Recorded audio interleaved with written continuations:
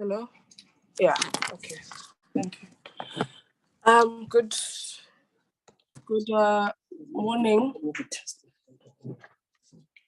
honorable members and colleagues. If you can hear me, members who are on the virtual platform, please just text in the group, on the chat, sorry, that you can hear us.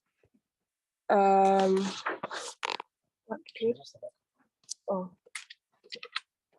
thanks. If you can just confirm on the chat that you can hear us on the virtual platform, would appreciate that. All right, thank you, Honorable Mahlati. Good morning, honorable members and colleagues. Thank you very much for joining us this morning, and want to apologize for the late start. Some of you may be aware that Uwalus was going to be released today, and therefore were summoned by our chief whip as members of the African National Congress to be part of a picket expressing our concerns in relation to that. And so when you've been summoned by the chief whip, some of us, unlike others, we actually allow ourselves to be summoned by the chief whip,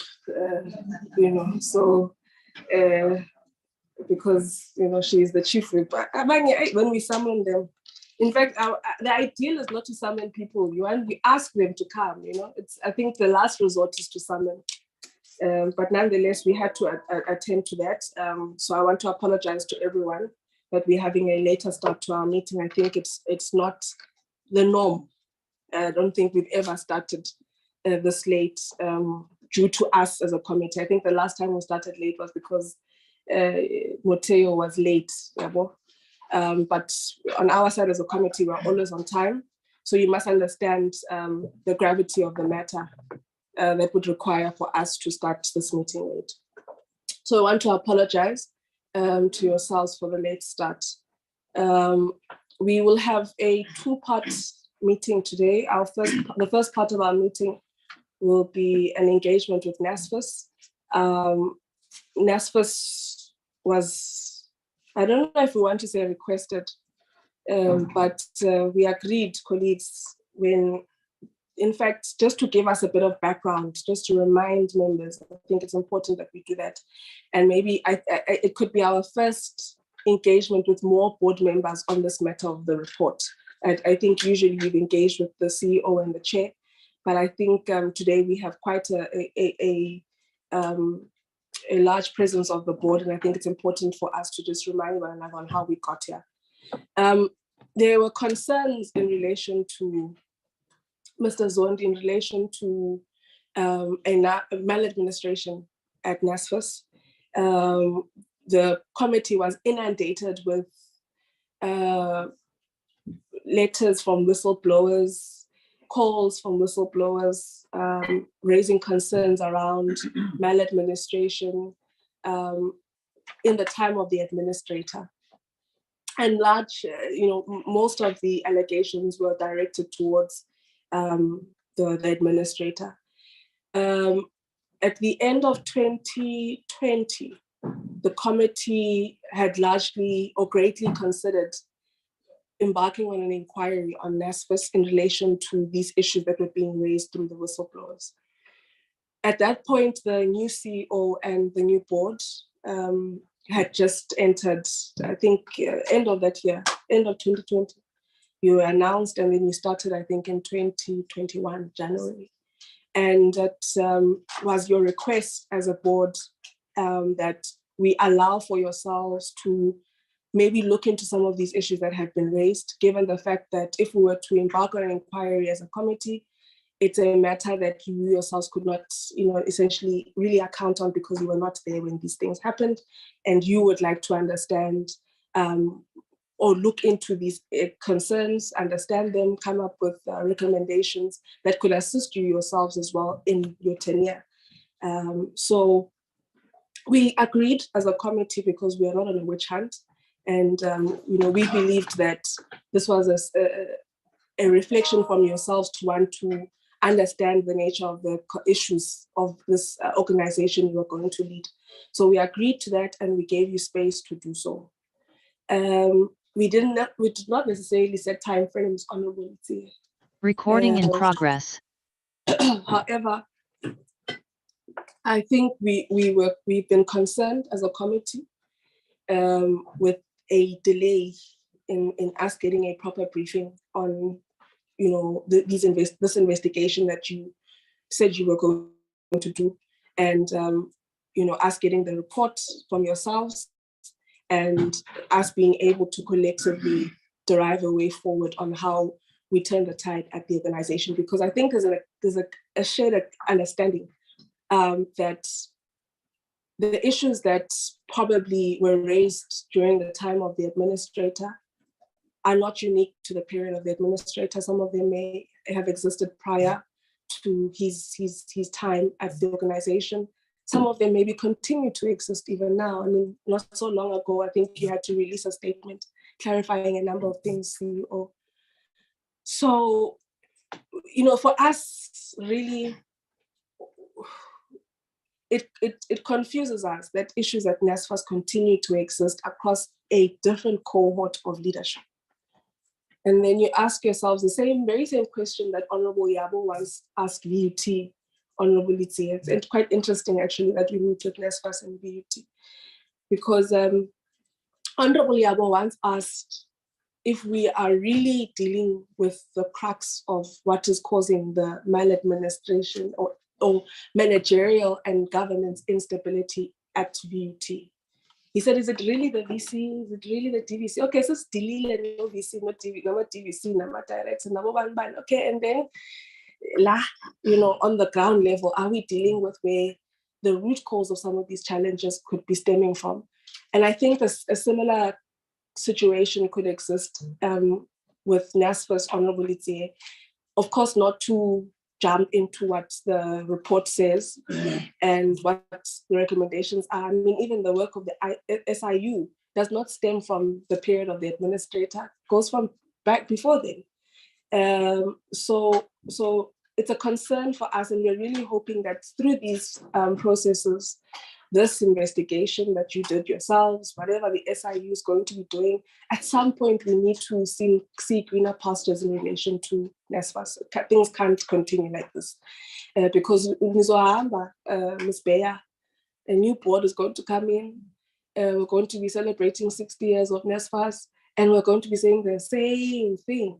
And I don't think that's if we even get to 60 years of NSFAS, given the current reality that you have at the institution. So this is a reminder of where we come from in relation to this report. We had asked for you to go, well, you had raised with us, and I'm not jumping into your opening remarks or into your presentation, Chair of the board, but we had asked, you had indicated to us that there's some information that you've not been able to receive. That was on our last meeting where we had met at your offices, but I think you were on the virtual platform.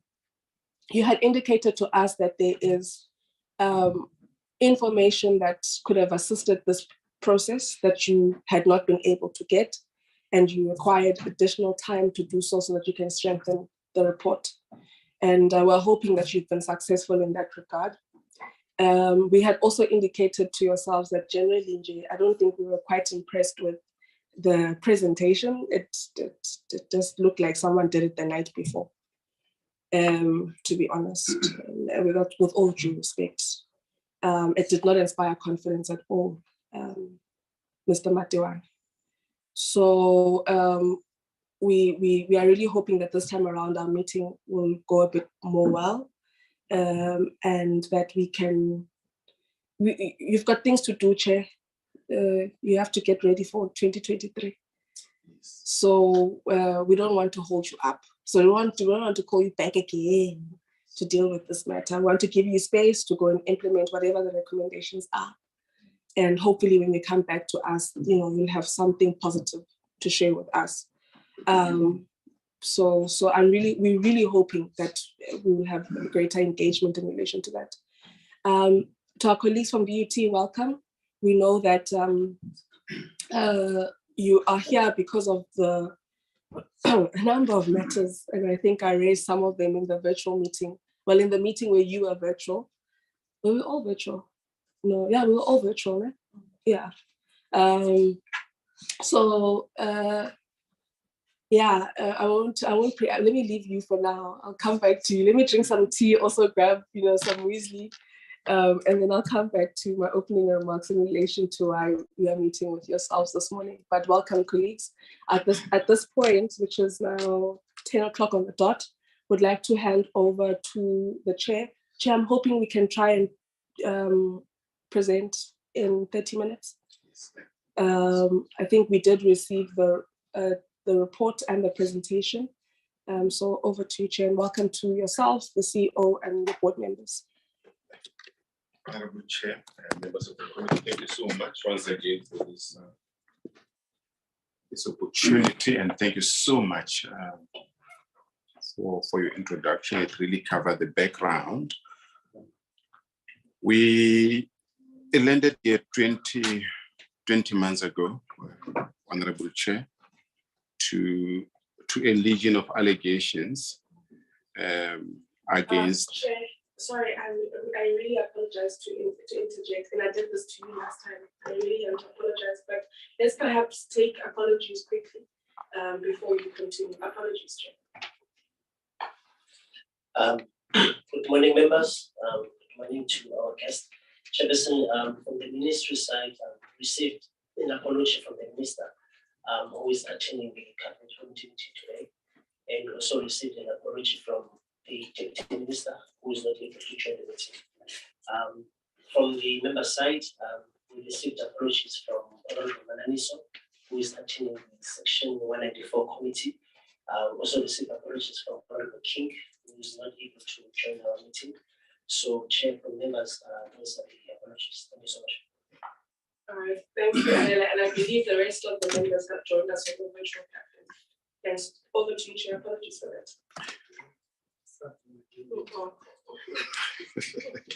Thank you so much, Honorable Chair and members of the committee. Just a quick introduction to my colleagues. To my right is the CEO of our organization, Mr. Andile Nongogo. To my left, Ms. Bia, who is a member of our HR committee.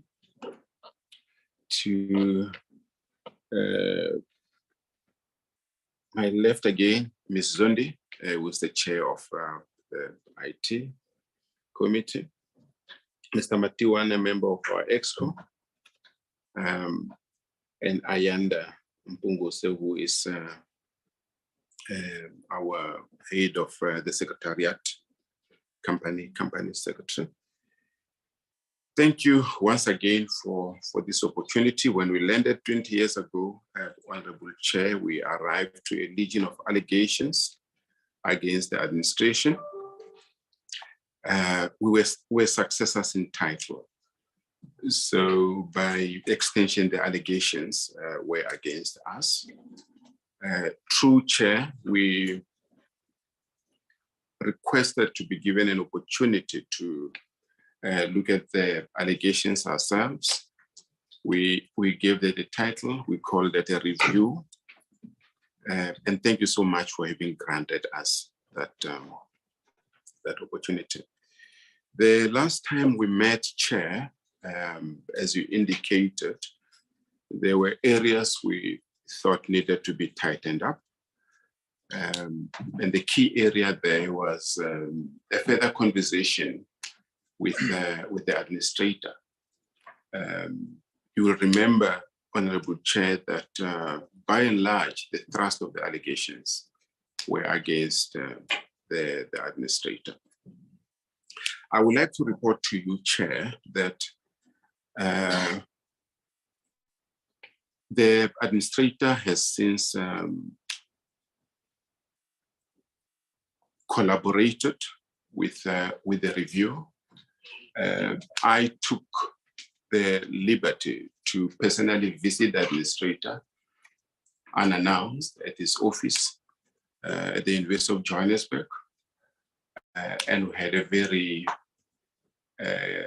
collegial and helpful conversation. And he later collaborated and submitted more information to the investigators.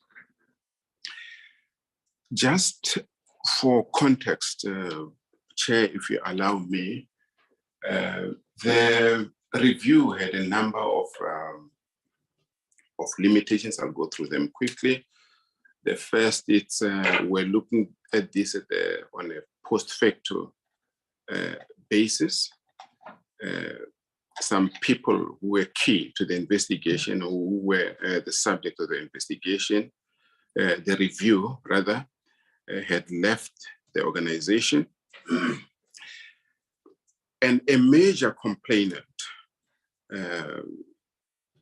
did not want to continue to take part in the review, and that was Nehau.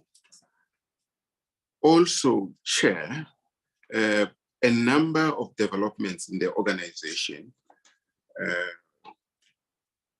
rendered the review in many respects pretty belated, and the developments are as follows, and they all have to do with the measures that the new board and the new management have put in place to render NSFAS more efficient and effective. We've got new internal controls, evident in the fact that the board has got new subcommittees that deal with a variety of matters and oversight to management. Key to the subcommittees is the affirmation of the ARC, the Audit and Risk Committee, which Risk and Audit Committee was only established about 6 months towards the end of the administration. So for a very good long time, an organization as big as the National Student Financial Aid Scheme did not have an ARC. It does, and is constituted by independent members who are playing a very important oversight role. Also, there are progressive systems improvement. For instance, we have got a new application portal which responds to applications in real times, all related systems problems notwithstanding. Also, we have got new policies, Chair, some of which cover the areas on human resources. They cover areas on the structure of the organization. And our policies do not envisage an appointment. I'm just giving an example, appointment of advisors. You'll remember that when the administrator was in charge, Honorable Chair, the administrator was the board, the administrator was the CEO, the advisor was responsible for all this without any other oversight other than the line to the ministry. We also have a new performance system which addresses some of the concerns and some of the shortfalls in the legion of allegations that were there. Corporate governance, other than the committees, the board committees that are there, and the existence of the board itself.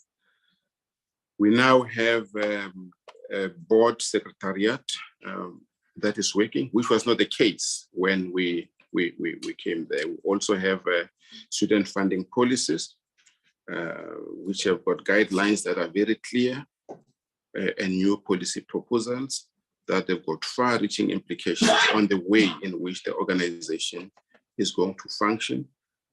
Some of these policy proposals, Honorable Chair, on a tongue-on-cheek basis, will avoid situations where in campuses like VUT, we have got ghost NSFAS accommodation facilities.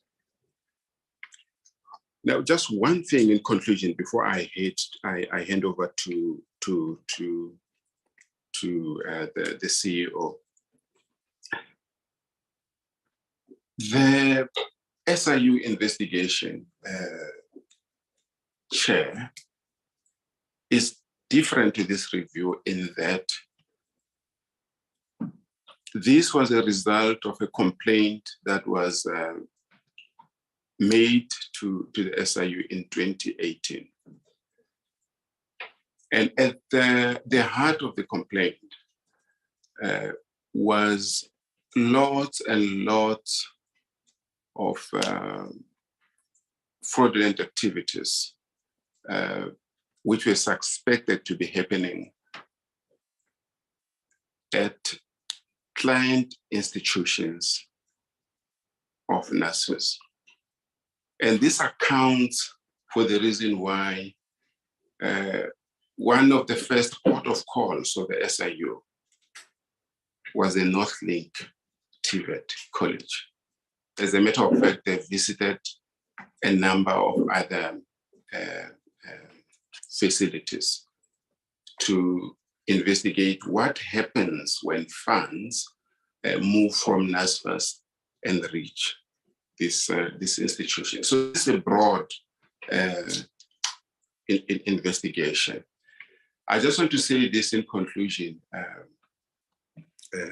Chair, that the board and management of NSFAS are collaborating and cooperating with the SIU and giving them whatever information they deem necessary. And we hope that this exercise will be able to address all sorts of shenanigans that happens with our funds at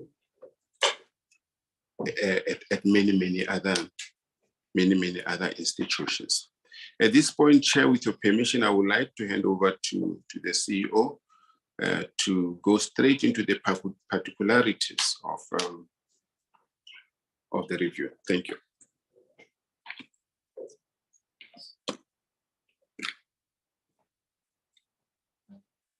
Good morning to Chair, honorable Chair, honorable members, and to the colleagues from VUT in the room, and to all the other colleagues from the department attending virtually, to the minister's advisors attending virtually.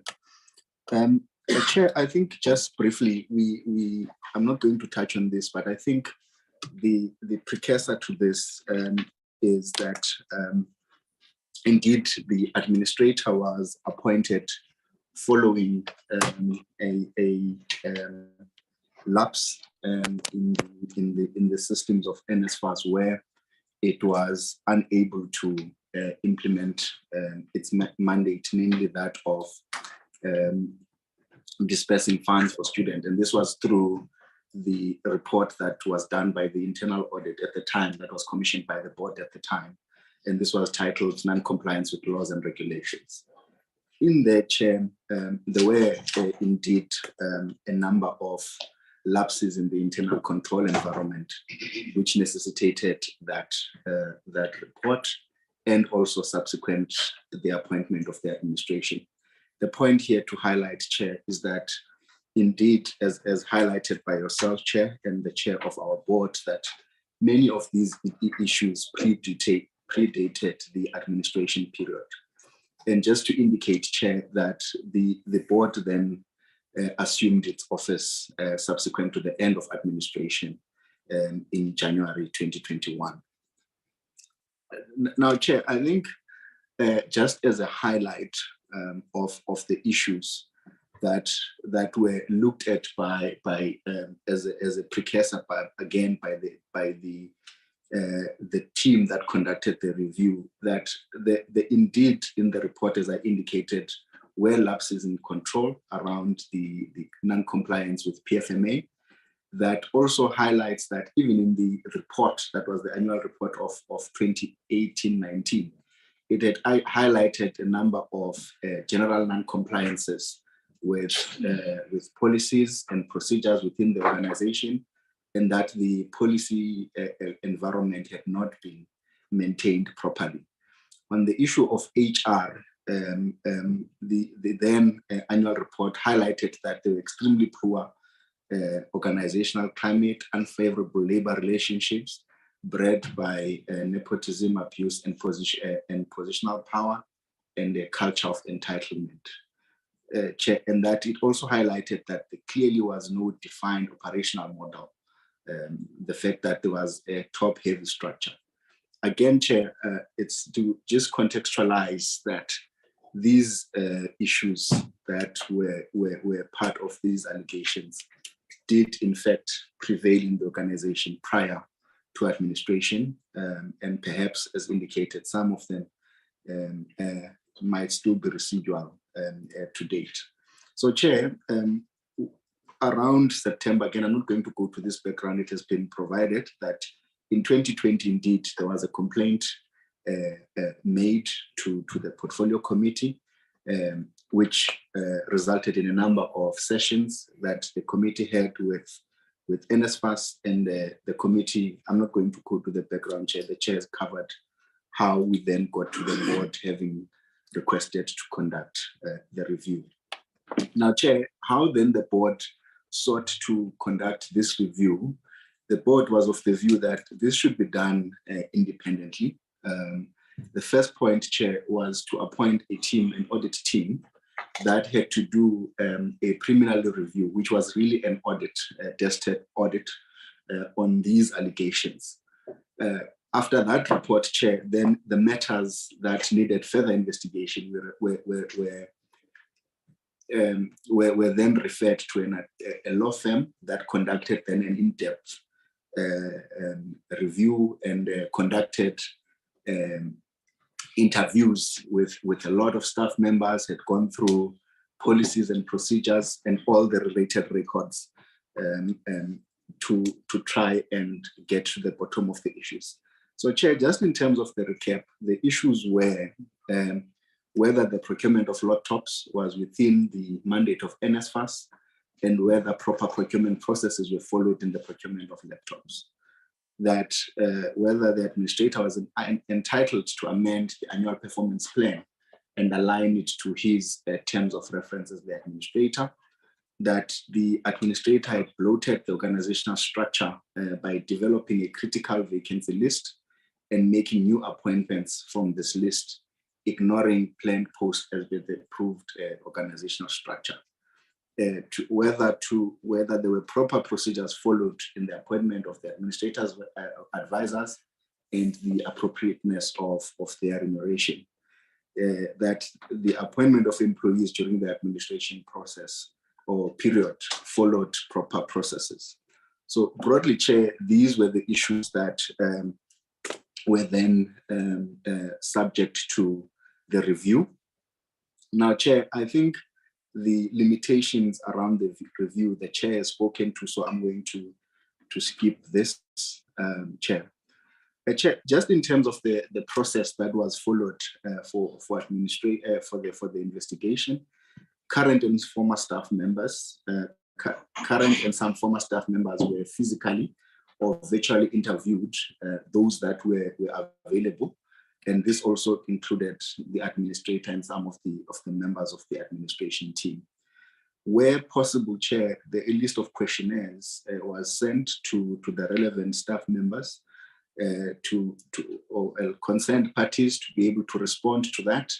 And given that many of the issues emanated around HR processes, the HR department also had to respond to a number of issues that were raised by the team that conducted the review. Chair, there were a number of documents that were reviewed. Given that the major complainant was not available, we had to go, the review team had to go to the evidence pack that was submitted to the portfolio committee. to go through the NSFAS policies, the internal correspondences, which also included correspondence with the department, previous forensics reports, previous annual performance plans, contracts of employment, and collective agreements that we have with the unions. And Chair, a lot of extensive research on the regulations was conducted to substantiate some of the claims and the conclusions that were reached by the report. This also included a number of gazettes as well. Now, Chair, coming to the findings, Chair, that on the first issue, Chair, around the procurement of laptops and whether it was in the mandate. Chair, also here, I think the main issue, just for recap, was that one, as indicated, the issue of the mandate, but secondly, whether or not there were advisors that there were independent observers that were included as part of the procurement process in the evaluation of the tenders. That was what was key. The investigation found that whilst it, indeed it was allowed in terms of the PFMA to have observers, that the observers did not have voting rights in terms of the award itself, but could make contributions. And indeed, that was not contravened. So there was no issue pertaining to whether or not the observers had influenced the processes. And also, Chair, the issue of the procurement process, whether or not it was in line, it was in line with the prescripts. Indeed, it was found that it was indeed in line with the procurement prescripts. And so, Chair, there was no recommendation made in this regard by the review team. But Chair, I think the most important thing here to indicate is that indeed this process has also been audited extensively by the Auditor General, and there were no significant findings that were found even in that regard. Also, Chair, we are continuously enhancing our current procurement processes through and strengthening our bid committees, strengthening our policies and processes around the procurement process. Chair, the second issue was whether or not the administrator was entitled to amend the annual performance plan. Chair, I think here what was looked at is whether or not the administrator was entitled to do so. The conclusion was that indeed there were certain deliverables that the administrator had to adhere to. And indeed, it concluded that the administrator was entitled to change and to align the APP to the terms of reference. The issue, Chair, that was considered as a value-added issue to consider in future is that perhaps this should have been done sooner and should have been made sure that it is submitted through all the compliance structures. But indeed, Chair, perhaps the issue of the committee is well aware that the issue of our APP in general as an organization is an issue that does require strengthening. And we are continuously improving our system there. Chair, we have indicated previously to this committee that we have put in place remedial action. We have put in place that even our subcommittees do monitor the performance on the APP. We do get value-added assignments, value-add review from AG around whether or not our indicators are in line. So this continues to be an area where we want to improve on, Chair, going forward. But in the case of this, there was no recommendation made in this regard, as this was found to be compliant. Now, Chair, the issue here was the other issue was whether or not the structure was bloated because of the critical vacancy list. What was found is that I think the thought process of the administrator at the time was that the administration team needed to implement a number of changes in a short space of time. And the view that was solicited by the team was that the administrator had considered that he needed to implement these changes urgently. And so he also thought he would leave the issue of the organizational structure for the substantive board to be appointed. And as such, this critical vacancy list was created. The conclusion reached by the review team was that indeed the administrator was entitled to implement this critical vacancy list, that indeed it follows that it would have not necessarily bloated the structure, but could have added from the structure on the basis that these were positions that were needed by the organization. Chair, as much as there is no recommendation made in this regard, given that this was found to be in line with the administrator's mandate, we have, as an organization going forward, made sure that an approved structure is in place. We are currently filling positions in line with that structure to the extent that we are funding. So we have been implementing controls continuously in this regard as well. Chair, the other issue was whether or not proper procedures were followed in the appointment of the advisors of the administrator and the appropriateness of their remuneration. Chair, what was found by the review team was that indeed there were no guidelines in place supporting how or indicating how the advisors of administrations should be appointed. However, given in the absence of such a guideline, the review found that these the advisors indeed became staff members of NSFAS, given the nature of the contract they had signed. And then the view then was that perhaps a proper recruitment process ought to be followed if then they were taken to be staff members of the organization. And on the question of the remuneration, the remuneration was found to be in line with what it should have been, Chair. And Chair, the recommendation made here is that perhaps in future, where there is going to be administration, that the department develop guidelines on how advisors should be appointed, and that in the absence of such guidelines, then proper recruitment processes should be followed. As indicated, Chair, by our chair, that we at least where we are as the current board and management, we don't envisage a situation of administration, and so we have not developed the guidelines on how advisors should be appointed.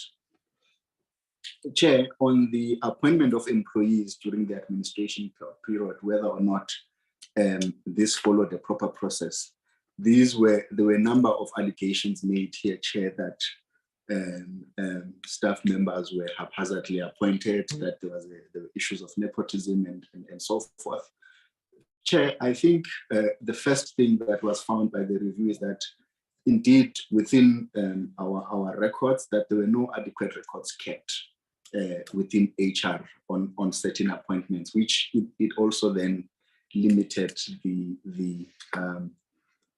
review in that there were no documents that could be perused to assess how to assess the process that had been followed. However, Chair, the conclusions was that none of the employees that were appointed subjected to the review were found to have been irregularly appointed. Chair, there were also allegations around that certain acting appointments were done haphazardly. It was found that the appointments did not follow any specified established process, because such a process there did not exist. There was no policy and procedure for acting at the time. Chair, there was an instance there that was found that there was an employee that was irregularly promoted through the wrong interpretation of the principle of equal pay for an equal job value. Chair, a staff member was also found to have worked at NSFAS as a volunteer before the formal appointment was made of that staff member, and that there was no policy to support the volunteering approach that was followed.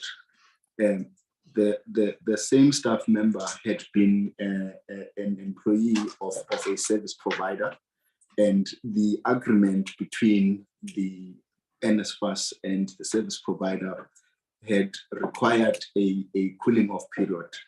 It was found that this arrangement was waived, or this condition was waived by both parties, and so there was no irregularity in that particular case, Chair. The recommendation, Chair, is that we should strengthen our selection and remuneration processes and policies as NSFAS, that we should also strengthen our policies to provide for acting of positions, and that we should develop a policy for volunteering.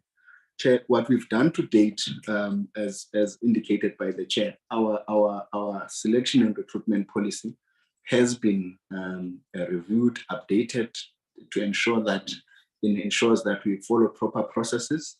We have also included in that policy the acting appointments. For all our acting appointments, or we follow a process that is a competitive process. It is not handpicking of staff members.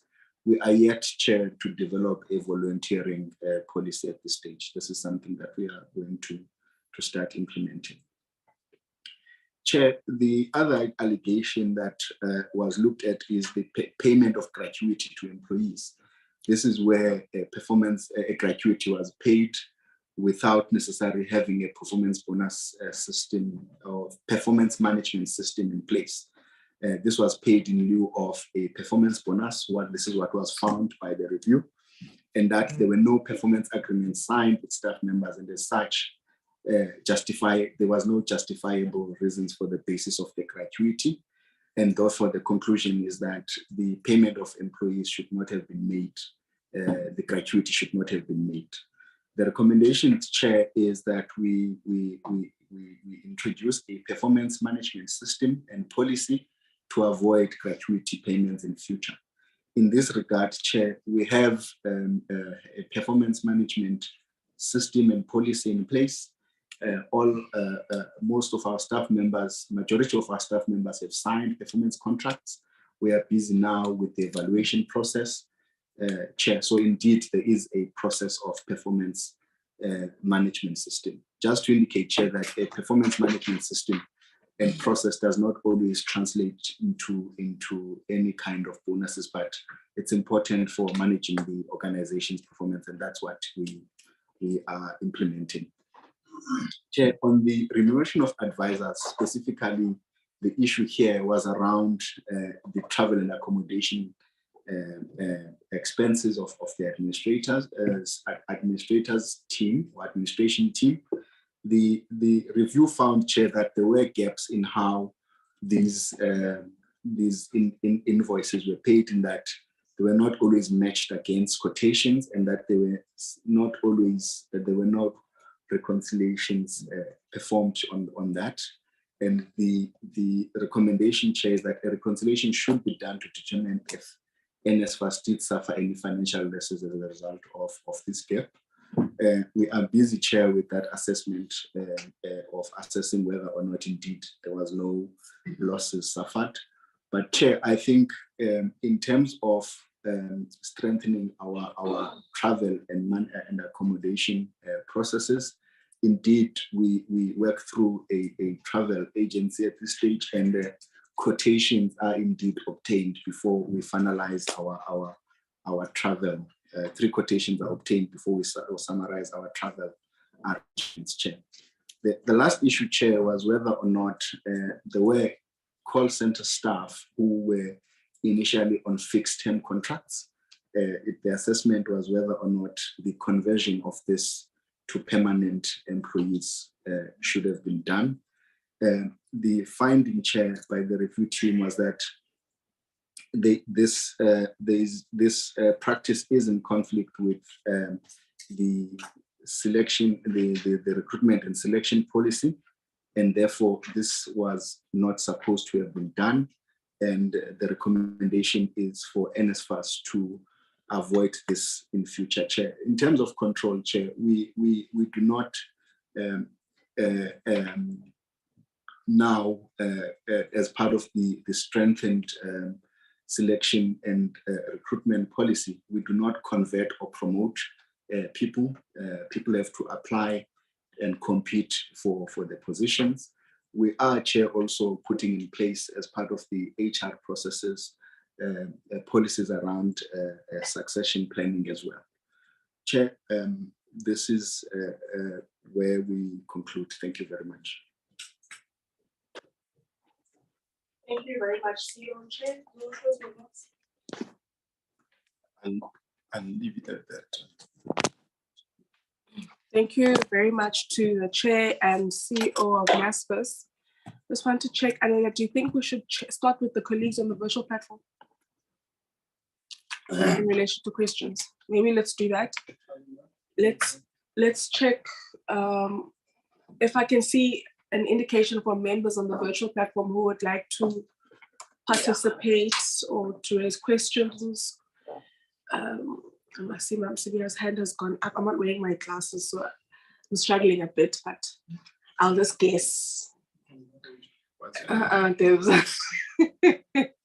Ms. Bear, you see, when Honorable Litia wants to borrow me his shades, see Honorable Bishop's hand is up. Okay, as I note more hands from members, and then you have to, that device is gonna, when I finish talking, we'll have to turn everything on that side. I think for me, just from looking at the findings and recommendations, well, thank you firstly, of course. And we must appreciate the fact that we asked you to do something and you did it, noting some of the limitations that you also had. But you know, on the recommendations, and I'll come back to it later, but it would have been nice if, you know, those who were responsible for doing the investigations, but even yourselves maybe afterwards, just reflecting on measures you can put in place so that the same thing doesn't reoccur. Let's look at, for example, the issue on laptops. It would have been nice for under recommendations for us to have added I don't know, something on reflections, you know, board reflections, to say maybe how do we prevent or mitigate a situation where in the future someone says, "Ningenaphi ku-student accommodation," for example. You know, there are those honorability who are maybe already asking back, because they were asking about Ningenaphi ku-laptops, but according to the mandate, you're saying that it's broad enough to allow for NSFAS to procure laptops. So how do you mitigate a situation where people can continuously question by Ningenaphi? You know, what do you put in place to avoid a situation where someone can so easily create a narrative? Because that was a very strong narrative by NSFAS Ningenaphi with procurement of laptops during that COVID period, and it also was accompanied by a nuance that NSFAS some corruption must be taking place in this process, and according to your findings, due process was followed, right? But there was this idea that during COVID, NSFAS was involved in I don't know how to say it, funny business. I guess you can say corruption. So what your recommendations for me should include reflections on how we mitigate such going into the future, so that everyone, particularly those who are in the organization, understand that, you know, that this is within the remit of the work of NSFAS. Let's look at, for example, the alignment of the APP with the administrator's terms of reference. Why no reflection, no recommendation? Like, for me, it should say, okay, maybe we should embark on a workshop of some sort to ensure that all staff within NSFAS understand how it actually operates as an institution, because these allegations were coming from people who are part of it. Quite embarrassing, and to share with them the findings of this investigation, so that they understand that some of the things that they were crying about actually held no water, and how making such utterances has a huge impact on the reputation of the organization. I mean, I think I was speaking to one of your colleagues and she was saying, you know, I'm so frustrated with what's happening here, because if I look for employment post NSFAS, yourselves, CEO, chair, all your board members, I mean, you have some really great board members.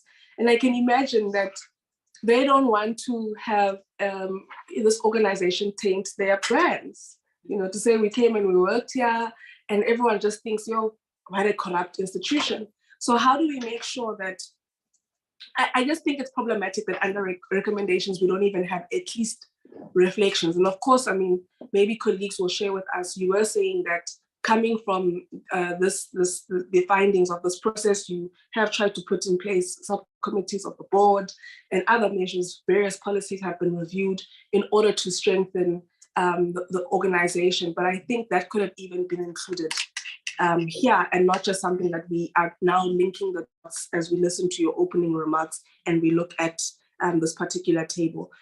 So that's just something that I think we could work on. I actually have a question, noting now that it's clear that, you know, something like the procurement of laptops could be within the remit of your work. Have we engaged with, I don't know what our approach is going forward, and I see colleagues from the department are on the virtual platform. So Dr. Lewin is there as well, but what's the approach of institutions of higher learning with this issue of laptops in general?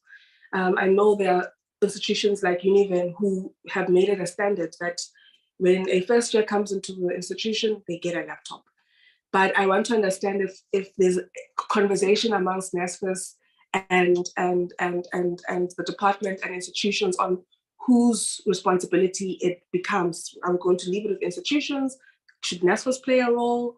You know, what's the conversation that colleagues are having just on that matter going into the future, on how we manage and handle such. So I want to then take Honorable Sibiya, Honorable Boshoff. If all the members on the virtual platform can please speak now, so that when we're done with the virtual platform, we can then move to members who are in the chambers, in the room.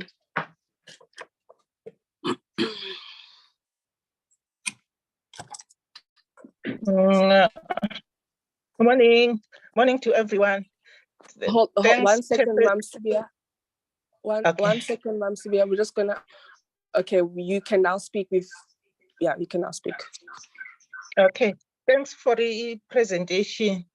I think most of the issues were covered by you, Chairperson, but I can't understand, because there was a protest nationwide, but the allegations from the investigators are totally right. Kusho ukuthi amanga, ayengamanga ama-allegations. So what was the cause of the protest nationwide? If we can get the answer of why the students were protesting. If issue laptops, ushilo Chairperson, and even the appointment of employees were proper, the process was proper followed.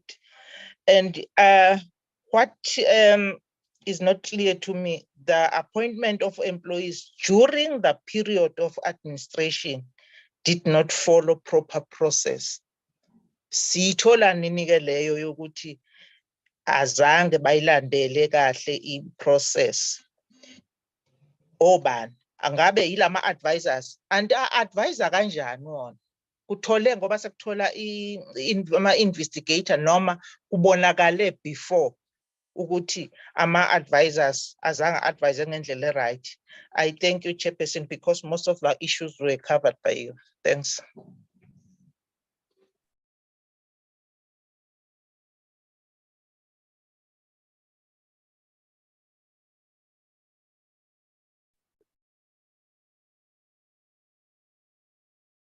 Honorable Chair, may I begin?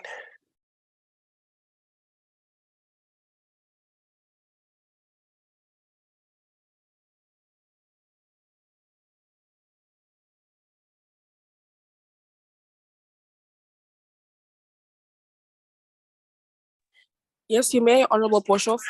Okay, thank you, Honorable Chair. I was just unsure if I maybe got cut off or something because suddenly I couldn't hear anything. Now, thank you very much. Let me just show myself for a moment in order for you to believe that it's me. And then for the sake of bandwidth, I'll switch off my camera. Thank you, Chair. Now, I welcome this report, but it's very worrying to me that in a certain sense, there was a character assassination attempted on the administrator, on Dr. Carolison, which was very serious. I was profoundly uncomfortable with many of the engagements because this committee had good reports from NSFAS. It was kind of the star institution getting things right after a very shaky beginning, or should I not say a beginning, but after the fee, I don't want to say fee-free higher education because that's not exactly the case. But NSFAS started as a loan scheme with a much smaller scope. And when it was extended after the fees was full and a huge administrative job was put on these shoulders, there was a very shaky beginning. And if I'm speaking about a beginning, I mean from that point onwards. So there was a shaky beginning and many problems, but the administrator was putting things right. And then suddenly at the following meeting, the administrator was basically, I would say, investigated nearly as a criminal, as if something hugely wrong was happening there, and the one presentation after the other came to the same conclusion, and I would really say he was roasted in this committee. And at that stage, I asked myself what had happened. What had caused a 180-degree turnaround against the institution and the person? Now, in a certain sense, Dr. Carolison was resigned about it, saying, well, let the whole investigation take its course. And that has happened now. And I'm still wondering what had happened in 2020. I'm not quite satisfied by saying, okay, so sorry, we had it wrong. I don't have an idea. I don't want to suggest anything saying, okay, this is what happened. But to me, it's disturbing to think that many of the things that were sent into the world as this and this and this had happened, and basically this was a corrupt institution, this is a corrupt person. I remember when Dr. Carolison was appointed as the head of the business school of the University of Johannesburg, there was some comment about how on earth is this possible? How could this person be deployed in any responsible position again? Now it turns out that, well, that it's a good thing that he got a good job after his work, because as a matter of fact, it seems as if he didn't do quite such a bad one with this either. So I don't know if we are going to get any response onto what happened, or did we just have it wrong? And should we just put it behind us and say, okay, we had it wrong and everyone's names is cleared, and let's just try getting the institution on the road again, or keep it on the road? I just don't want to say put it on the road. I think the present management is doing their best. But that's my response. Thank you, Chair.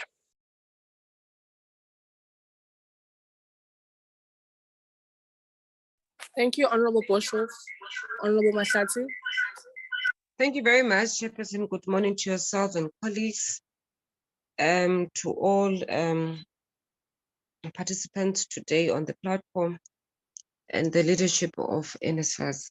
Chair, let me take this moment just to welcome the presentation by NSFAS relating to the inquiry and bring us on board in terms of the recommendations and the process that was undertaken by the investigators on this report. Chair, I will just focus my thoughts on the presentation itself to say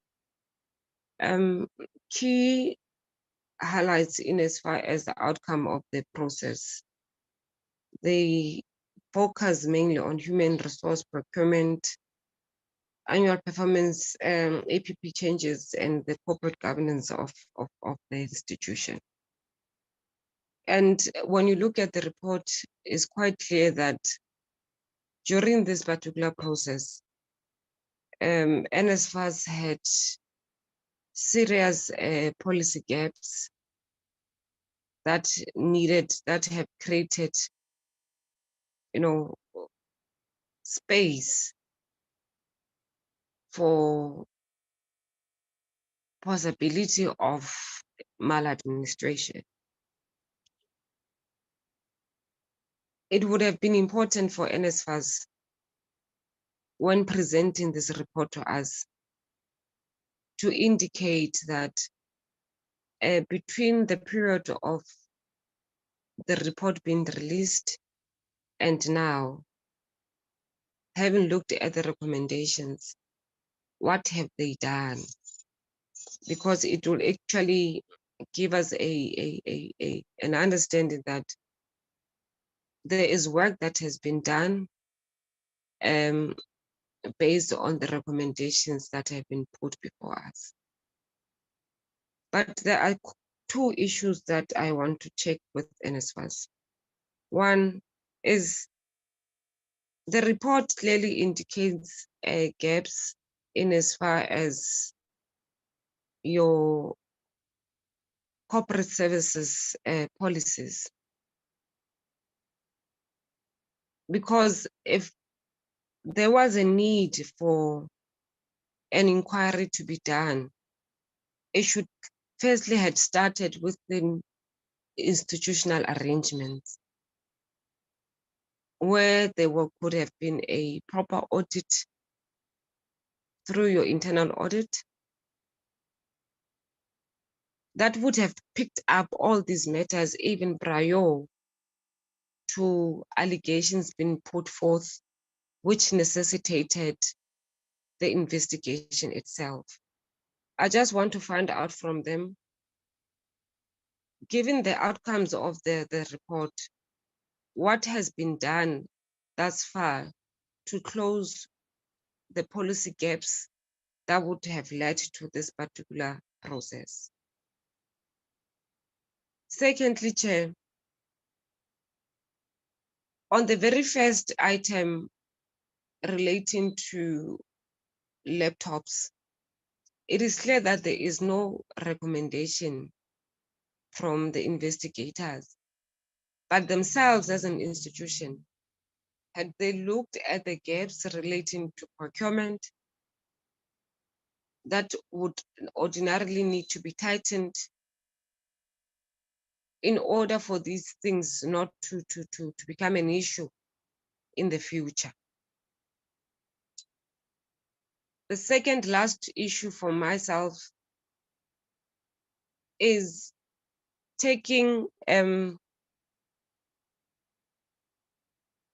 very same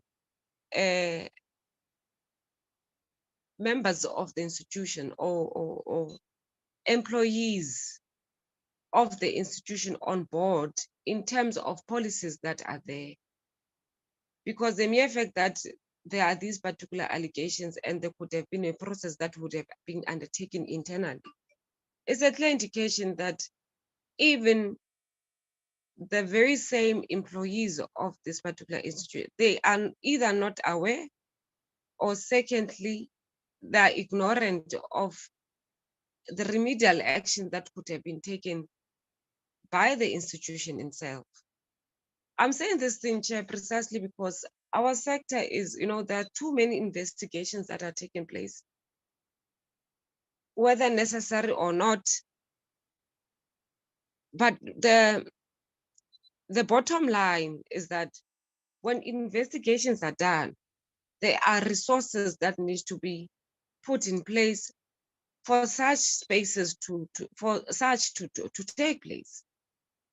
And to a large extent, they eat up on the limited resources that are within the coffers of NSFAS. Therefore, it is important that NSFAS, from time as it improves its policies, it takes its own, workforce along. My last question, Chair, is given this particular investigation and the outcomes thereof, what then becomes how is the relationship between the employees as well as the management of the institution? Have they been able to build that particular trust deficit that was glaring based on the initiation of this investigation? Do they see whether there has been an improvement since then up until now, so that there is, NSFAS becomes a machinery that is quite oiled, that can move along with everyone to make sure that we continue to build a credible institution that I want to believe the current leadership is trying its best to do. And Chair, on the appointment of administrators and allegation of bloating of the organizational structure, how have they been able to take their own workforce along those lines, so that, if there's HR policies that would have been followed or which have been followed, given the outcome of this particular process, why was it difficult for, the entire workforce to understand and know these policies? And it is important for NSFAS to really, close the gaps that were there. If there were policy, gaps, it's very important that they do so. But what becomes important is for us to build a credible institution. But for that to happen, you have to take your workforce along. There must be strong relations that are built between the leadership of the institution together with the workforce, as well as what is the relationship, how is the leadership of the institution interacting with your labor movement within an institution, over and above the fact that there should be a good working relation between management and the entire workforce. But it could be important to really get a feeling currently that what then becomes, what is the relationship between the leadership and the labor movement in an institution. My parting shot on this report, Chair, is that the current SIU proclamation, Chair, it's emanates from this particular report. And we can't act as if we don't know anything about it. But the outcome of the report that we are dealing with now, it says to us, all is well. There were no issues that could not be handled. But now there's this SIU report. Can they just clarify us the correlation between this report and the SIU proclamation that was done by the president? and whether what will be the impact, although they can't preempt the outcomes of that particular process, but just the general impact it has on an institution big as NSFAS that is actually supposed to assist the sons and daughters of the working class in order to better their lives. I'll stop there, Chairperson. Thank you very much.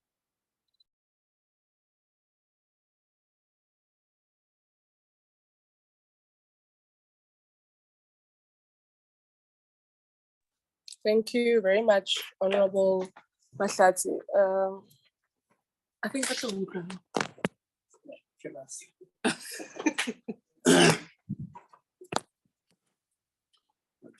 Go ahead. No, thank you very much, Chair. Good morning to yourself, Chair, and honorable members. CEO. Honorable members on the platform, colleagues from NSFAS and DOT, both on the platform and here. And I see ministers' advisors there on the platform and some officials from the department. Good morning to our parliament staff. I hope I've greeted everybody, Chair. Let's welcome the report and the presentation from the National Student Financial Aid Scheme. Maybe start by appreciating the fact that even despite the fact that the complainants were not willing to participate anymore, they continued to the investigation. I think that is extremely important.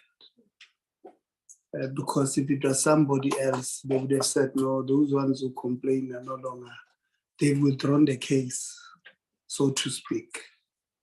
And therefore, we're withdrawing the charges. They were dropping the charges and all of that. So I want to appreciate that part. Maybe make a second point, Chairperson, that this was a task given to the board chair of NSFAS and not management. So it was a board.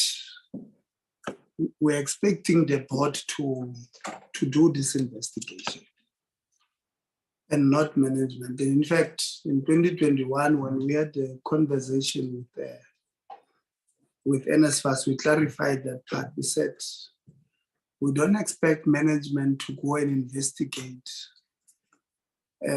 these allegations because they'll be dealing with it on a daily basis. So we want somebody else, the board, to investigate.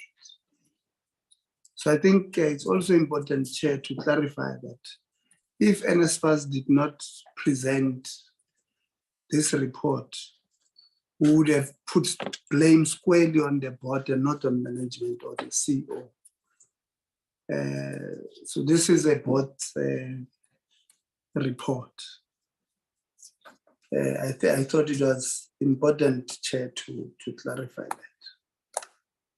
Maybe before I go to my questions directly, Chair, I think it's extremely important that we respond to an allegation being made here by Honorable Boshoff on the virtual platform that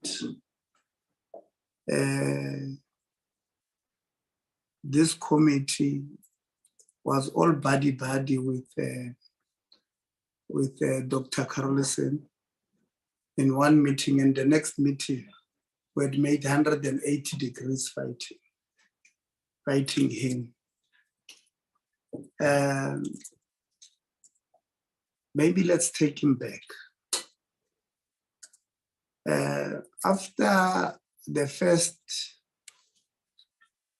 laptop tender was cancelled, now wrote to us, Chair. It's a pity we did not bring those files there. But now brought 2 big lever files, huge, with allegations. They wrote to us, in fact, from early that year. And then when we had an opportunity, we invited them to listen to the allegations. And when they came, they brought 2 lever files full of allegations. We had no choice but to ask NSFAS to come and respond to these allegations, because the allegations were dire. I don't want to go through all of them. But here before me, I just opened the 2020 allegations. The first one on corruption. They had said the reconfiguration of the BAC and the BEC. The administrator reconstituted these committees after cancelling the first tender. Then they attached annexures, Chairperson. 1.1 was the email from Christian George, the senior manager, supply chain management unit, to BAC members, informing them that the administrator has approved a reconfiguration of the BAC. We asked NSFAS to respond. They did give us supporting documents. On the 19th of October 2020, telling us about the policy of NSFAS that allowed the administrator to appoint all bid committees and all of that. So we did not do, and there are many. The second one, 1.2, Ms. Mwabe has been recently appointed as the chairperson of the BAC and all of those. We've got many of them. I don't want to go through. They will take the whole year, because that's how big they were, those files. And then we interacted with NSFAS from August. Yeah, you see, this one was on the 19th of October. We interacted with NSFAS from August until in November, when we felt we were not satisfied with the answers that were given by NSFAS, and therefore, as a committee, we are proposing that we do a full inquiry at NSFAS. It was, I think, the 3rd or the 4th of December. I did not open those notes of mine there now. So it took us 4 months to arrive at that point, where we said we are now going to do an inquiry, a full inquiry on this. And on the 1st of January, you guys were appointed. And when we opened in February, we felt the issues that were raised here are very serious. There's no way we're not going to follow up on them. But to do an inquiry with you guys as new as you were, you will not, so go and study the issues. So we gave you that time, if you remember. We said, go and study those issues. So I wanted to, Chairperson, refute those claims that we did it 180 degrees on the issue, all body one day, and all of a sudden, it changed. It's not true. Now let me go to, and thank you very much, Chairperson, for covering this part for me. The report of NSFAS, I think, is quite detailed, the report itself. My only issue, Chairperson, which I think the chair raised, is that on critical issues that were raised, you don't have recommendations, which is greatly disturbing. For an example, on the issue of the laptops, your answer there is that NSFAS was well within its mandate to issue a tender on laptops. All good and well. but your employees complained to Parliament. They felt that it was not within your mandate. So the recommendation, Chair, there, coming from there, NSFAS could be saying, we're going to organize a workshop with our labor and our employees to go and educate each other on what's within our mandate and not. But to come and say no recommendation, it can't be. So that is just one example. There are many. On the APP, again, you are saying no recommendation, I think, if I remember correctly there. But, and we're not saying it was not within the scope or the mandate of the administrator to change the APP, but there's a process. When you remember, Chair, when we do vote, when we vote for funds, your budget of 45 billion this year, Chair, it was voted because we had submitted a certain APP saying, this is what we want to achieve. This is the number of learners we want to, give bursaries for this year. Now, when you change that process, you don't change it there when you had a bad dream in the morning and you decide, no, I'm changing this thing. You follow processes. You go to Treasury, inform Treasury that this is what now I'm going to do, and these are the reasons. You come to Parliament and all of that. So that even when the AG comes and audit your performance and your finances, you're able to show them that this is what you initially audited, but this is what we ask you to audit now because this is the process we followed. So that was not what happened there. Here you are saying, your answer is that no, it was well within the mandate of the administration, but which process was followed? In fact, if I remember correctly, Chair, those who were working in the planning unit there presented big documents there. If you remember, big documents saying, even ourselves, the APP was changed without us. So you don't allow people to have a bad dream, and then when they wake up, when they wake up, they want to change. And it doesn't work like that. So there are processes. So even the recommendation there can be no recommendation. So we must have a recommendation possibly that will say, we'll do an internal consultation. And then when we agree with the team, we'll then go to Parliament, we'll go to Treasury, we'll go to all of these people who are supposed to submit our APPs to, so that we're on the same page. So I'm disappointed at the recommendation part of things coming out of the report, that they are just quiet.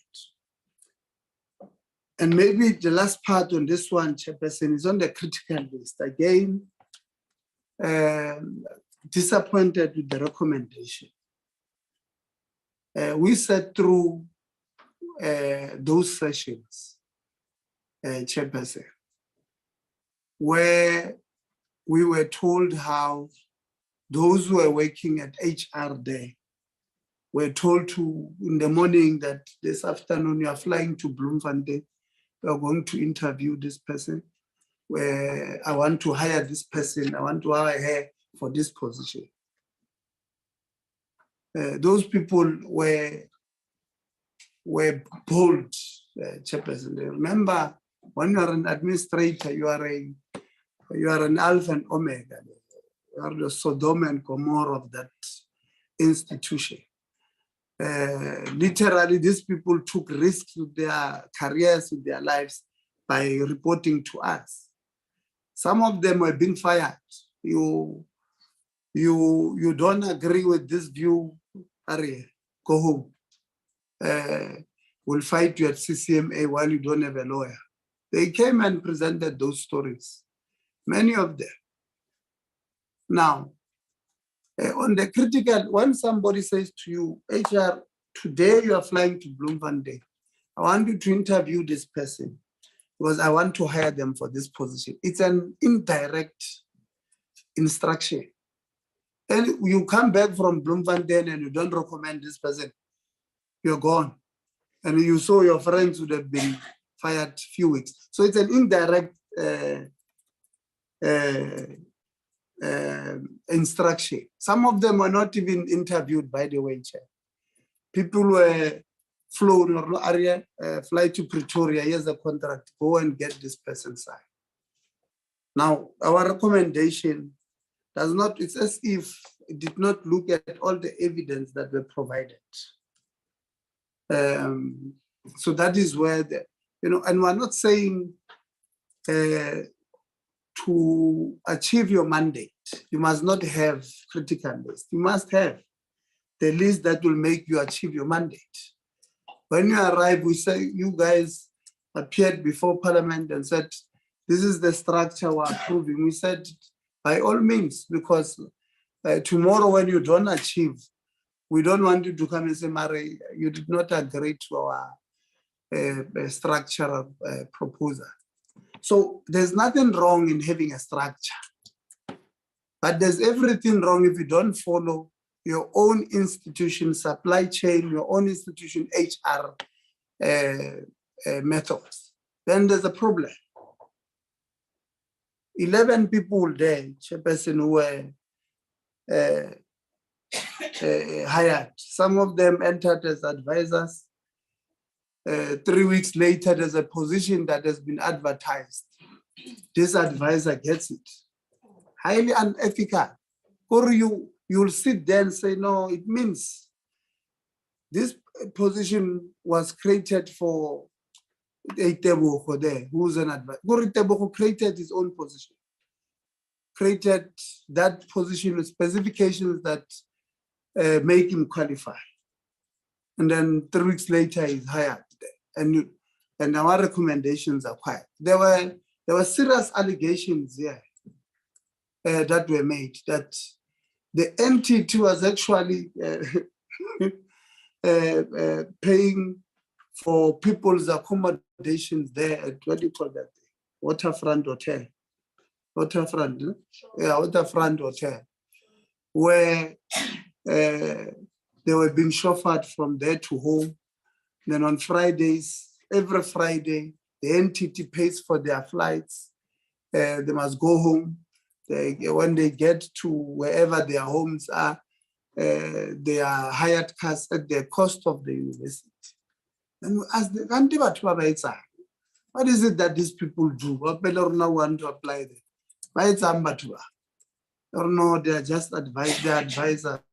And then when Auditor General comes with a report, very bad report, these 11 people, I can't remember the exact, but I think it was at the cost of about 15 million. I can't remember, check the exact numbers. So the entity went through a very difficult time. Yeah. We bled money. And Honorable Boshoff to come and say we did a 180 after 1 week. Honestly speaking, it's not going to assist us. Let's be honest when we deal with this. So, Chair, those are my issues. I'm not really happy with when it comes to recommendations. I went through there are so many recommendations that could have came out of these things. If you look at the thoroughness of the investigation, interview by interview, what this employee said, what is it that they understood to be policy, and all of that. This process, I know Honorable Mahlatsi asked, what is it that you have done after this process? But I think at the beginning, the chair said From this process, what it has assisted already is to cover the policy gaps where there were some gaps. So this process was not futile. It was not, we did not make, we're not working, waste money by asking for this thing. There are already policy gaps that have been covered, which I hope, Chairperson, that will be, enough, sufficient. CEO, I know you are saying we're not going to administration, but let's also develop policies for when we go into, or if we go into administration. The problem with administration, I've said this before, the problem with administration is that it corrupts, generally. It corrupts good people because it gives you absolute power. Absolute power is something else. So let's put in processes already that if something happens and we go into administration, these are the things that the administrator can and cannot do. If we can't do that, we'll run into serious problems. I think, Chair, I want to check if on the question issue were covered. Like I don't want to, there are many things CEO I can talk on the issue of recommendation. Generally, I'm not happy because I just want it to be known. On the recommendations, you have legitimate these people who are lazy to read. You have some people just go to recommendation when they want to understand. Lona, you said no recommendations. Hey, people don't know what to do now. And that almost 200 pages of your report, because people normally don't read reports. We go directly to those things. So yeah, maybe even this one I'll just leave it. But there were issues there, if you remember, with the money that NSFAS would have invested on VBS, Standard Bank. I can't remember the third bank, but I think it was around 3 banks. And there was one in 2019. I remember it was asked by Nodada when he was still our member, the issue of VBS. I think the notes here says the meeting was on the 13th of November. And Dr. Carolese gave us one story that day. On the 28th of August, he gave us another story on these issues. So, that the Bosch of Moreman, I think it's important that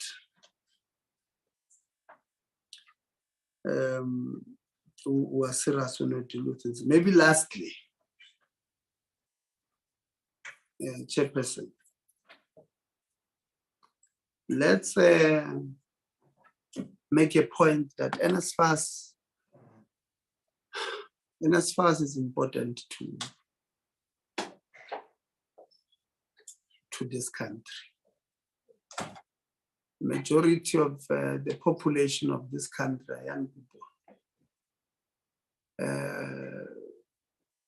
Over 1 million children benefit from your scheme.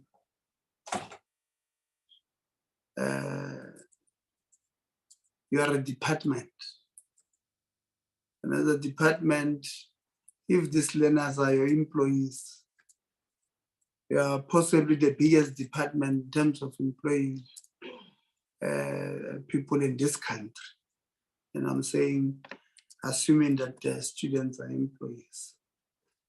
So the health and the well-being of NSFAS it becomes extremely important to us at least who love this country or who claim to love the people.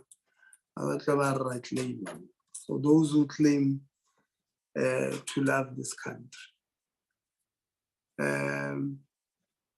So in whatever we do, moving from here, leadership of NSFAS, let's go and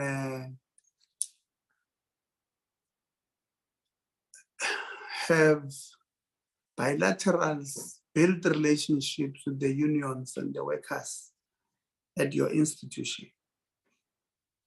Your workers, they are also extremely important because without them, you will not be able to do what you are supposed to do. Your mandate depends on them there. So let's go and build a relationship with your union leaders, your unions, your workers in general. Listen to them, hear what are their issues. You might find that their issues are not that major, not, they want to be on the table, they want to make decisions where the entity is going, they want their contributions to be taken into considerations and all of that. So sit down with them, let's have that conversation and let's build that organization. RFM, don't say no because they did not participate here, it's the end of the road. It's not. Let's build the relationship between the unions and the entity. Abakatla complain about Honorable Chair. We will listen to them. Whether people think we're doing 180 degrees or not, we'll listen to them. There are people who don't want NSFAS to continue. They've made it clear even in this committee. They've made it clear that their political parties have taken a posture that NSFAS must not continue. But we're not surprised. As we know NSFAS caters for the poorest of the poor. It's a fee-free education for the poor, the working class, and those who are doing well academically. So anybody who says NSFAS is not a fee-free scheme, well, like I said last week, I'm ready to go and debate with them on that issue. But NSFAS, because it caters for the poor, who in their majority are Black from townships and rural areas. There are political parties who don't want it to continue its current form, and want to make it a point, Chairperson, that will support NSFAS because its mandate is to take care of those who can take care of themselves, to fight or to speak for those who can speak for themselves. So if we have issues, yourselves in board and management, solve them. Go and speak to the workers, because we don't want this thing to collapse. For all we know, there might be specific people or political parties sponsoring divisions at our institutions like this one, through some workers and all of that. So that we, NSFAS becomes a mess and we give up on it, and Black people, Coloureds and Indians and some whites who are poor are left unattended. Their education levels remains low as the apartheid government left them. Thank you very much. I'm sorry for making a political statement at the end, but I felt it's important that we can't leave it as it was alleged. Thank you very much, Chief. Thank you very much, Honorable Litsi. Thank you very much, Honorable Litsi, honorable members, Honorable Sibia, Honorable Boshoff, Honorable Mahlatsi, for your comments and questions, and I think to some extent recommendations as well. Please will pardon me, I know I sound horrible. I think for the first time in my life, I suffer from what is called hay fever. It's usually Honorable Litsi who's got weird things.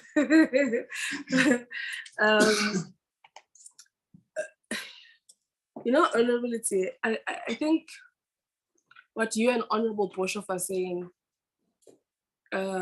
somehow marries one another. I don't think you differ. I think you're just saying it differently. And Chair, you need to hear what these members are saying. Honorable Itia reminds us of some of the issues that had Nahal participated in the investigation, I think they would have raised. Issues that brought us here to this point. It reminds us of actually why we find ourselves why we had considered embarking on an inquiry and why you have now had to embark on this investigation, which you've called a review. And now it's problematic when the main complainant does not participate in the process. But like Honorable Litia said, despite that, you still continued. Because I think the gap that Honorable Boshoff is speaking to, so you see, it feels like when you look at the report and you look at the recommendations or even the findings, it's very confusing because now it feels like, how can you want to, with all the evidence annexures that they had supported, the huge arch lever files that they had brought, and then the findings say no, but it's within the mandate, and then there is no recommendation coming out of that. And I think it's either maybe there is this this thing that Honorable Boshoff says, right? Now, aklangani because we've not put meat to it. Are we failing to put meat to it because Nahal did not participate? Therefore, there are limitations to the report in itself. Are we saying that maybe the SIU investigation may assist with some of those gray areas that we have? Because there is a gap, whether it's caused by Nahal not participating, whether it's caused by something that we don't know, whether it's even caused by maybe, looking at the recommendations and the findings, but by and large, the recommendations, maybe it's caused by must we question the companies the firms that you put in place. Maybe they were not capable of taking us where we want to go, ideally in terms of recommendations. So it does become confusing because we did hit a 180 honorability, but not maybe the way Honorable Boshoff made it sound was that it was overnight. No, but remember when you entered, Chair, we said, we wish you well. And we started on a high note like we did with the administrator. When we met with the administrator, we were very excited. He had all these great plans. When we met with yourselves, he also was saying, nice things. And I remember thinking to myself when you colleagues were speaking, we'd say, oh, Nkosiyam, I just pray to God that by the end of our journey with yourselves, we don't feel like how we felt at the end of our journey with the administrator, where you're literally feeling like who's fooling who? Is it the workers who are abusing the platform of parliament? Is it the administrator who doesn't want to be held to account? So it really is not a favorable position to be put in. Therefore, we even had to get to a point where we said, let's embark on an inquiry. So I think the concerns that Honorable Boshoff and Honorable Litie are both raising are both valid. How they're going about raising them may differ, but it essentially speaks to, there's a gap and someone needs to fill that gap. Are you going to fill it? Are you able of filling it considering the fact that Nahal doesn't want to participate in this process or didn't participate and you concluded the process? Are you going to fill it by doing what Honorable Mahlatsi has asked for example, and many of us have reiterated in terms of recommendations, where you then make your own reflections as a board on maybe what you've already done to address some of the issues that have come from either the allegation or from the finding, to then strengthen what could possibly be a recommendation. Are we going to wait for the SIU process, which is going to take a very long time to assist us in how we move forward? But ideally, I don't think we're brought into confidence on whether or not we're going, just from what we see here, that these problems, that we're not comfortable,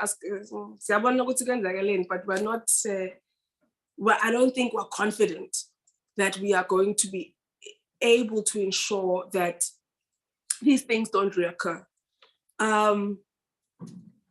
So I think that's something you need to reflect on. If I were to Memudiba give a way forward, colleagues from DHET, would be that one, NSFAS needs to come back to us with your reflections as the board.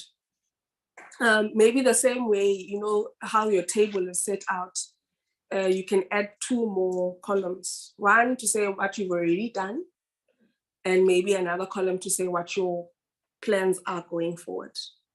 I think you can add, I don't know how many, you can think how many more columns you need to add to try and bring members into confidence, right? On how, what we've learned from this exercise, as Honorable Itie says, we didn't waste money, but we need to be able to have a tangible understanding of why we didn't waste money. So I think from what Honorable Mahlati said, just add to the table issues, for example, that we're all saying in different ways, but we're saying the same thing, to take your workforce along. So that some of these matters, if they are as they seem, because a part of me now is also wanting to question this firm, but it's fine. Let me bombast myself from moving in that direction. But I don't understand why they would not have led the process of wanting to strengthen the entity through the recommendations. If they had all these policies from the department, why did the firm not at least bring the institution or guide you in the right direction in terms of, I can't see a situation where no recommendations. It just baffles me. It actually feels like it's laziness. So yeah, I'm very worried about this issue of Nahau, because that is a big part of your workforce. And if I actually even wonder what Honorable Mahlati asked. I wrote here on my notes, what's your relationship status, CEO? Not single or married or what, but what's the relationship status with your workers? Because it seems as though really with NSFAS, that becomes a huge concern, an ongoing concern.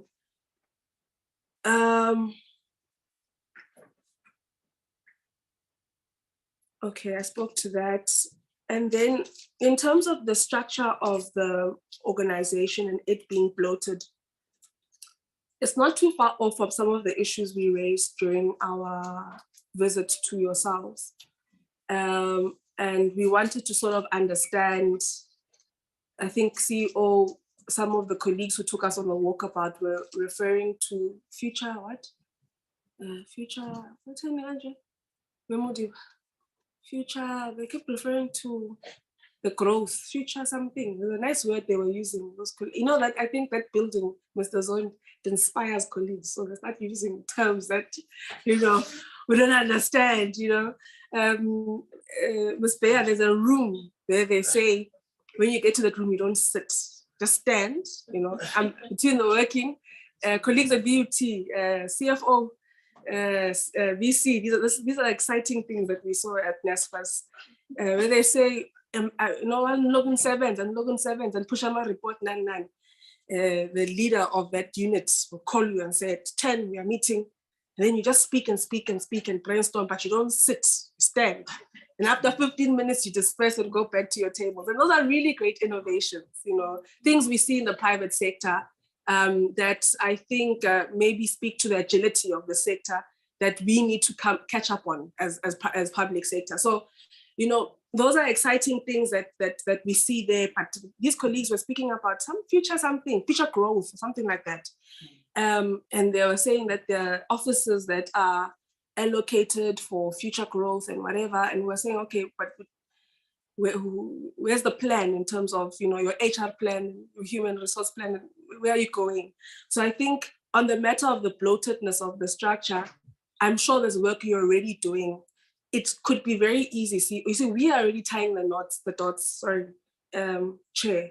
We already, from what you've shared with us, we're trying to figure out what the recommendations could be, you know, but I think if you colleagues can assist us with that type of spreadsheet, it would assist, because I think there is work you're already doing, but it would be important to really bring us into confidence that some of those matters that were raised during the administration are either addressed or are going to be addressed. I've mentioned the issue of who's fooling who. Colleagues, we don't want to find ourselves in the same situation of who's fooling who, where I really think the committee has operated in good faith with yourselves. I think we've really wanted to believe in yourselves, that we don't have a choice but to believe in NSFAS. And for reasons raised by Honorable Litsie, you know, so you know, we were never supposed to be here, Chair. Me and you, in fact, we're not maybe, but me and, you know, Matewane, we were never supposed to be here. You know, that was never part of the plan, that we would be sitting here educated with our degrees, you know, aspiring to do our PhDs. It was never part of the plan. But because of NSFAS, we can make that a lived reality for many others, not where, you know, a non-pendulo who comes from, I don't know, I think we're missing middle, where our parents have had to take out loans and do that and do that and do that in order for us to go to school. So, I mean, you know, some of us can tell stories of how parents, the sheriff came, when you realize, listening, how the sheriff wanted to take furniture because my mother struggled to pay fees from Girls High. You know, we were never supposed to be here. But through NSFAS, we can really change the lived realities of many Black children in this country. I mean, when you think of the amount of young people who we are able to fund through NSFAS, colleagues, it's look, it's big things. Of course, we need to make it something that is felt, you know, by making sure that funds are dispersed on time, CEO, by dealing with all these legacy systems that stifle what we say in paper is something that is given to young people in this country. So we have to get it right. NSFAS has to come all right. You know, by the time you leave yourselves, there must be some strides that you have made in moving the institution in the right direction. So I think we don't want to find ourselves in that situation of who's fooling who, really.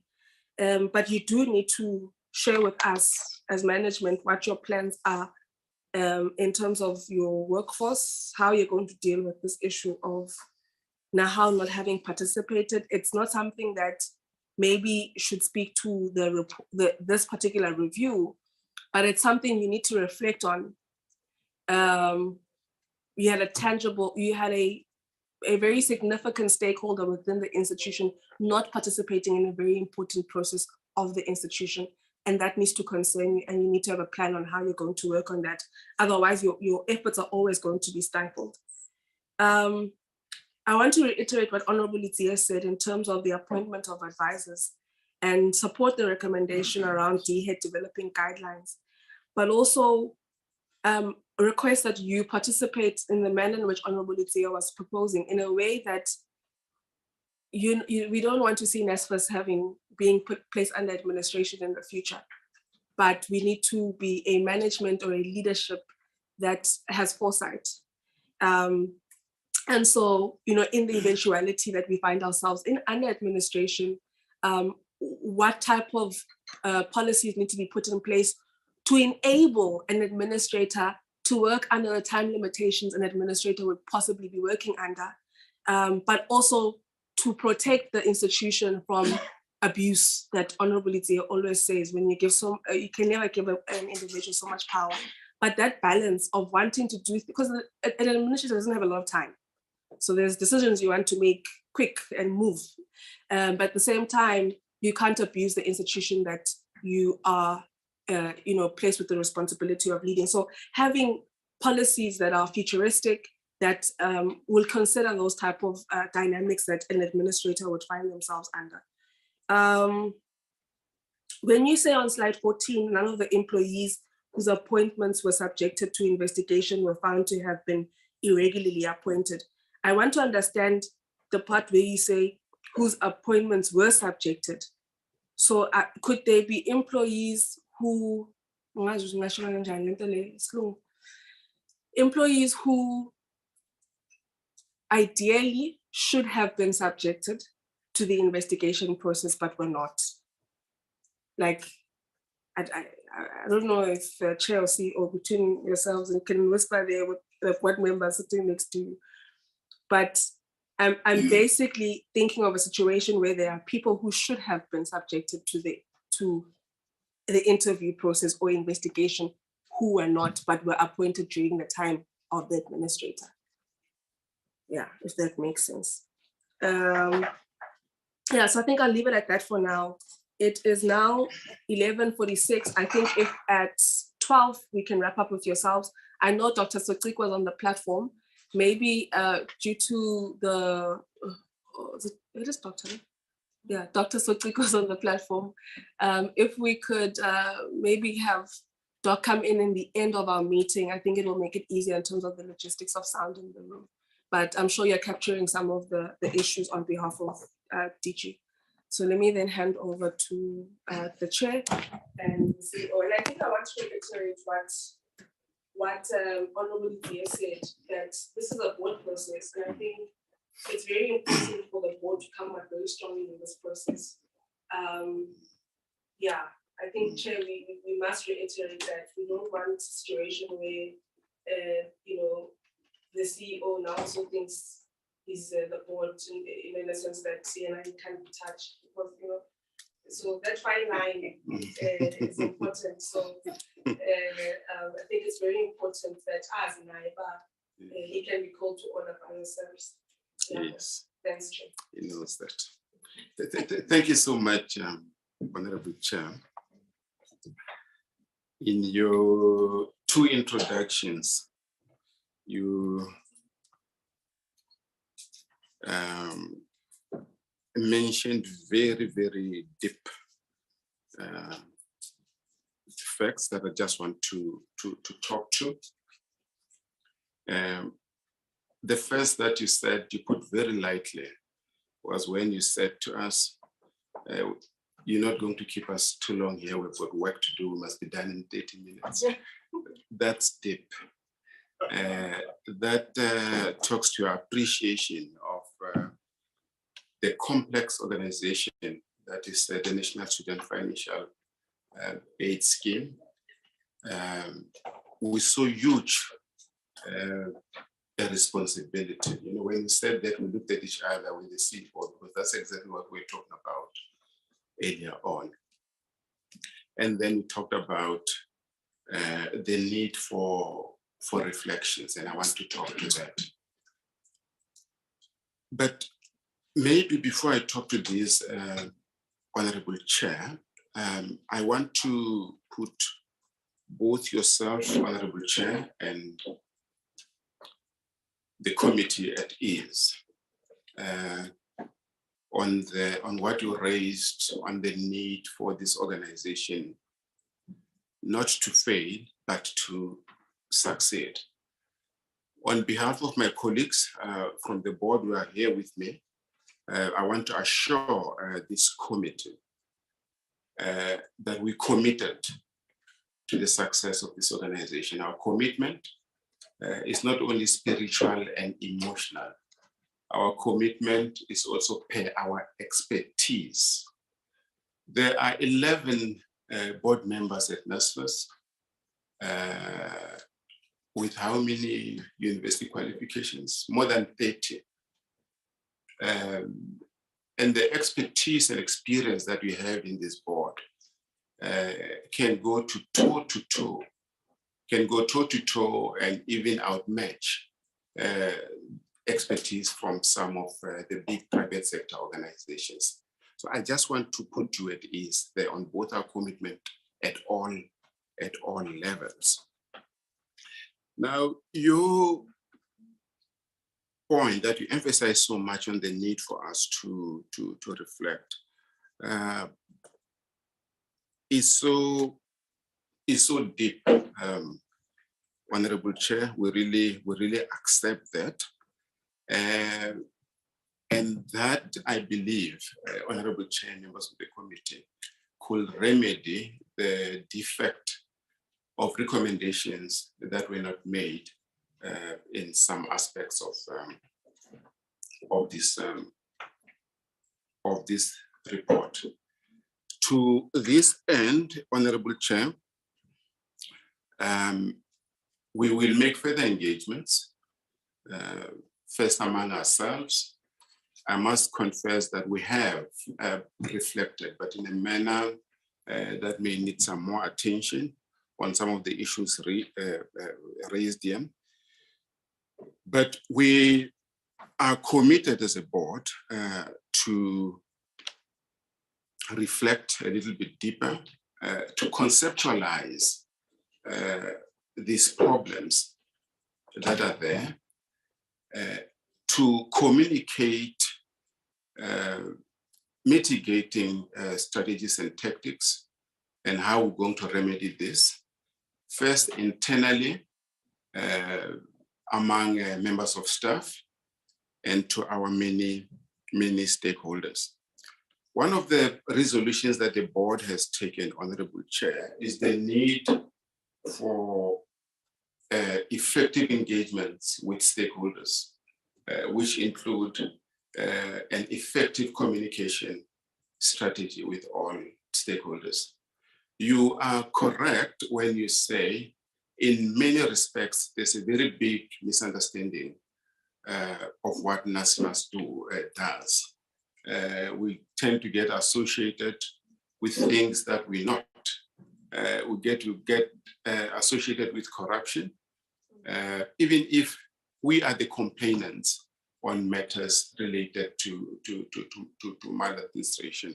I must report to you that a few days ago, in the spirit of engagements, in the spirit of bringing stakeholders on board, we had an unprecedented meeting between NSFAS and university vice chancellors, well attended, to discuss what should be done to ensure that we don't have a destabilized beginning of the academic year. It was completely out of this world, and the inputs that we got from vice chancellors were very helpful. The board has also taken a decision that we need a serious transformation project on how NSFAS goes about doing its business. This will address matters of organizational development. This will address matters of how staff relate among themselves, and that should bring a culture of collaboration instead of a culture of condemnation. When staff members leave their places of work and go and complain about issues that have got to do with the workplace in areas other than the workplace, there's something wrong there that has got to be addressed. Ordinarily, those issues that were brought to you here, Honorable Chair, are issues that could have been easily resolved at the workplace. Two things before I hand over to the CEO, who I believe won't be long, to Honorable Boshoff. He talked about fees must fall and its impact on higher education funding. I just want to put this on record so that we have a very clear understanding of the relationship of what we're doing today and the impact of fees must fall on NSFAS in particular. Now, this is what it did to the National Student Financial Aid Scheme. Impact number one is that the Fees Must Fall campaign changed the budget profile of the National Student Financial aid scheme by more than 200%, almost at a go. Number two, it exposed the limitations of the funding focus of the National Student Financial Aid Scheme. Number three, it changed the funding focus of NSFAS from loans to grant funding. I'm raising this because this has got an implication on systems, this has got an implication on policies, this has got an implications on human resources, this has got implications on communication. It multiplied its funding base by more than 300%. So some of the issues of systems, policies that we're dealing with are directly related to this. And I think it was a good thing.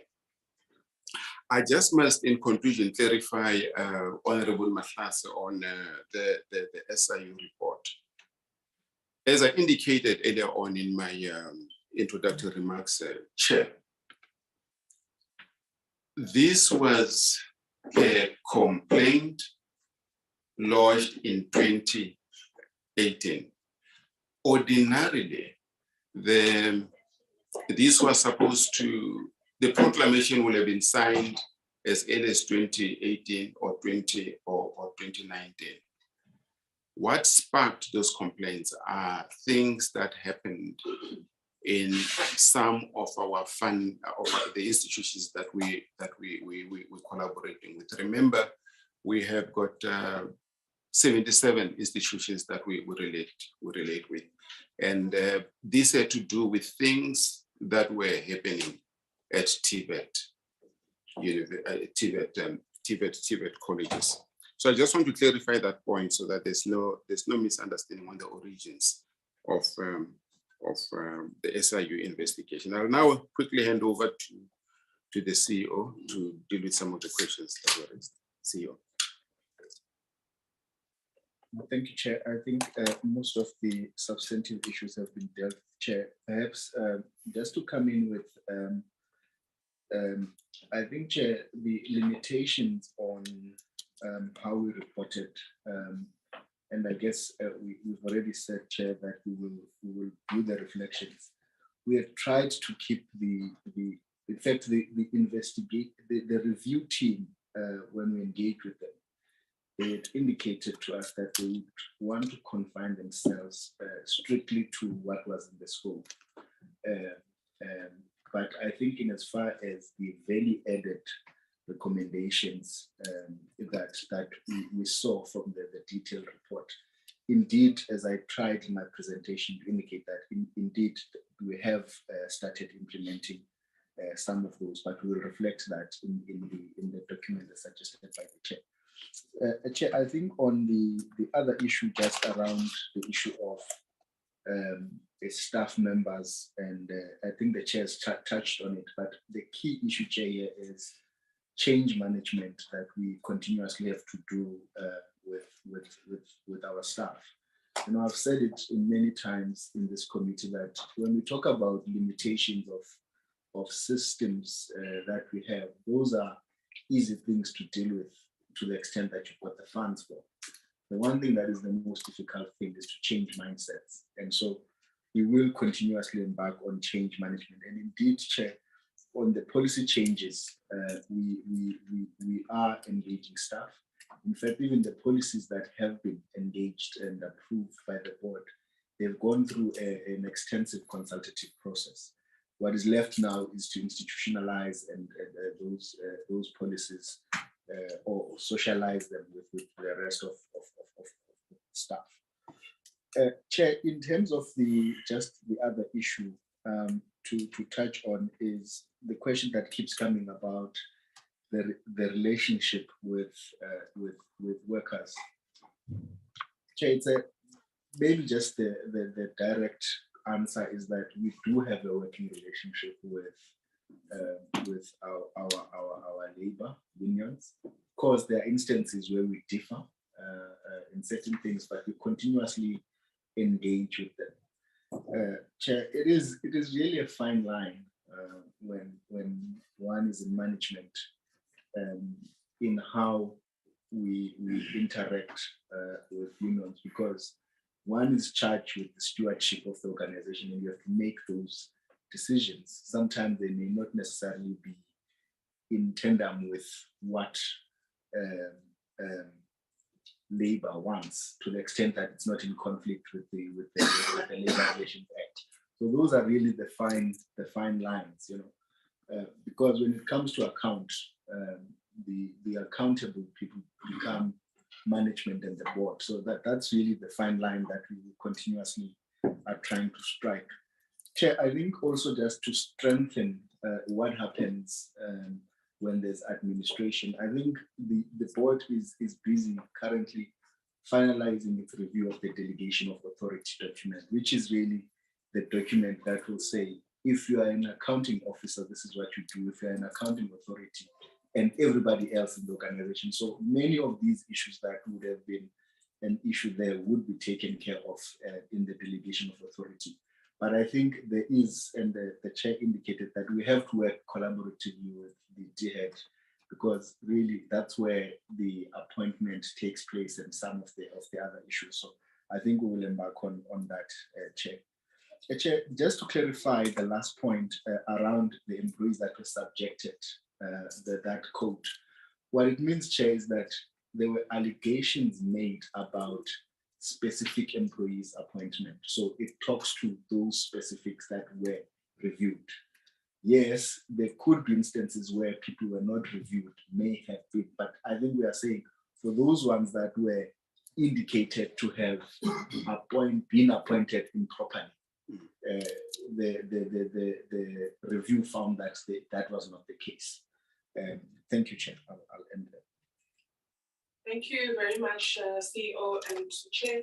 I'm glad, CEO, you could hear me in that question of mine. You know, Honorable Mapulane used to say that sometimes people can't just come to Parliament all the way to Cape Town. Others come from KZN, others from the Eastern Cape, others from Gauteng, just to come and cover and chair the CEO. So I don't know, you know, even though time is not on our side, but maybe just perhaps get remarks from the three board members that are present. Ms. Mayor, Mr.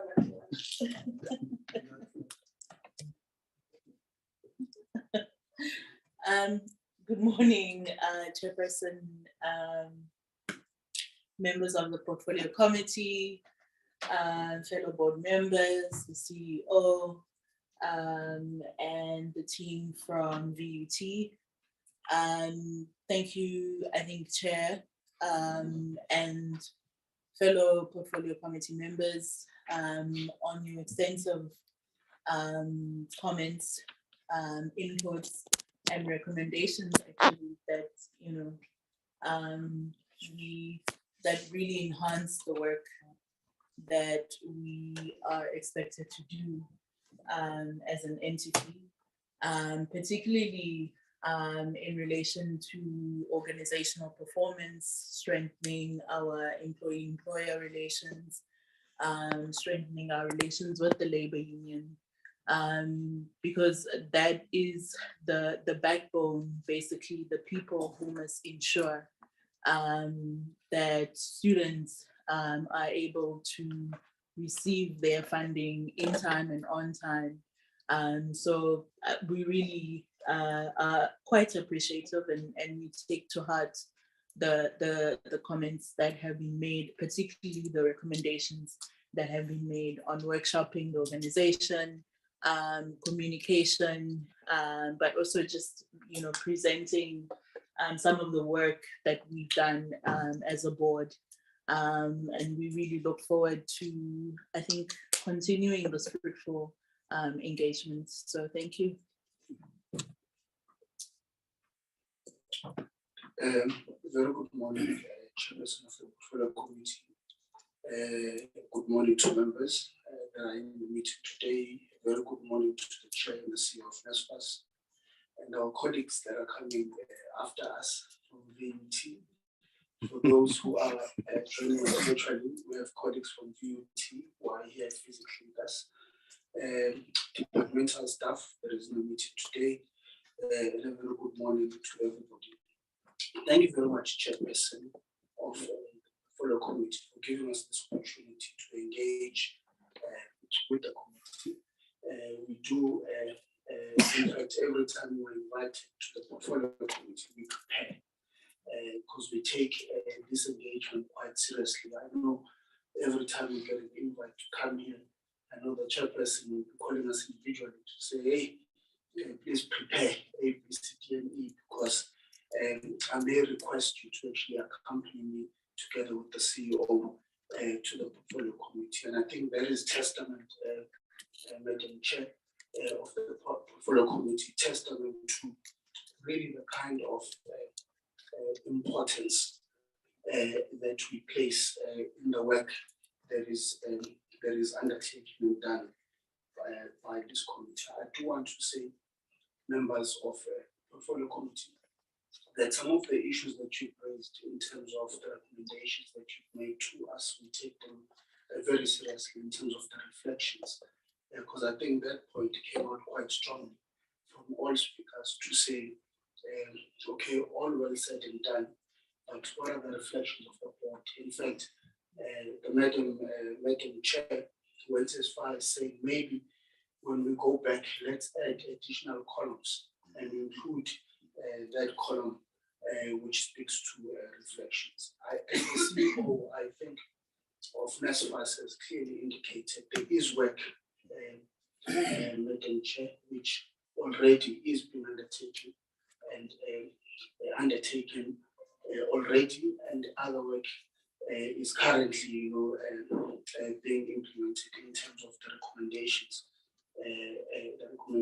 from the report. Perhaps what we ought to have done better is exactly what you are saying, Chairperson and member of the committee, to add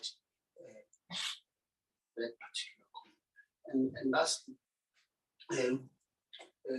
the chair of the board is quite correct to say part of the decisions that we've taken as a board is stakeholder centricity, where we really place the role of stakeholders at the center of what we do.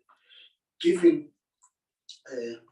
the honorable member of the committee, he raised a very, very important point around how the sensitive nature and the importance there is NSFAS. And in the main, all the work that we do, right, anything that we do wrong, right, it makes news, front page, right?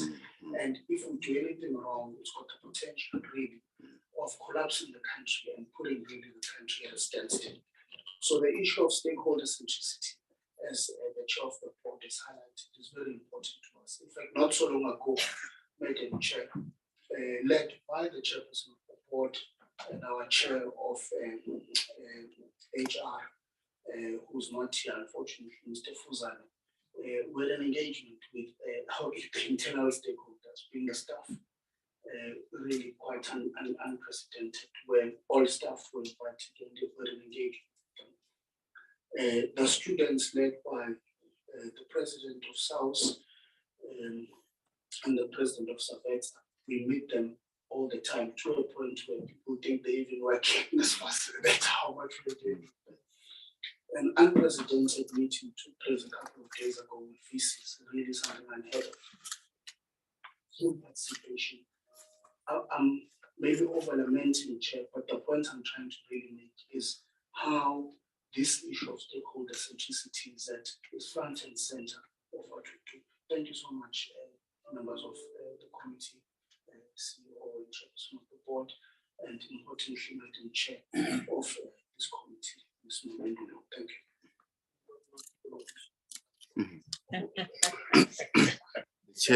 The chair will regret giving the colleagues some time. Thank you very much. Greetings to the chair and the committee and everyone.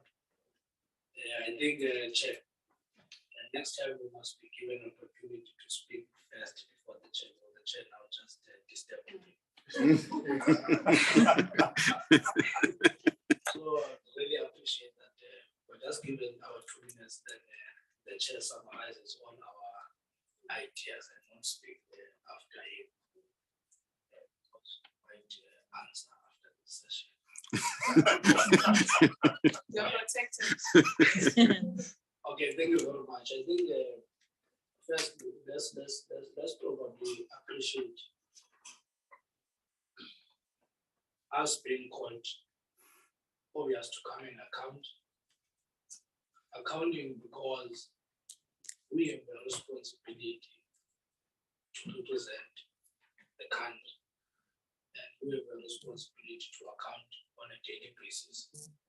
Honorable Letia outlines the role of NSFAS and future general and how it is becoming an enabler for the poor and the majority of our country.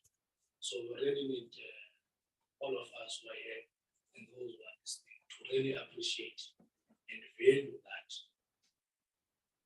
Two, there is a voice that comes to us as board members and the management CEO of NSFAS that we must consistently check our organizational performance in all corners.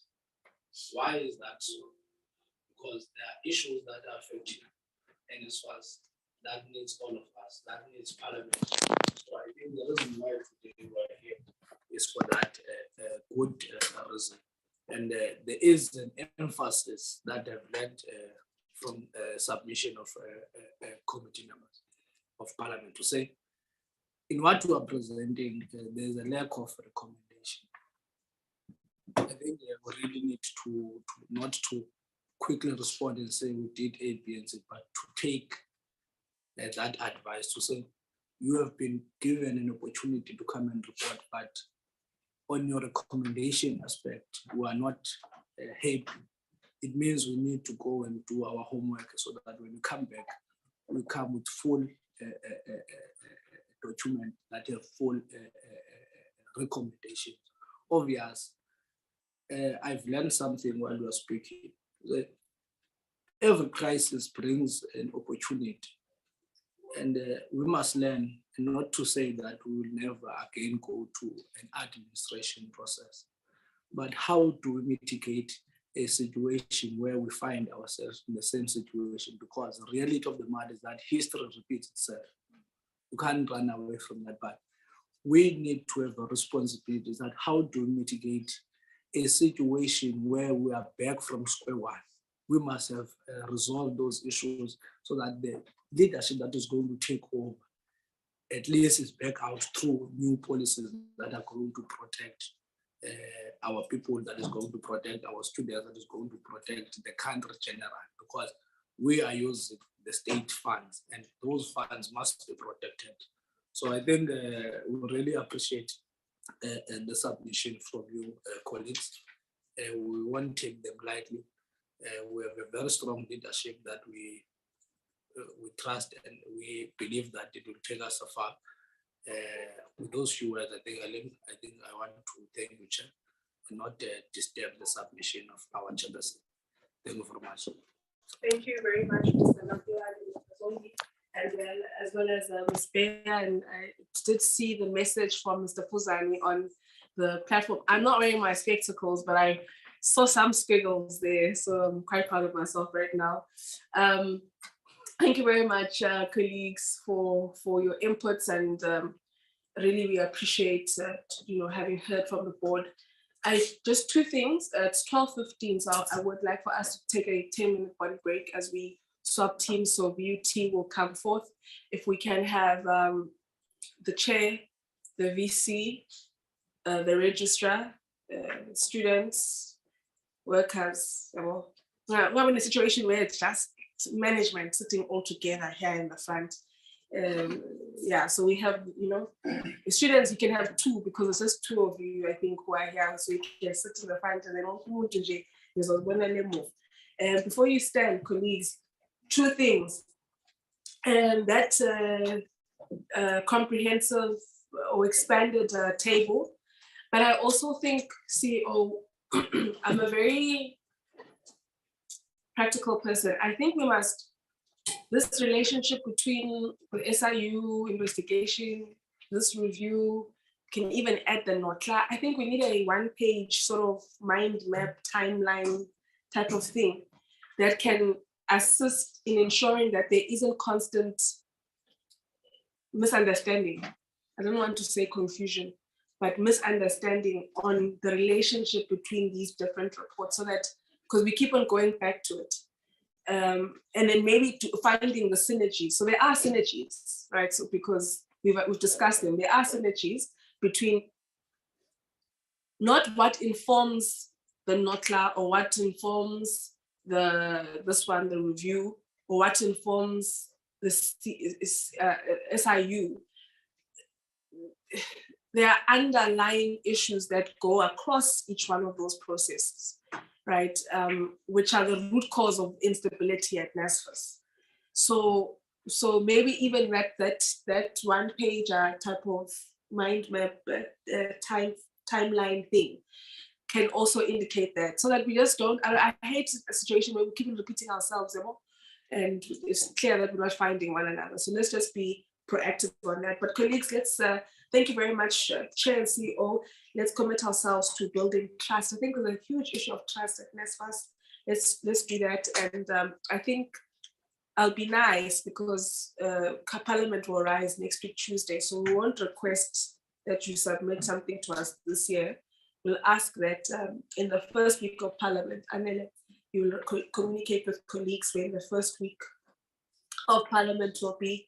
And that is when we'll require for you to have submitted this to us. You see, we're just giving you some time to focus on state of readiness, Chair. But thank you very much, colleagues. Let's take a break, and then we'll be back at, let's say, 12:30. Thank you. Off record, Chair, with a big party tomorrow. Oh. Please come. Okay. Bengithi andinamali, kanti ninamali nina.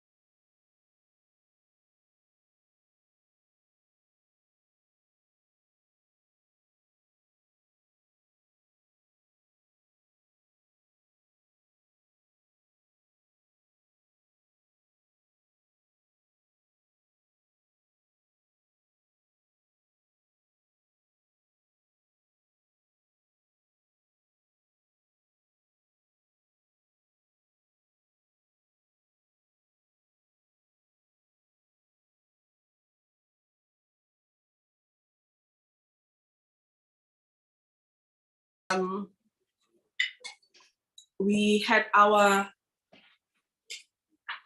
first meeting. In fact, what brings you to this to this meeting today is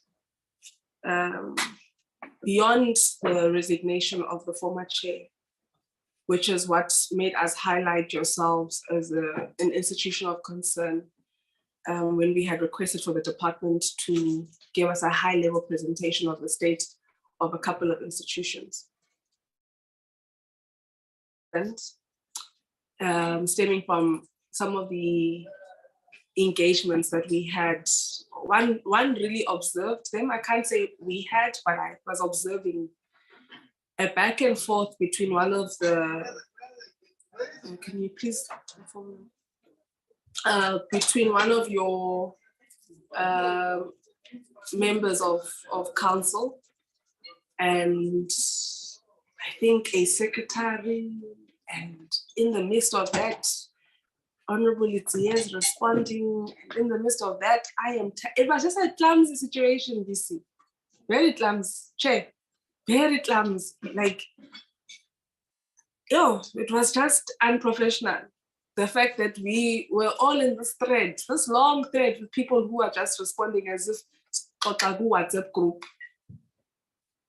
As if we're chatting in our WhatsApp group when we are having formal communique about an oversight visit of a member.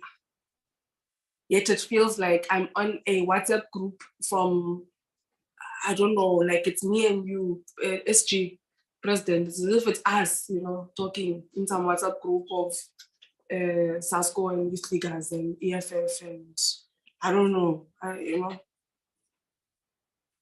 It was distasteful, Chair and VC. It was distasteful.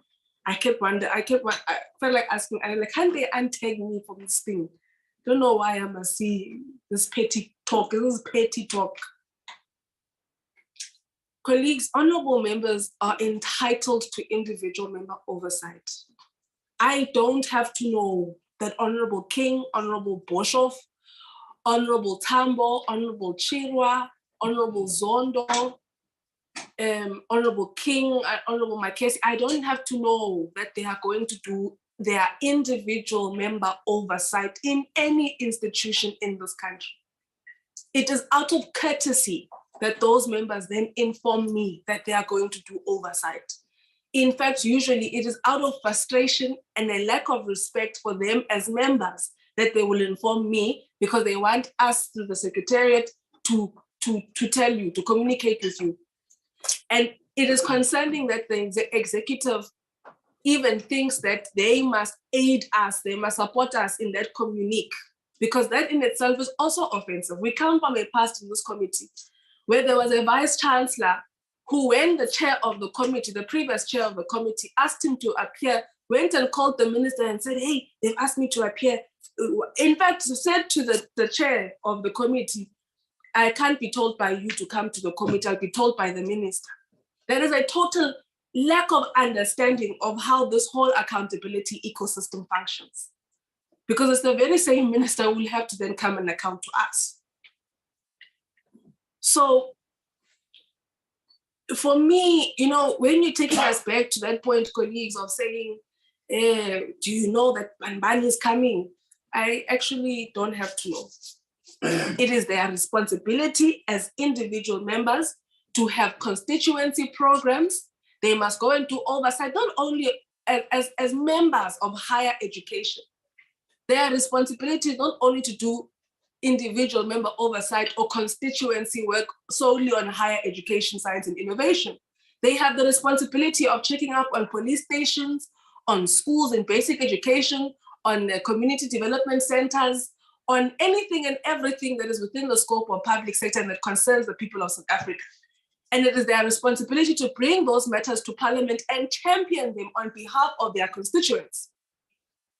There are processes and channels that we have as Parliament. In parties, in the DA, they have their own channels that they use where if Honorable Notata, who's now in basic education, is concerned on a higher education matter, he knows how to raise that matter with Honorable King, who sits in this committee and will champion that issue on behalf of the DA. And vice versa. If we have concerns on energy, on minerals, on whatever it is, we know who to speak to in the African National Congress, who sits in that committee, who will champion those issues on our behalf. So if we must sit and have a long lecture and workshop on how Parliament works, it will take us the whole day. Because really, at this point, colleagues, we are infringing on members' rights to their individual member, or to their functions as members of Parliament, first and foremost, before they are members of the committees that they exist within. Our VC, our program of Parliament only allows us to have 2 meetings a week. We can request for a 3rd meeting, but then we really deal with the deployments of different members and different committees. It becomes messy. I want 3 days for our committee because higher education on its own is massive. It's all the universities, all the TVET colleges, all the CET colleges, all the CETAs, all its entities. That's just higher education. As far as you could take DSI. So I want 3 days. In fact, I could have 4. I could literally just sit in commit all the time. But not even be here. We want to go to the ground. We want to see these things that you say you're doing through presentations. But the limitations of the program, including the work we must do in the House, does not allow. So when an Honorable Litier goes and does individual member oversight, he assists us because he will most probably use a Monday, which is a constituency day.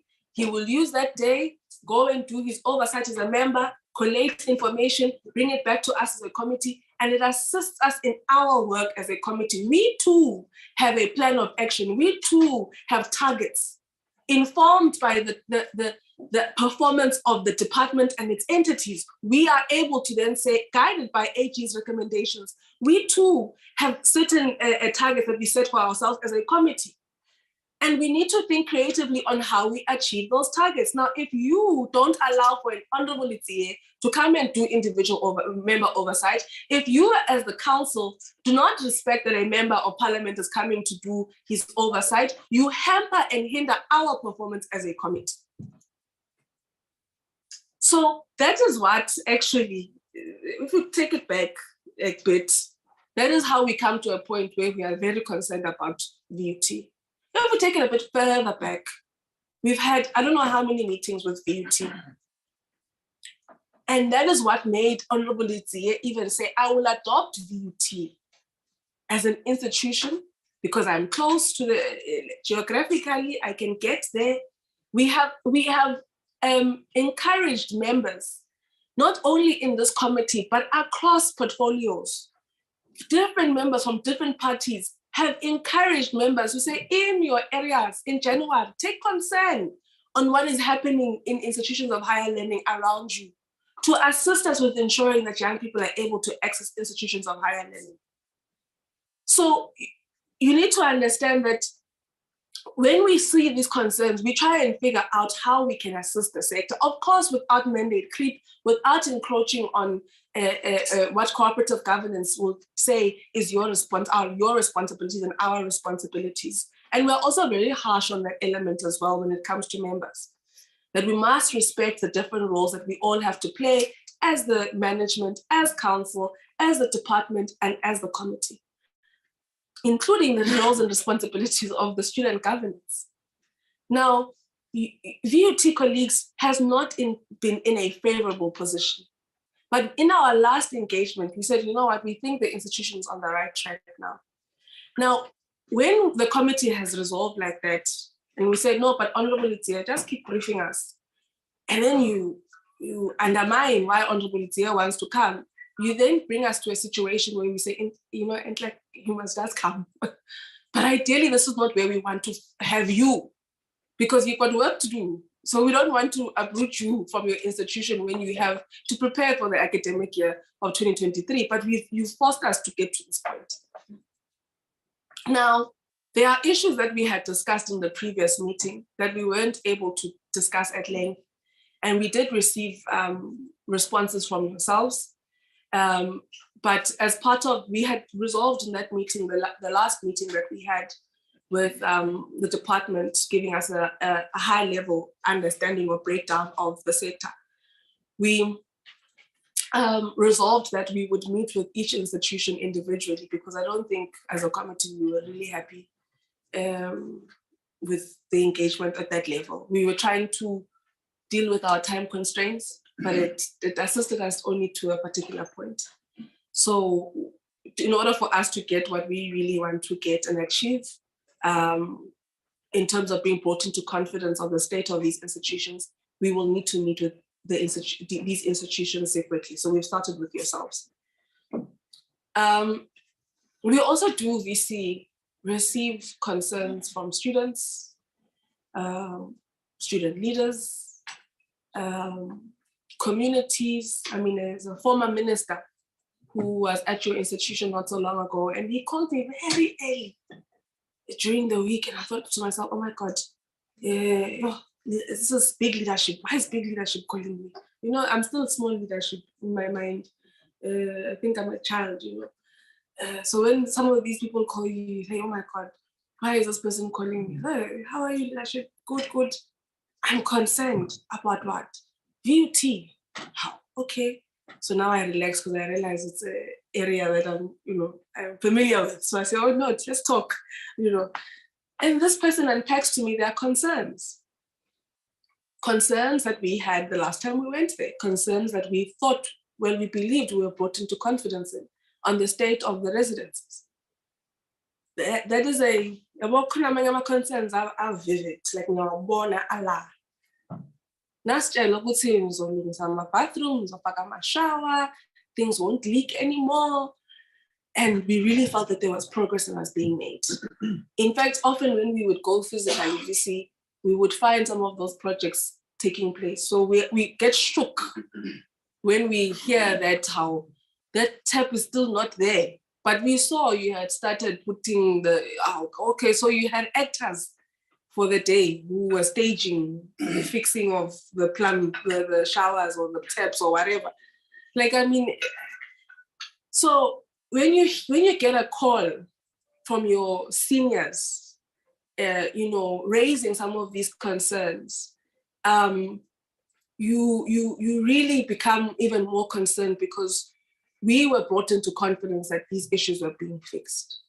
There are infrastructure development projects that we are told are still not where they ought to be. They're mayhem. There are allegations of an intentional stifling of maintenance of student accommodation in order to push students out of the institution's accommodation to go and then rent private accommodation or elsewhere. Workers are not happy. I mean, Honorable Litsi and Honorable Manganiso were welcomed by workers who are protesting, Shem, Askis, comrades, colleagues. So there are a number of things that we're not concerned about, Chair, as you take office, that we really need you to take take very seriously. We just like NSFAS, we don't want to see VUT under administration again. Just like NSFAS, we don't like, there are institutions where people say, I go jalo VUT. Where people are like, things are very bad there. Like, those institutions, it's almost like people have given up, We don't want a situation where young people can pride themselves with having a qualification from VUT.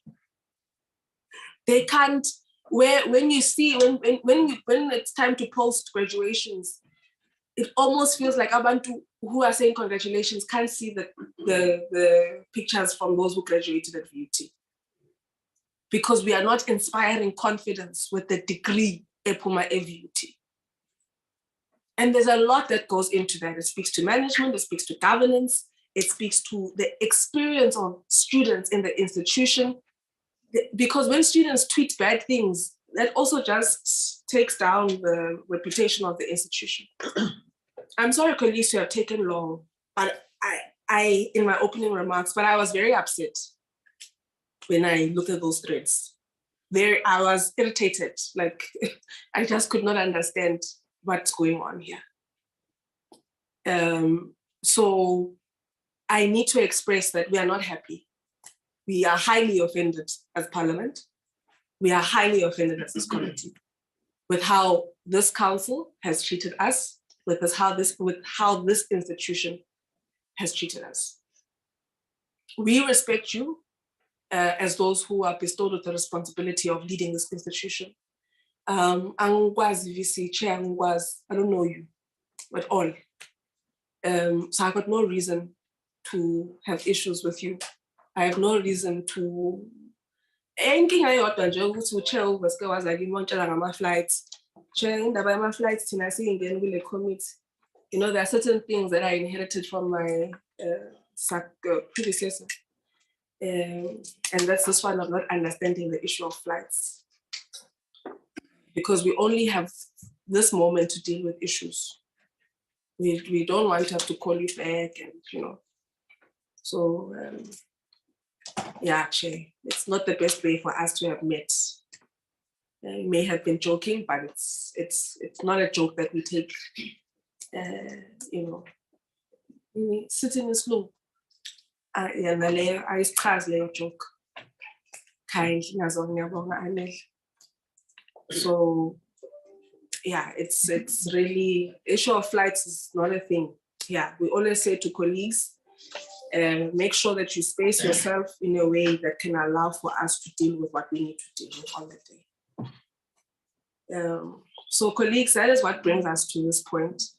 As I did say, the institution did, Honorable Litsie and honorable members on the virtual platform, they did respond to us within time in relation to the responses we asked for last time. So we really are just generally picking up from there.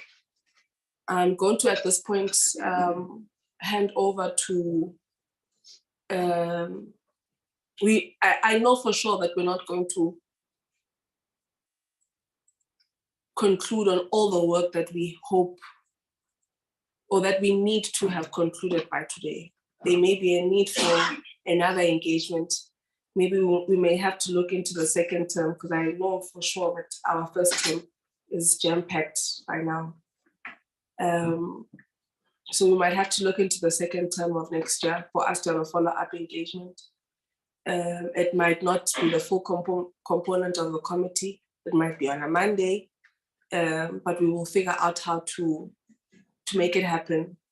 I think technology also allows us to overcome some of those challenges of time and so forth. So let's try and get through what we can get through today. And really appreciate that all colleagues have been able to come. I saw one rep from workers from Labour. Do we only have one for today? Okay. I think I remember the leadership. In fact, when I said to NSFAS, who's fooling who, it was because of the input that you gave last year. I think it was last year, early last year. No, the year, yeah, early last year. I'll never forget that input. At any time when Guna Tiban did to who's fooling who, and I remember I got that from your input, because generally that feeling of who's fooling who is real in higher education sector, in the higher education sector. Welcome, leadership. Welcome to the student leaders, colleagues from the IF. I think. Oh, okay, all right. So welcome to all, and the many other colleagues that we have seen as we've done our many visits to VUT. Welcome to yourselves. At this point, I'd like to hand over to you, Chair, as well as UVC. Thanks, Chair. Honorable Chair of the Portfolio Committee, thank you very much for the opportunity to come here and speak to the Portfolio Committee. Let me also take this opportunity to greet members of the Portfolio Committee, honorable members, those who are here present and those who are online. Chair, in the interest of time, with your permission, I will go straight to the issues that brought us here. I hope colleagues will have a chance. I saw that your style is that you'll give colleagues a chance to greet, and I hope that they'll have an opportunity, those who are here and those who are joining us on the virtual platform, to introduce themselves. But let me introduce myself to you now that you don't know me. My name is Mandla Khate. I am the chairperson of the Council of VUT. I'm very happy and pleased to meet you and the fellow council members. So let us begin here. That first and foremost, I think it is important that we deal with the issues that you have raised substantially in your opening remarks. It is the issue that you also raised in detail in the previous session we had on the 16th of November, where we had a session and a virtual session. It was a pity that some of our colleagues also seemed to jump on the bandwagon on those issues. And I was looking forward to this session so that we can put these issues into perspective. First and foremost, I would like to place it on record that as this council, I speak on behalf of all council members. Recording in those progress. Who are present and those who are not here. That we fully embrace and respect the mandate of the Portfolio Committee. We respect and appreciate the essence of the work that you do on behalf of the citizens of South Africa.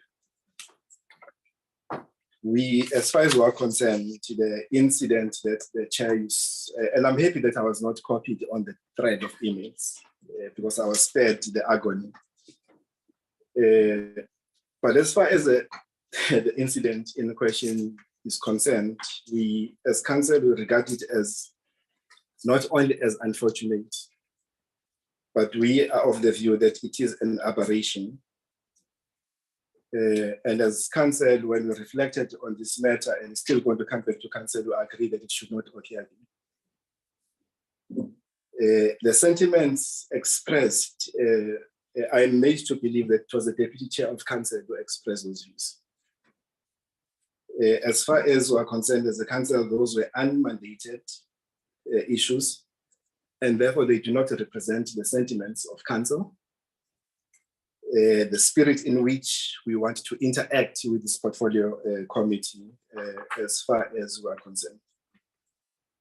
As I've already said, that we've agreed that this matter will find its way to the formal agenda of council, where we will ventilate and deal with it accordingly in line with the code and conduct of council members. However, on behalf of council chair, let me take this opportunity to apologize, express our apology to the portfolio committee for the impression that has been created that as this council we seek to undermine yourselves or the important work that you do. It is not in our interest to do that. We want to assure you, in particular, Honorable Ditsie, that you, as far as we're concerned as this council, you are welcome at all times at VUT. We don't think that there should be no-go zone areas for the portfolio committees or anyone for that matter. VUT remains a public institution that should be open to all citizens of this country. So Chair, I thought I should just clarify that issue because I think it keeps on coming back that this council seeks to undermine you as the chairperson of the portfolio committee or your members. That is not our position. And I hope that it's the issue that we think it is important that we clarify upfront, Chair. Coming to the presentation, there are, I think, 6 points that you have raised with us that we would like to address with you this afternoon, as contained in the letter that you sent to us.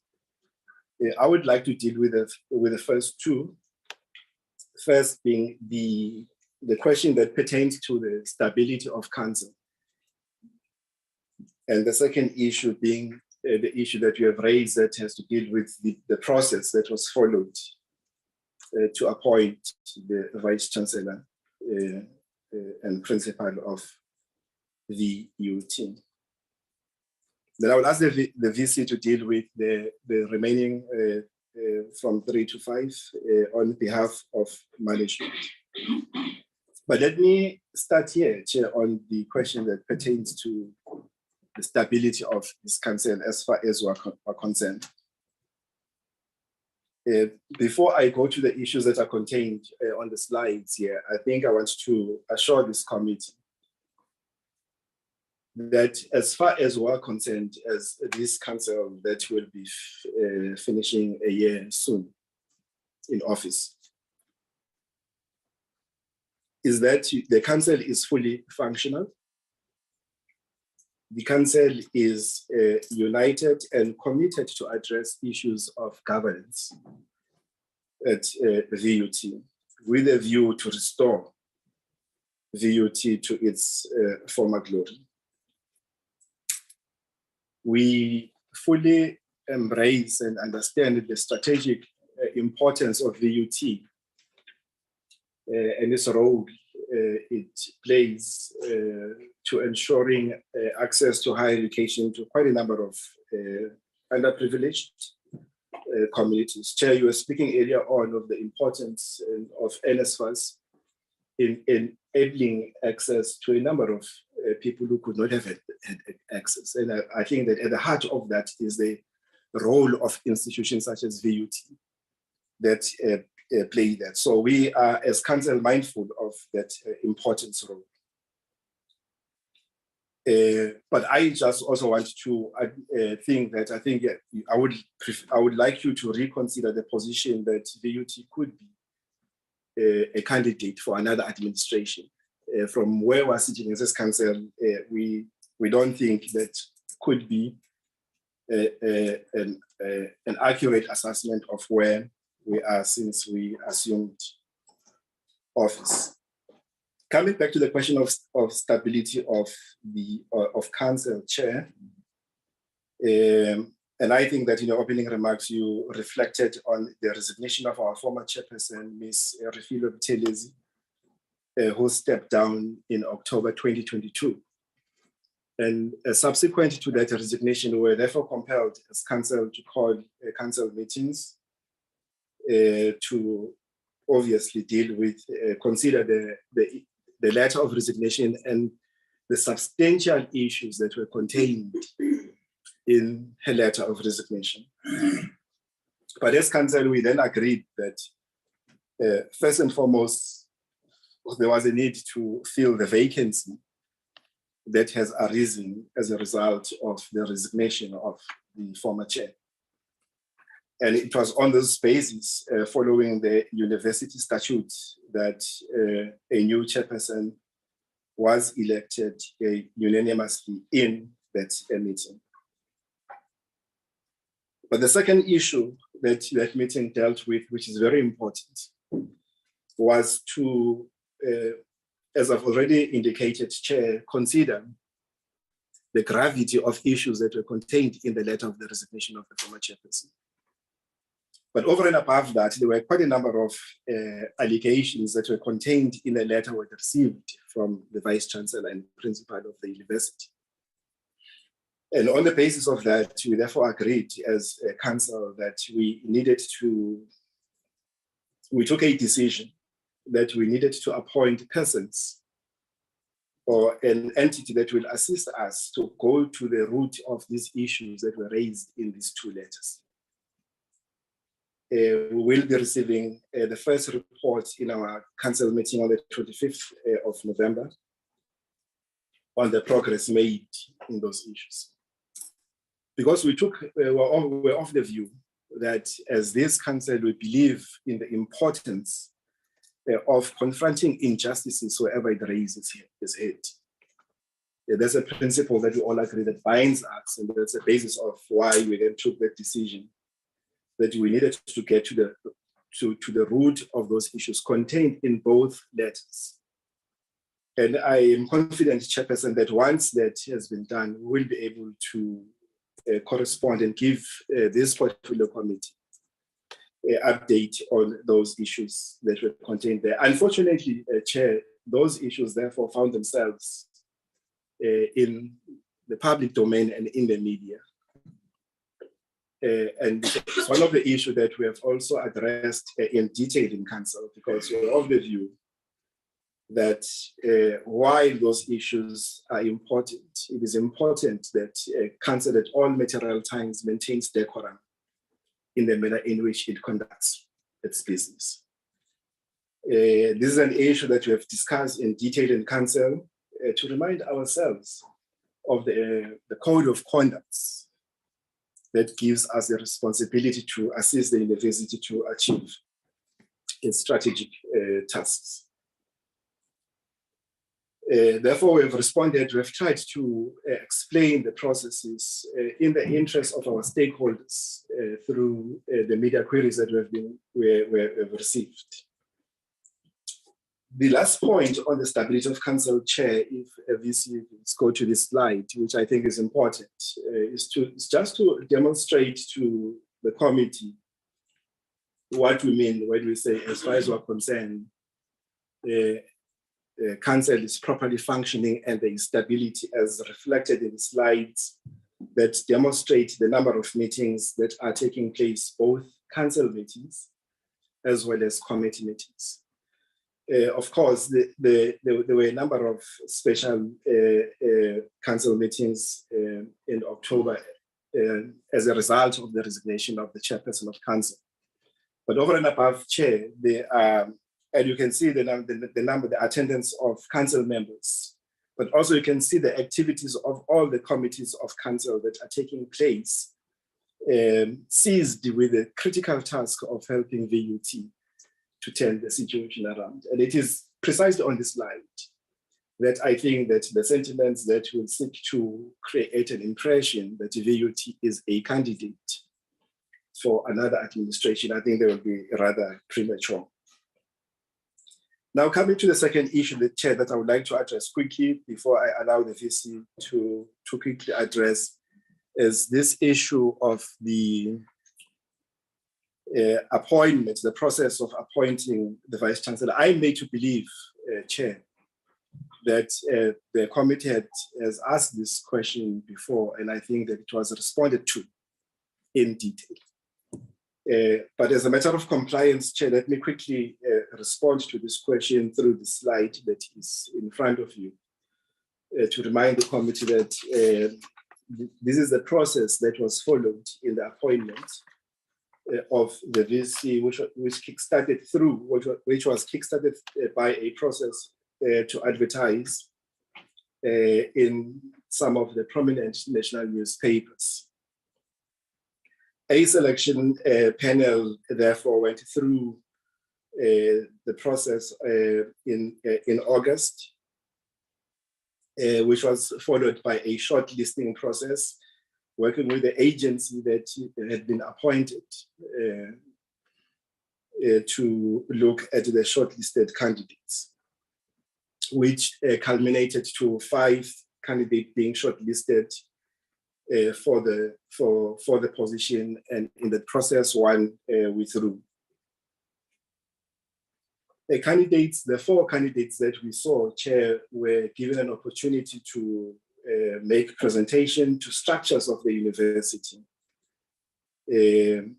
And this was followed by the interview process, a panel interview process on the 9th of September, where a number of dimensions were explored to test the competencies and the ability to understand the strategic location and what was required for the position of the Vice Chancellor. Subsequent to that, a psychometric assessment was done, where again, specific areas that are relevant for the position were looked at. This was followed by the probity checks, and the final consideration and recommendation were made. And this followed a process which came to council for approval, and council duly approved the appointment of Professor Dan Hwadi as the Vice Chancellor of VUT. He has since resumed office on the 1st of February 2022. So those are the two issues, Chair, that I thought I should address on behalf of Council. The subsequent issues, starting with the progress in the implementation of the administrator's closeout reports, I would like the VC to deal with those issues and other outstanding issues. Thank you very much, Chair. Thank you. Thank you, Chair. Yes, then after the first thing I had to do on assuming my responsibility and duties was to take from the administrator's report, which was handed over to council, and look at the issues that we need to attend from there. And then, as I said, now, currently the chair is busy with most of the issues there that were within council's responsibility. And administratively, we had to look at issues pertaining to the institutional culture. And of course, in addition to that, we also had to look at the issues that had to do with crime that were also implied in the administrator's report. And some of them have been referred to the SIU. And there's good progress on those things. And some of them, actually, there are disciplinary actions that have been taken already on those, and some are currently before the courts. So there's quite a lot of progress. As far as the issues pertaining to the institutional culture, that will be a kind of a continuous progress that we need to address and look at. What I will do, Chair, is I will just quickly go through some of these issues so that we give enough chance to members of council to engage with us at a later stage. The next thing that we had to deal with is the contract appointments for the university. Those contracts that are up to 10 years and beyond. VUT has a very, very challenging situation that more than half of our staff members would have been on contract. And it has got its own history. I will not dwell much into that because it's not easy just to convert the contract appointments to permanent. There is still due diligence that we're still taking to look at how did the members come in with those positions substantially, because there would have been in one position a possibility, actually already proof of a position that is one position existing that could have been 3 people appointed against that position. So now we still need to do that clearance. And then there's a program here that will show how quickly, just go into that one, Chair, member, and just to show you the schedule that we are actually looking at. We currently started with the management committee looking at this, and then there's a whole program that's starting from the 22nd of this, from December all the way up to the 2025 in dealing with this problem, with this challenge, because there's budget involved. There's quite a lot of due diligence that is also involved in that case. And there's in this process here, you'll see there's also consultation with the unions that we will also have to engage with before that is done. But we're hoping that next year by March, we will then be giving members a clear progress report on this process. So I will save your time by not going into the details of the rest of the history and the background, how the contract appointment, how contract position came about. Now, on the cases on fraud, I must indicate that all fraud and corruption cases are being currently processed, as I said, during the DCs, and also others are now before the courts. There is, of course, an issue here regarding the accommodation challenge and problems. We have recently established, of course, the issues regarding the accommodation problem with the, what do you call it, NSFAS accommodations, ghost NSFAS accommodations. Now, with all those that we have already done an audit on it, and that audit came with some recommendations of a further forensic, but there are already 2 members that have been suspended as far as that is concerned, and the process will then start soon. On the security tender, we have our legal expert here that has now been following this from courts, because there was a court decision on it, and then we could not go ahead and implement the outsourcing, the insourcing, as we had intended to, due to that court decision. And then the people that were contesting the tender also, we will hear what has happened as far as that in court, the Kaya Guards applications and all that. We will deal with that at a specific time. So, Chair, I think that's all as far as the questions that you have placed before us is concerned. We can, at this stage, be free to take questions from the members of, honorable members of Parliament. If I can just add, Honorable Tia, before you come in. I was going to give you.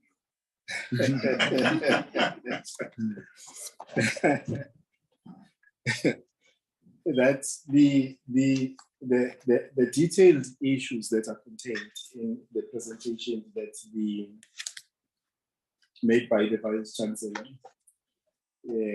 Is that Council through its various committees, as well as through the quarterly reports that it receives from the Vice Chancellor, is receiving constant updates. And we are keeping a close eye on these issues with a view to ensure that it is some of these issues that will help us to turn the situation around.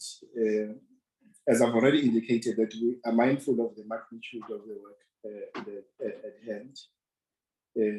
But as things stand, we are encouraged by the direction that the university is taking, and that's the efforts that the management is putting to turn the situation around. Chair, thank you very much. And thank you very much for the opportunity to allow the youth to deal with these issues. And we hope that after this session, Council will be in a better position to understand the current situation at VUT, so that when we engage going forward, at least you have a sense of the situation on the ground. And once more, Honorable Tia, we are more than welcome anytime, any day to come to VUT. You don't have to report or seek permission from anyone. Thanks. Thank you very much. Maybe before we bring the student leadership, you can ask your fellow board members to introduce themselves whilst we are setting up for the student leadership. We'll take all presentations from yourselves, student leaders now. They're going to present, and then the unions, and then we'll take questions from the members. Maybe not questions, we'll take questions and comments from members. Maybe, but now you can ask your those who are here first, and then we'll go under the whilst we're still setting up for the student will then make sure that those of your council members who are on the platform, and then after that we can take management as well to introduce themselves. Sure. Thank you very much, Chair, for now. I will, we only have one council member here with us today. And then I don't know who's online, so I would ask Mr. Mashalela to introduce himself. And if there are council members, and I'm sorry, Chair, I can't see on the screen who's online. If members of council who are online, they can introduce themselves, but also the VCS board members of the management committee, who I think also should be important for them to introduce themselves. Thank you very much, Mr. Mashalela. Thank you, Chair. Good afternoon, Chairperson of the Portfolio Committee and members of Portfolio Committee. My name is Trelo Mashalela. I'm a member of BUT Council. It's a pleasure to be invited, and once again, I concur with the input of our council chair. That's the position of council on all the matters. Yes. Thank you very much, Mr. Mashalela. Chair, can you check if there are members of council from BUT who are online and if they are able to introduce themselves?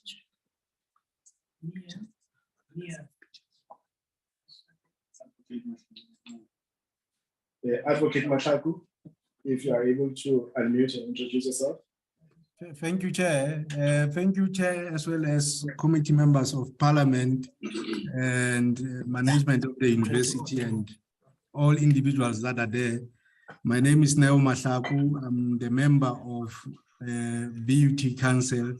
I could not attend today because I was in court. I've just returned from court, and as a result, I was able to join. My apologies. Thank you.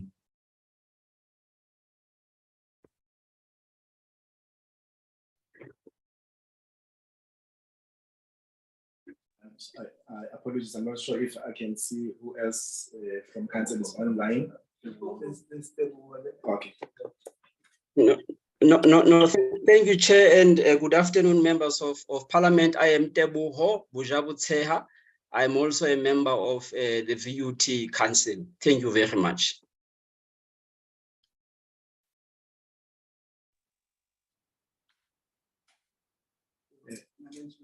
Yeah, Chair, I think those are all members of council who are here.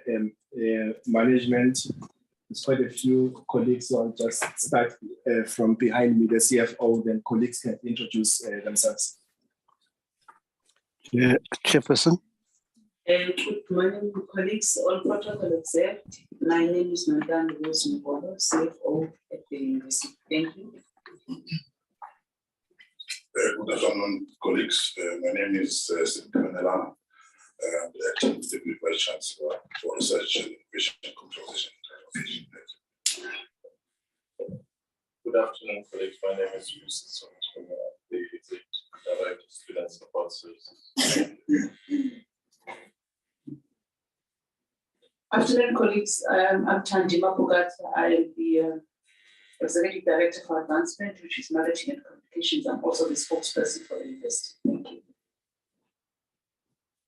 Good afternoon, colleagues and members of the Portfolio Committee. My name is Musisi Ramabotu. I'm the Executive Director for Human Resources at VUT. Thank you.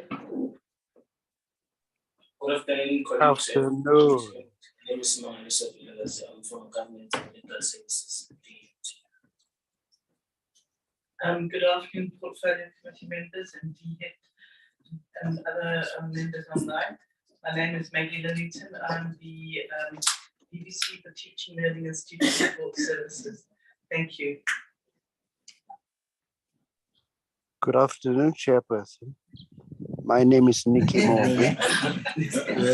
There is Prof. Mabuza online. Okay, good afternoon, Chair and members of the Portfolio Committee. My name is Dan Mukwena, Registrar. Chair, I think there are also members who are online, if they can also introduce themselves through. Good afternoon, members of Parliament, and also the colleagues and management. I'm Raymond Mabuza, the acting DVC Resources Planning. And it's the Yeah. we're trying to introduce Good afternoon. Good afternoon, Chair. My name is Leonard Swana. I'm the Executive Director on Operations and Logistics. Thank you.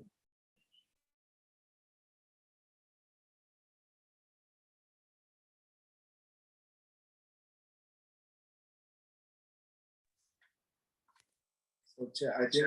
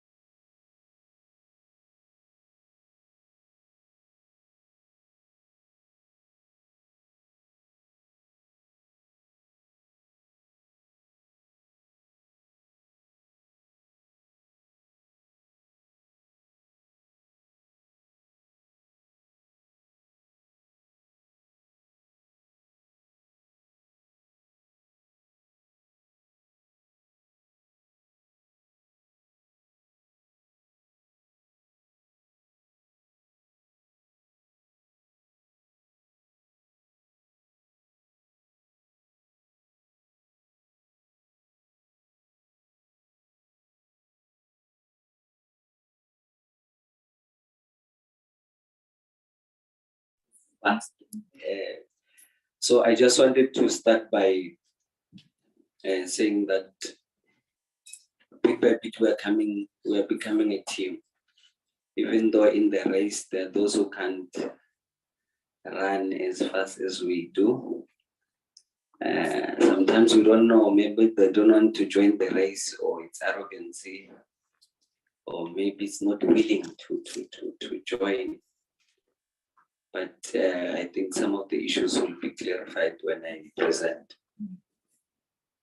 I think we're requested to give a brief in the, I think it was 5 points if I'm not making mistakes. So I'll start with the post administration.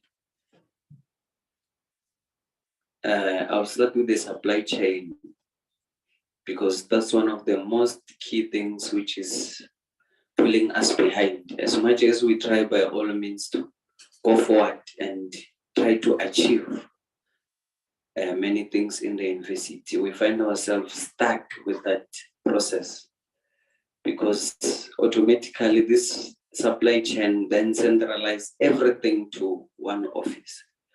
So when we get to consult departments when they are not performing time to time, they will then notify us that we have things which are stuck at procurement. We have things which are stuck at procurement. We have 3 months waiting for the response from procurement. So these are one of the points which will plead with council to look into and rectify. We understand that the administration was trying to centralize or maybe prevent corruption per se, but we cannot prevent corruption by being at halt. It then doesn't assist. One of the main concerns with it is that you'll find ourselves having to spend much on items which we can get at the cheaper price.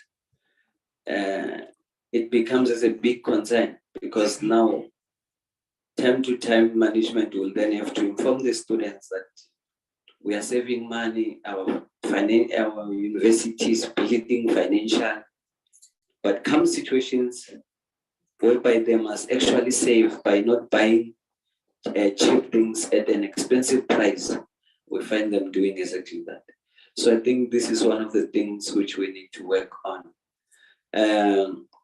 Management stuck in administration, Comrade Chair. I'm going to hit Nyana a bit hard. To me, I feel like one of the things which is going to pull us from being a team to groups of people is when we have management which still believe in the governing of the administration, while the university now is having the head or the VC per se. So time to time we find management being stuck in the processes of administration. I don't want to even squabble to a level of saying we are students. Chair, you were president before at a strategic university of it. We get to access these informations, and when we visit offices, when you speak to management, you can tell, no, this person does not have the same vision with the person who's leading the university. And these two offices are very strategical and important in contributing the growth of the university.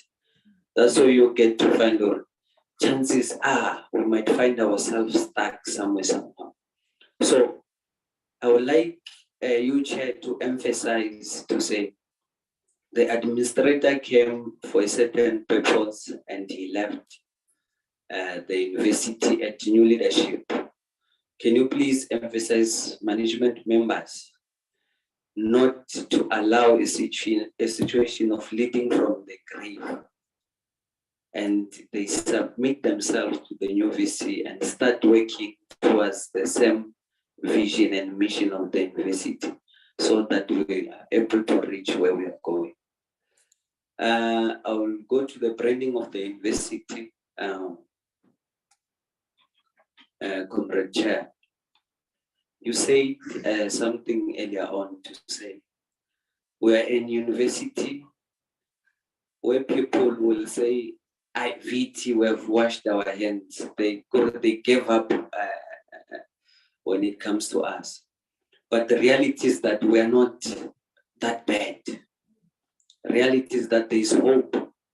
Reality is that there are those things which we achieve which are positive, but then they are not well advertised. I was saying previously to say, we cannot always look in the office of the registrar and say, we expect the university to reach quotas during registration. But as a collective, there's nothing we then do as the university to advertise our university in the small good things we specialize with. It comes as a great concern to me. I'll go to all stakeholders and employees. That one, I think I've touched it as well to say, can all the employees, all the money, especially the strategic offices, share the same vision and mission of the university with the head together with council members. With governance, I would like to start by briefing you, Chair, that we had a progressive elections of which the SRC does not, it consists of several structures which accepted the results as we speak. We are from training together. We appreciate that in the past years we'll always have problems. During your days of leadership, you can recall that time to time VUT, there will be posing of results and what and all those things. But we are proud to announce that so far we are coming all right. And after all, the importance of being in office is to bring our ideas together and fight for the students. So also when I'm still in governance, I think I've already acknowledged the appointment of the new chairperson of council, which I feel like I must also compliment because when he entered office, he saw the importance of coming to the SRC and try to get the issues from the ground. We really appreciate such leadership. We will take our university somewhere. So I will also touch issues which are affecting us in governance. I'll speak of academic support. To me, Chair, I feel like we have a problem there. We have students which wake up on a daily basis, go to class and hope to graduate. The purpose of graduation, they don't know. The foundation of the course they're doing, they don't know it. So we find ourselves at the same time pointing at government to say there is a lot of unemployment.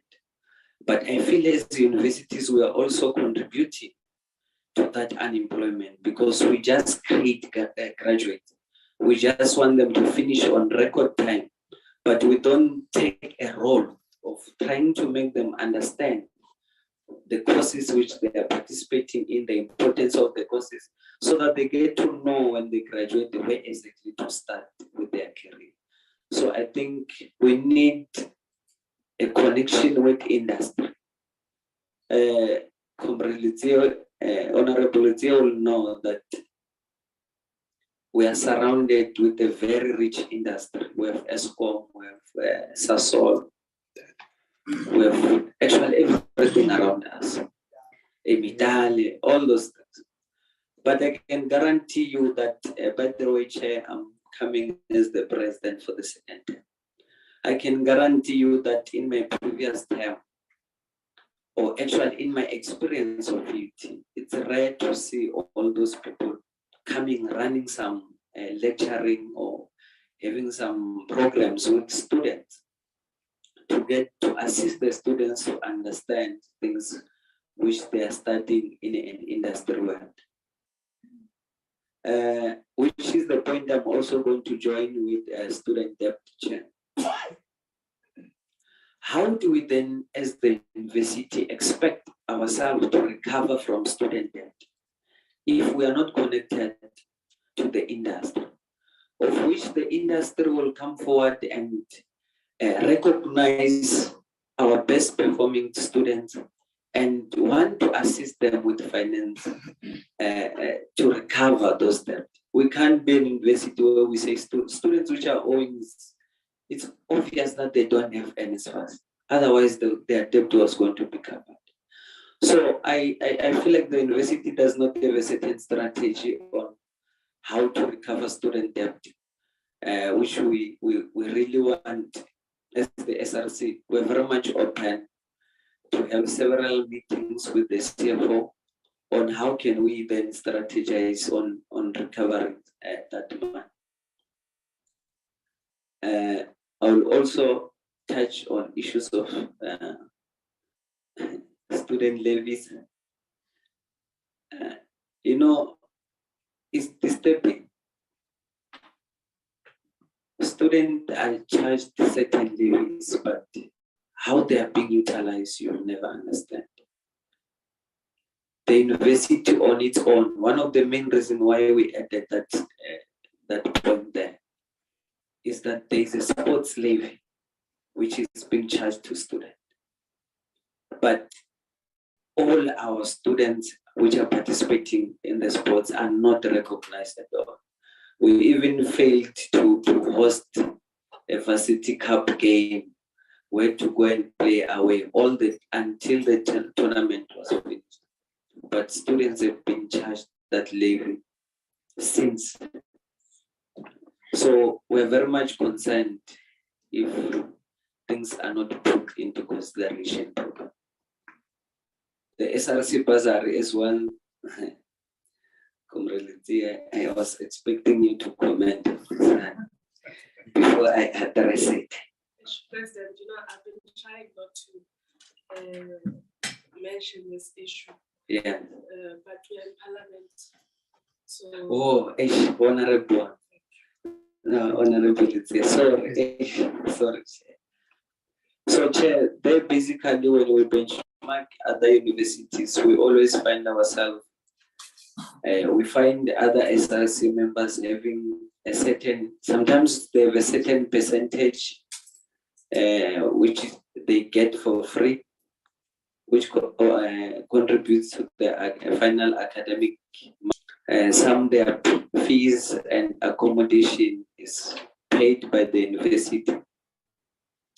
So, as one of the most hardworking, why do I say hardworking? Because our university is already disadvantaged in most issues. So it means more of consultation from the students.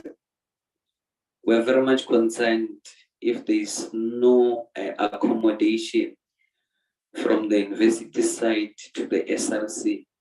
Otherwise, Chair, as I'm speaking to you now saying we have full SRC in office, chances is that come registration, SRC members might fail to register, and then the university might have to run elections again within the period of 2 months, because most of the SRC members, they are no longer under the cover of NSFAS, and they we can't pledge for ourselves at the same time. So there is no process in the university which then accommodates us as leaders.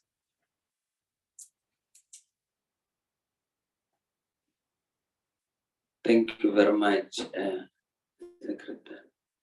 So, Chair, on this point of the security tender per se, the heading sounds so wrong. But Chair, I think as the students who have been having several accidents with the security company which is operating at the moment, we have even faced the situation where they are attempting to rape, jumping the fence of the university, going to knock to females' rooms and all that. And one of the issues which then disturb us, you know, these security guards around campus, every time we feel like they're not being protective. You know, this other day, a female was marked right at the gate of the university. It just was on the outside part, but at the gate. When I arrived and asked the security members, we failed to assist right in front of you. They said to me, President, the 5,000 we are being paid does not allow us to put our lives at risk. You understand? So at the same time, I feel frustrated to say, how can these comrades leave a female being attacked in front of them because of man? But at the same time, it gets me asking myself to say, are these people paid according to SIR? Because now it's becoming a norm. Every time they must assist the student with something, they tell students their salary. Or no, we are not paid enough to do this. So we are very much concerned, especially with the service, because if someone is not paid enough, then chances of them rendering a proper service to our students becomes very low. So it's one of the things which we want it to be looked into. And we are concerned as well, Chair, about the property of the university which we have lost. Because one of the most painful things, Chair, is that everything there is a loss in the university. The only strategy which management have to cover the loss is through the students. Somewhere, somehow, we get penalized. So the university have lost, I'm sure, a copper worth 11 million. The university have lost practical machines of the engineering block, which is also worth more than 10 million. So with all this loss, we don't see any accountability. And last time we were having a meeting with Honorable Litsi, the department which is dealing with the case, they made it clear that if these people win the case, of which as the university at this moment, we are at the court's phase, we are supporting them. If they win the case, it means we are speaking of another 5 years, 3 to 5 years with them again. While we have been having them, I think, since 2018 on. So it comes as a great concern to say, are we going to face another 5 or 3 years of losing the property of the university? And then there is no accountability taking place. And then the poor service from the service provider to the student, we don't see any development on it. So we are kindly asking for you to assist us on that, cry as well. Unfortunately, we can't say much since it's a tender issue. Now we go to an issue which is very disturbing and close to my heart, Chair. I was a bit disturbed that even NSFAS, they know that we are well known by having ghost houses. Everywhere we go, we have a second surname which does not sit well with us. So, Chair, I will start with the point of main residences condition. It has been an excuse for a long time to say the university does not have money to fix. As the university, we're still working on fixing flowers on gardens and the lawn per se. But I would like to appreciate the budget which we just received from DHET. It really means a lot to us. My only concern is that it's not for the first time we get a similar budget to that. Having almost the same purpose of duties, having to perform the same duties as it's required to do now. When Comrade Chair, Honorable, sorry, Chair. So, Chairperson, I hold a very strong view on that issue. I don't think our procurement processes can get to deal with that man. I have a strong fear that we're going to come and meet very soon when the bank is empty, but the work, we can point at it. So I really want to say, Chair, we need in this meeting to look at how can we then intervene to make sure that that money is used for the right purpose. Because the procurement processes, as I speak to you now, they've just appointed a company to put Wi-Fi at Mandras. Only to find out that the company does not even have a safety certificate to do the job. So, if already we are still facing those things now, what is going to happen with that man? Do we finish it and wait for DHET to search their pockets again while the students are still in the same condition? I don't think that's the route we want to take. Chairperson, we really need your assistance in that issue. I so wish maybe there can be a committee or consist of council and management which can take responsibilities in their hands and say we can appoint or some sort of direction.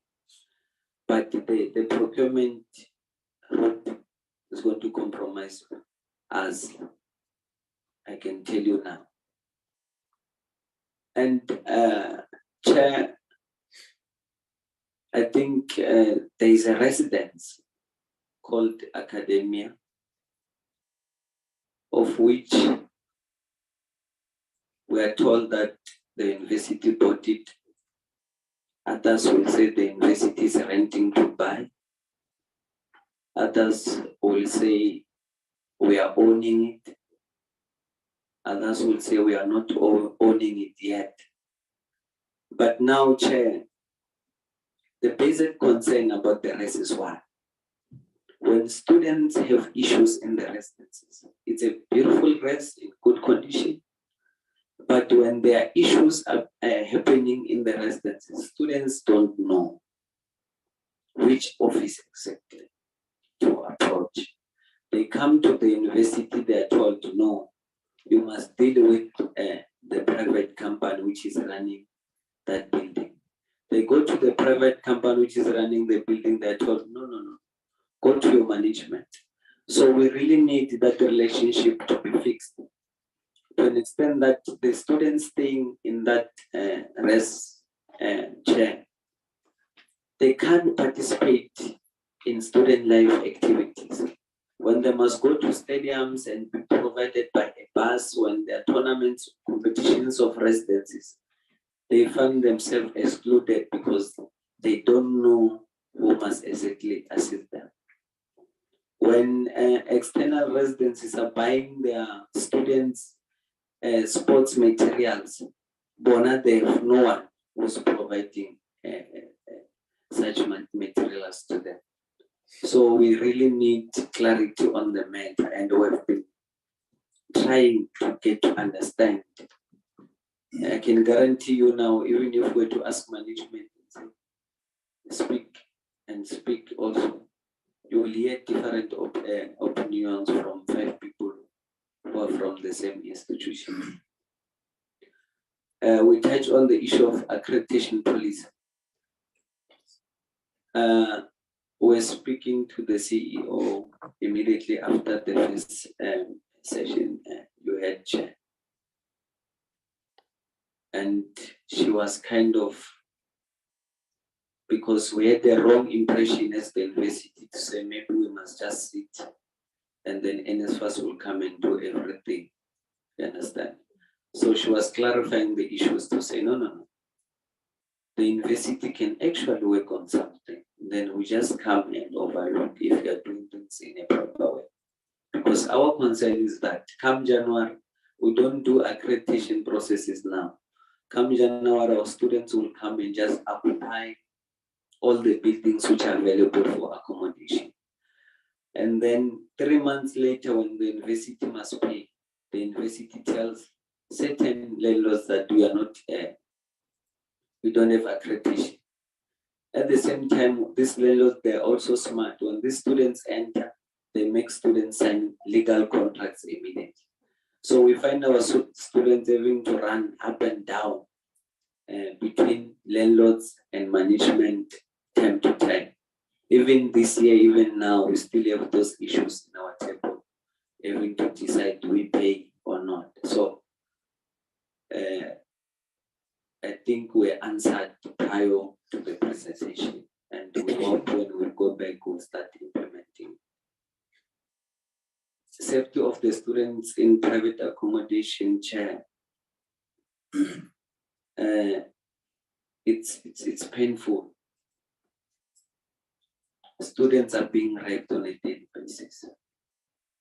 Students are being marked on a daily basis. If I can connect my phone and go to my chats, you'll be shocked. Every day, midnight, I must get a text. Please come and rescue us. Please come and rescue us. How do I go to a house which is being robbed by a gun and rescue students? I once found a girl running in the streets, naked. I was with a secretary. They arrived in a room and found condoms.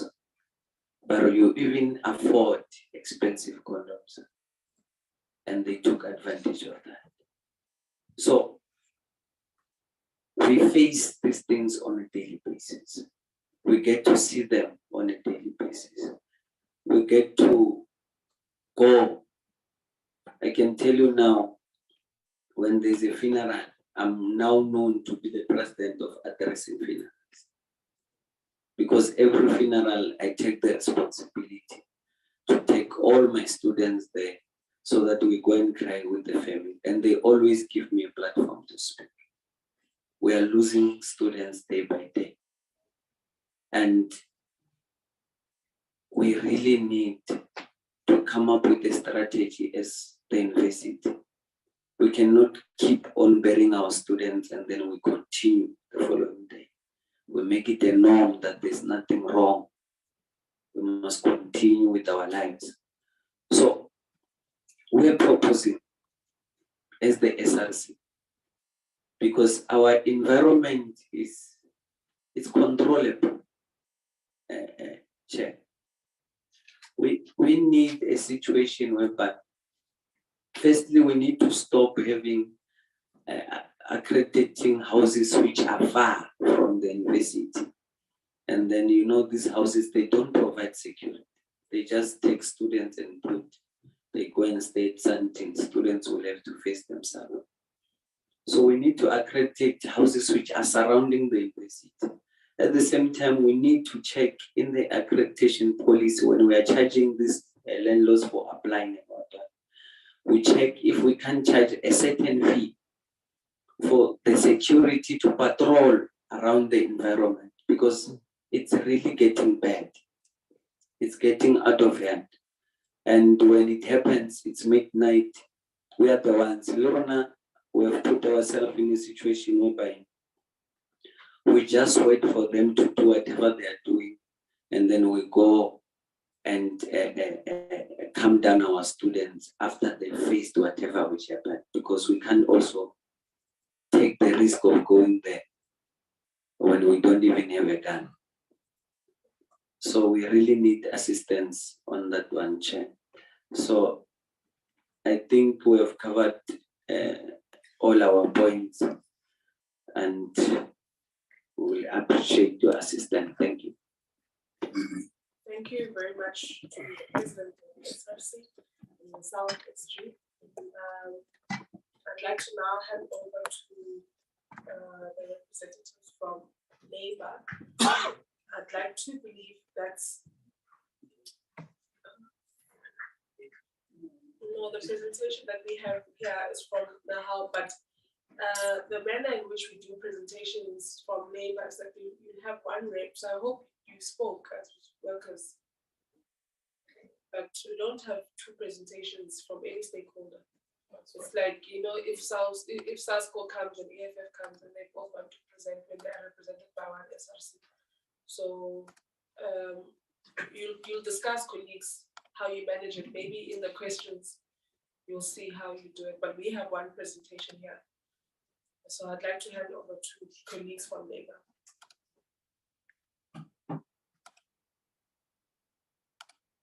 Yeah, while we're waiting for them, Chair, the SRC took long. I've given them 10 minutes. They took 35. The only reason why we did not stop there is because they are the biggest stakeholders in the university. So I'm just cautioning you. You must not pay we are going to stop there. Yeah, but also SRC sent us a presentation with pictures of residences. When they get here, they don't get it. Maybe management put them, maybe management put them in a corner during the break and said, remove these pictures.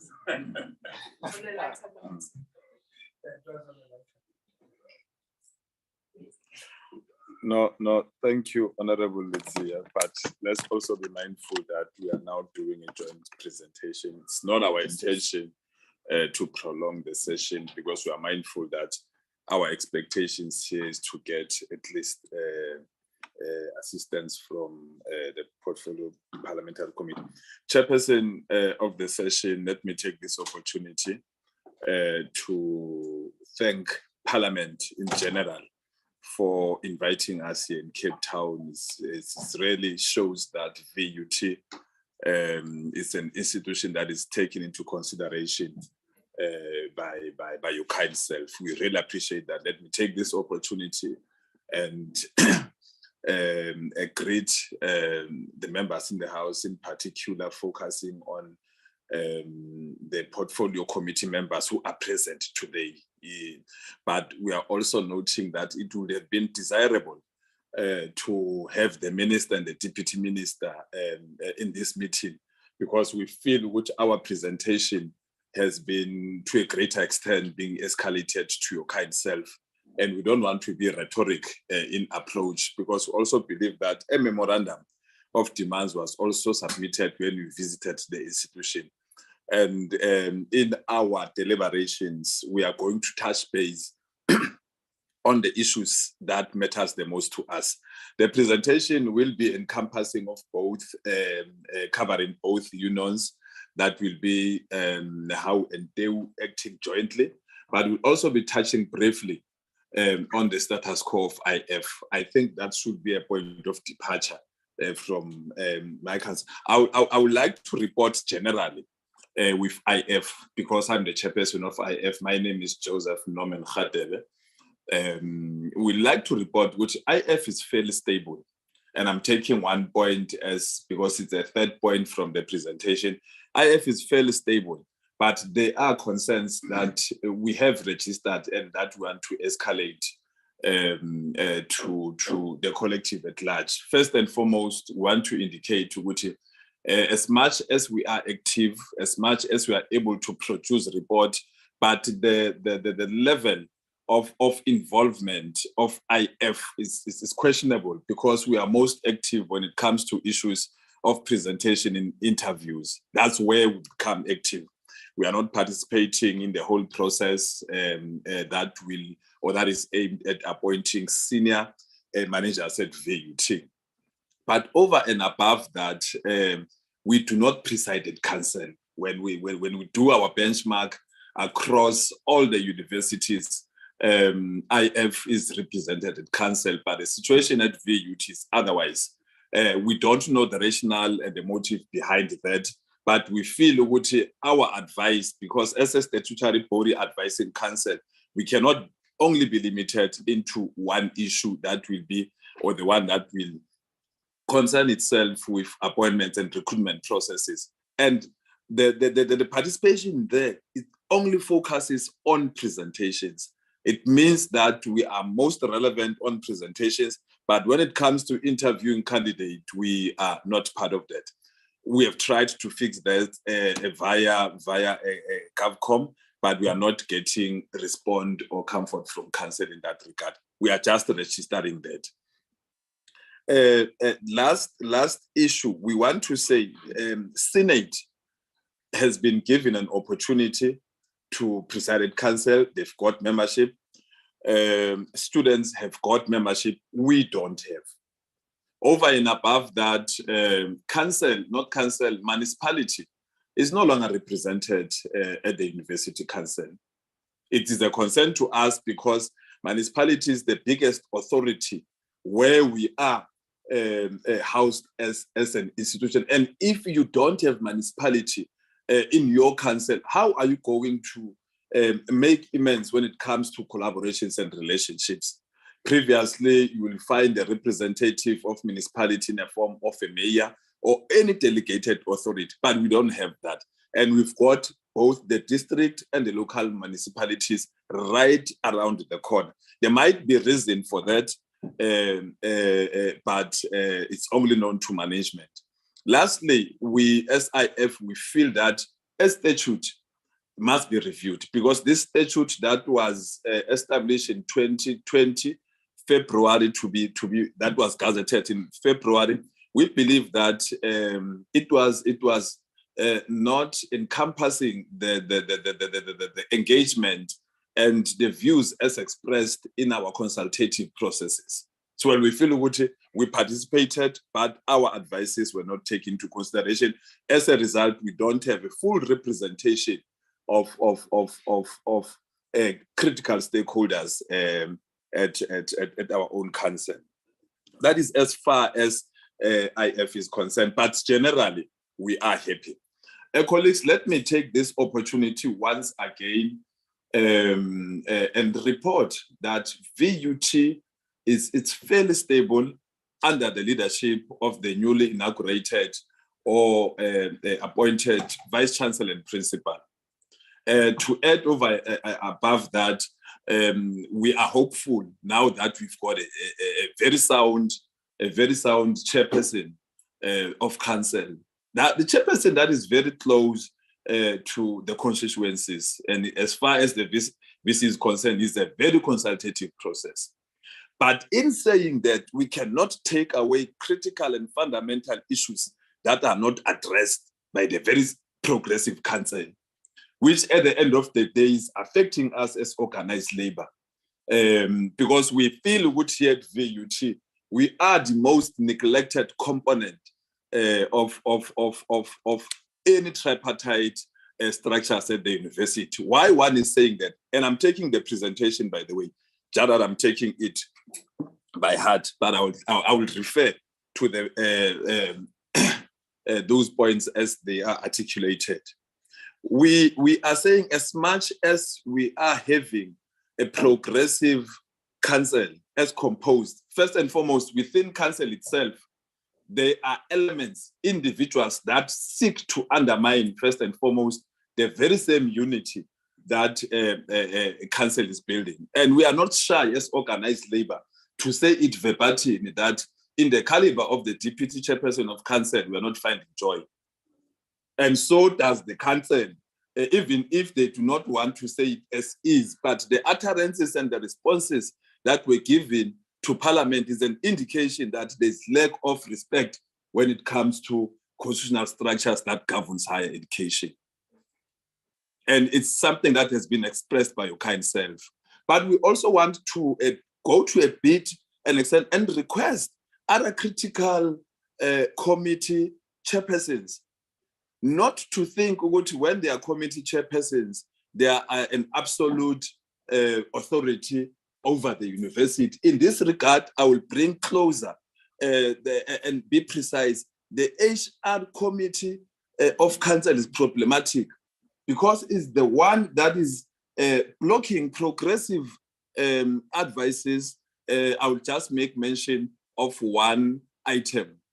When the Vice Chancellor requested his office to be structured so that we'll be able to perform, that call was not heeded to or was not accepted in a good light. And as a result, that office remains unstructured. And if it is unstructured, it affects the entire operations of the university.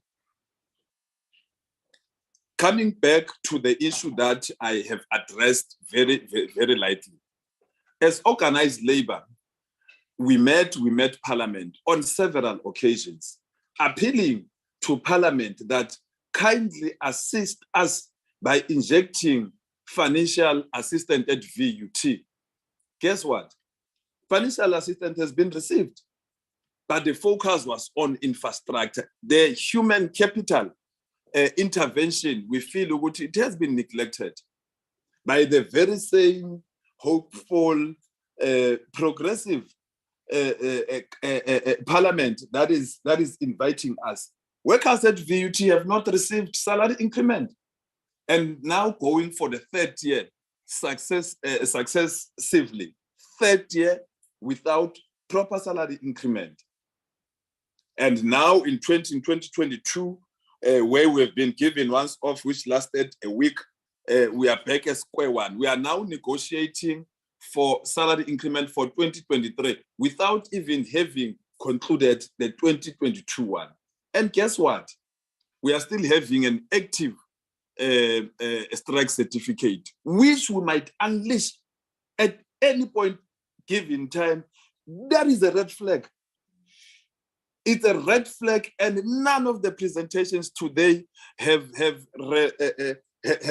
articulated themselves to the financial stability of the university. It's a concern that should have been at the core and the center of our discussions, because if it is left unattended, the situation will be perpetual going forward. So when we are told now that workers should strike a balance, either they are compromising the conversions at the behest of salary increment, or the other way around, is unacceptable. And it is going to trigger the very same stability that we are glorifying at this point in time. It means that the stability at VUT is on a short-term basis. So it is our request as a collective, Honorable Litsie, that our quest that we have given to you in a written format as we were approaching VUT be headed to. Hence, I was saying earlier, we are requesting, we would have been happy if we would have had the minister and the deputy minister, so that we know what we don't only need in intervention when it comes to the subsidy only, or when it comes to the infrastructure funding. As human capital at VUT, we have not received a decent salary for the past 10 years. I can tell you statistically that we were at 10% in 2010, but now the salary increment and the projected one is zero going forward. So we cannot embrace the very same stability that is of a short term.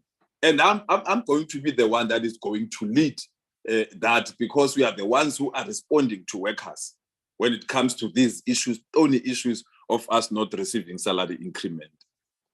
That goes with the hybrid policy itself, because hybrid policy go in tandem with the resolve of the tripartite parties in the labor relations at VUT. It was said that this hybrid policy is introduced to at least reciprocate the situations, the current situations that we find ourselves in, but it's not coming. So over and above these rules that we are bringing forward as organized labor, we want to emphasize that as much as we are enjoying this stability, it is because of organized labor, conscious organized labor, which is conscious of the situations on the ground. But that material conditions cannot remain the same. And guess what? The very same Progressive Council is not entertaining this matter. In fact, they are of the view that workers at VUT, they are happy because they have received a once-off. And that is not the case. So let's be true into our reflection and not plunge ourselves into the fourth administration because of the instability that we'll be creating ourselves. And what we are requesting now is that come next year, let workers be given a decent salary increment and conversions of contract into permanent. Remember, this is a section 198 subsection B. It's a subsection that we can enforce by courts, by CCMA. It's a risk in itself to keep employees on contract basis for 10 years. What we are being told now, that half of those employees can be insourced, but half they should face section 189. It's unheard of.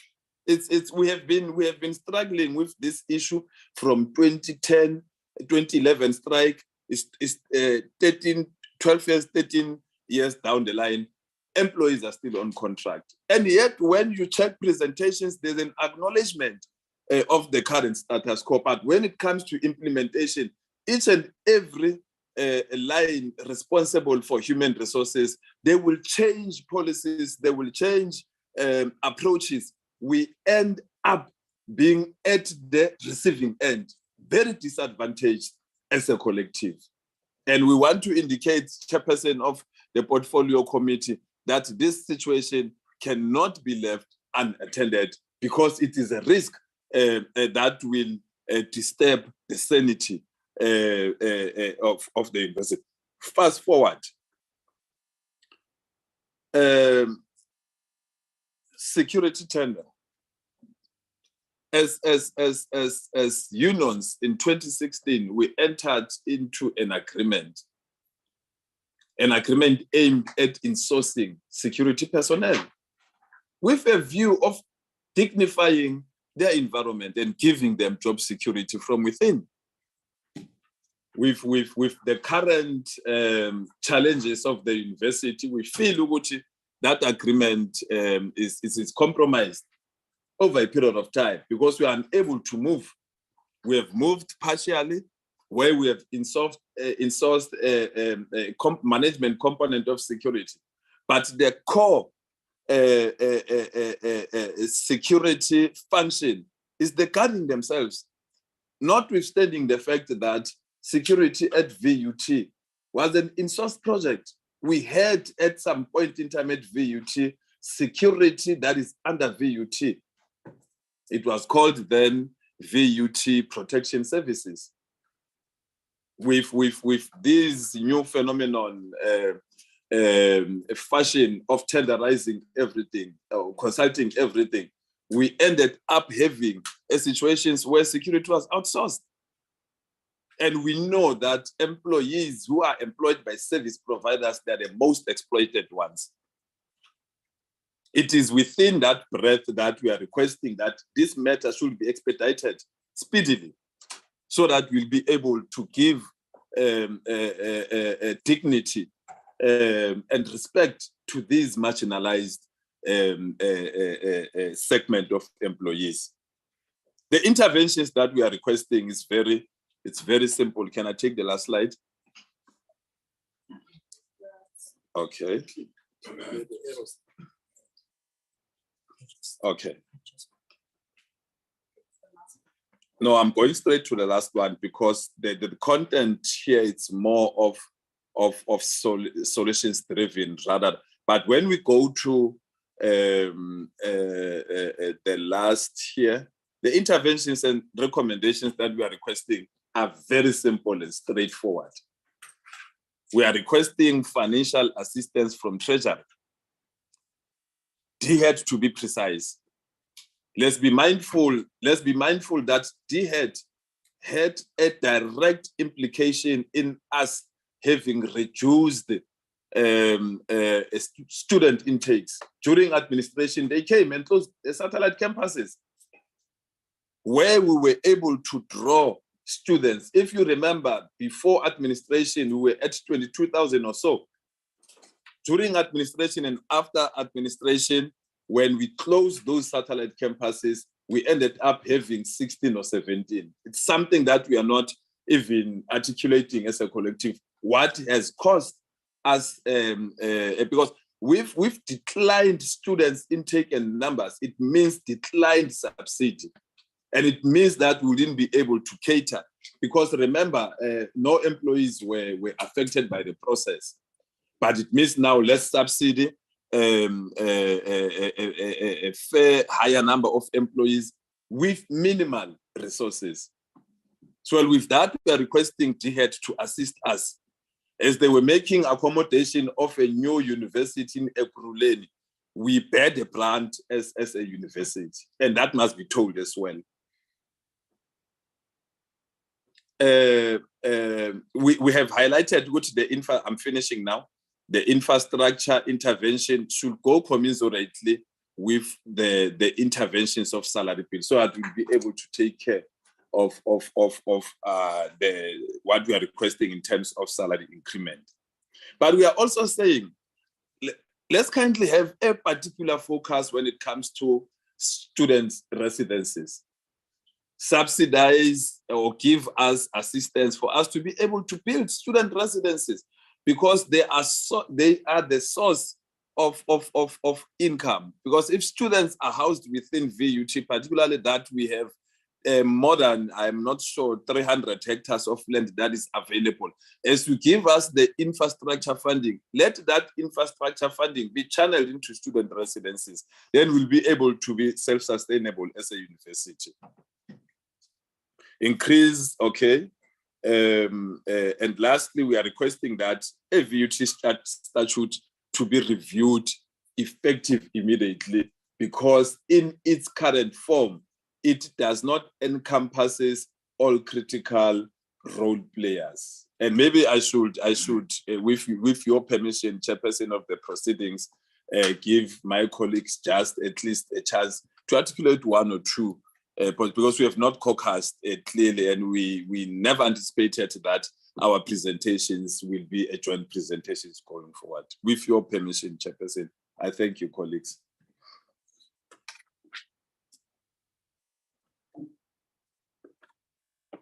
Thank you so much, Honourable Chair and Council members, colleagues and comrade. I had prepared a presentation, but unfortunately due to technical difficulties was unable to submit it in time, so I do apologise profusely. I will keep, however, my discussion very, very brief, as my comrade here has mentioned most of the things. Our biggest concern at the moment and the biggest challenge that we are faced with as Labour is the salary increments. As my comrade here has already alluded to, we did not receive an increment this year. We negotiated with management and we reached an agreement that we would accept a once-off offer, but there were certain conditions that we put in place. And those conditions were commitment from management to fulfill the obligations that they stipulated in the Memorandum of Agreement in 2018, where they would convert contracts from 1 year to 3 years, and then when the 3-year period was up, these contracts would be converted to permanent. However, that has not transpired. We signed that agreement in August this year to receive the once off in order to prevent the labour going on strike.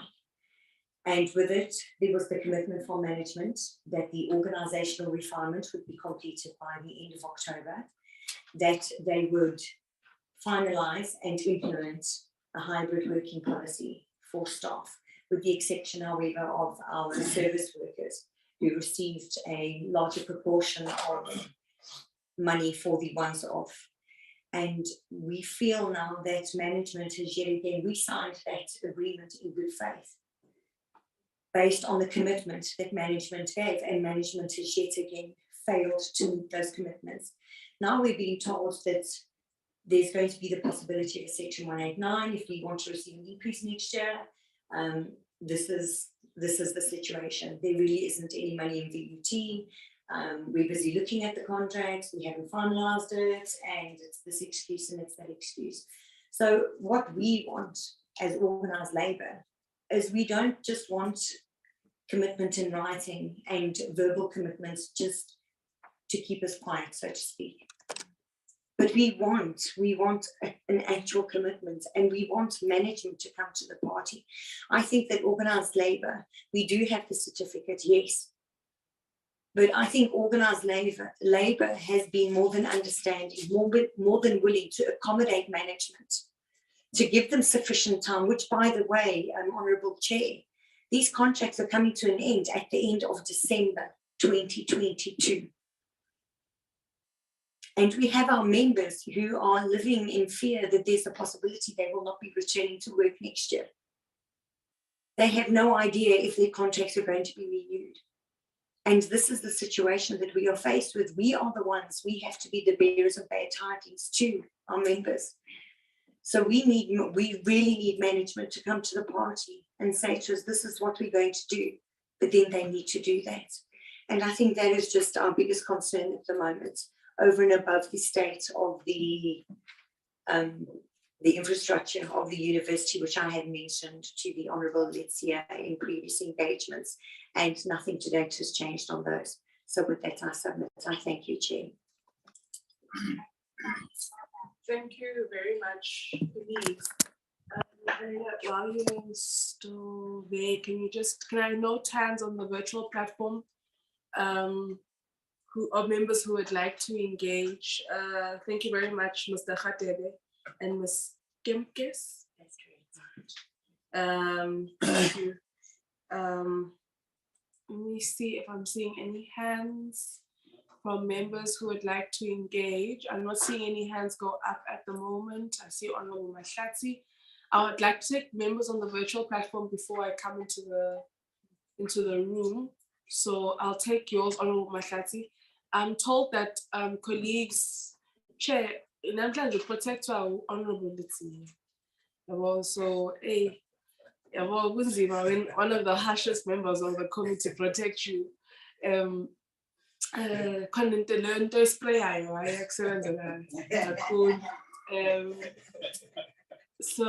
I'll take Honourable Mahlatsi, and then any other member on the virtual platform, please do put your hand up at this point. So let's go straight into the virtual platform. Honourable Mahlatsi. Thank you very much, Chairperson. Let me welcome all presentations made by management, SRC, as well as Labour. One must start from a view that says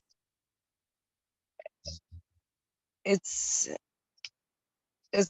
one is worried about VUT based on the 3 presentations that have been made before us. I think it was a correct decision to really bring VUT to the portfolio committee, because from all the presentations that have been made before us, clearly VUT is in ICU, critical but stable. Therefore, if their issues are not really addressed as a matter of urgency, we might find ourselves in a, this institution might sink. And of course, we wouldn't want that to happen, precisely because our, VUT being a part of the historically disadvantaged institutions, it accommodates many young people who are coming from the working class background. Therefore, ours is to make sure that it really functions optimally, effectively, and efficiently. But getting into the presentation, Chair, I just want to find out I will start with the management.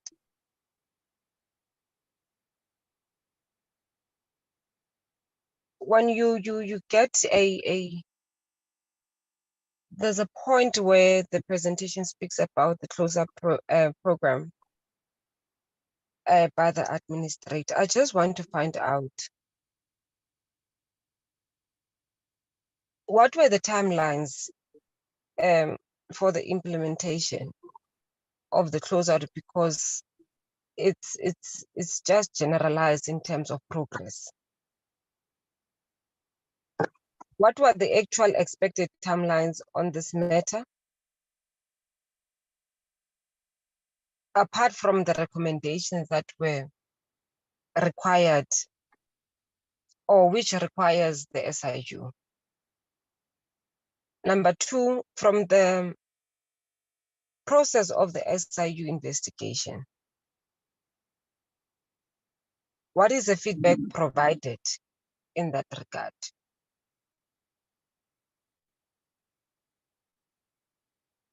Which posts have multiple employees? And what is the function of the post? There was an issue about posts. So I just want to find out from them which ones were where we have multiple employees.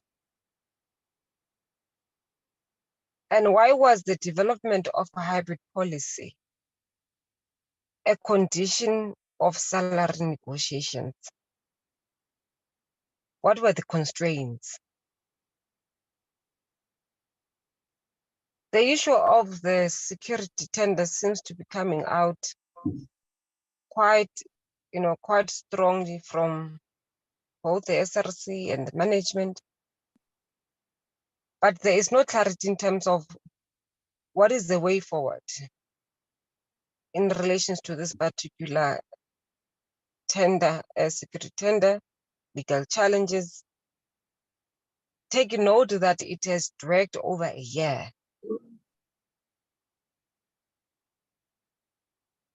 Chair, the issue of insourcing seems also to be coming strongly out of the presentation, but we're not getting the feasibility of insourcing security personnel versus them being on contract via the tender process, and the cost benefit, because one would want to assess whether having this security tender vis-a-vis insourcing personnel, what is the cost benefit and that, what will go, how much will it cost to have employees employed versus having a security tender? Let me move to the SRC, Chair. The story about a young woman who was mugged at the gate, it's a very, worrisome. And I'm in this instance, the issue of the salary is neither here or there. And the mere fact that e-security can say, because I'm earning 5,000 rand, therefore, it doesn't make it right. That you can have a security personnel at the gate and a person is marked there and then they just indicate that any, no. What is the more, what does it mean? That the institution must account on this particular issue to say these people that they have appointed, whether through a security tender or whatever, they should be accountable for such behavior. That means a student can be raped, anything, a student can be murdered just in front of the institution. That's because I'm earning 5,000, therefore I cannot do my job. Much as it's wrong, because one would not know issues relating to their labor contract and so forth and so on. And that is why it is important to install security so that a consequence management can happen. Our country is amongst, the worst when it comes to gender-based violence issues. And you get this particular type of presentation is actually, worrisome is an understatement. But equal as students, the involvement of SRC into tender processes is problematic.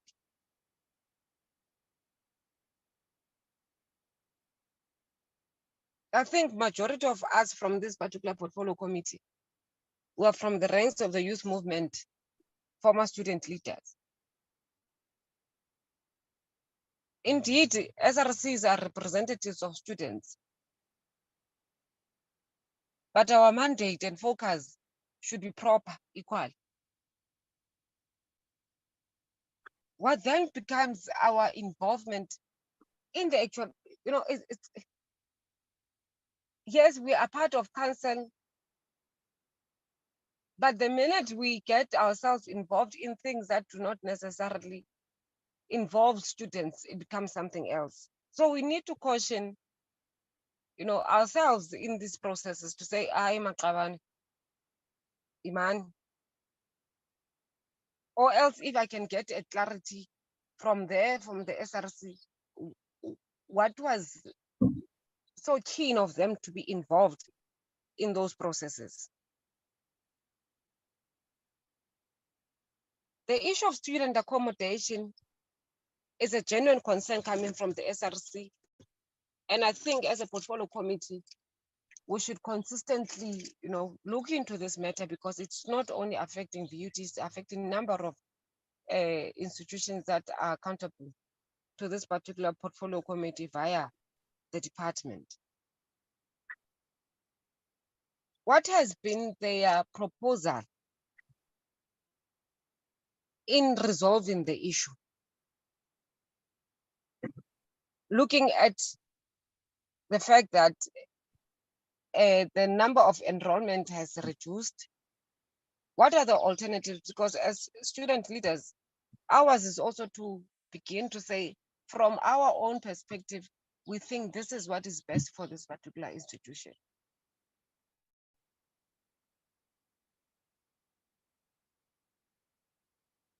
For workers, Slalo,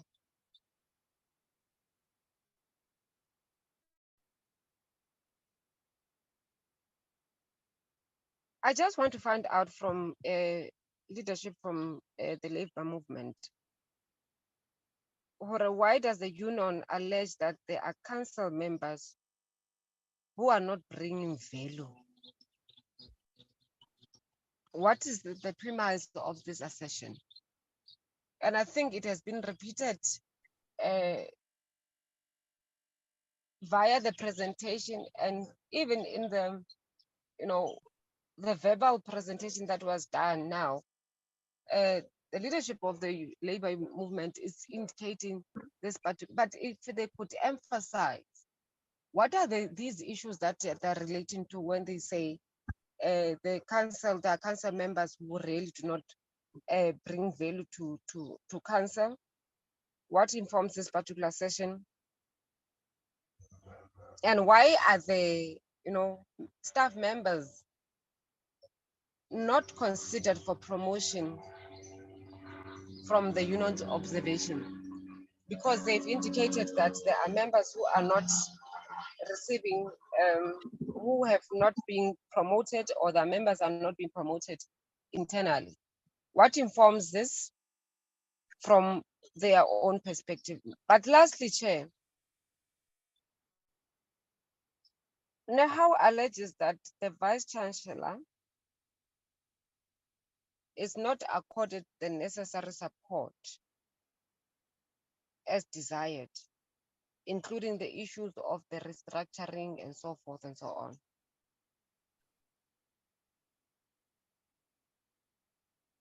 I just want to find out, goes to the to management. What is the state of the relationship between the council and the VC? Thank you very much, Chair.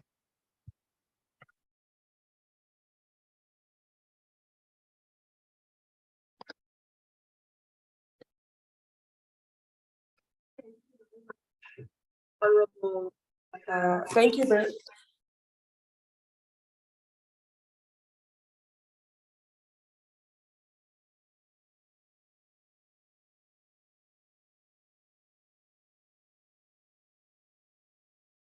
Thank you very much. Yeah, it's fine.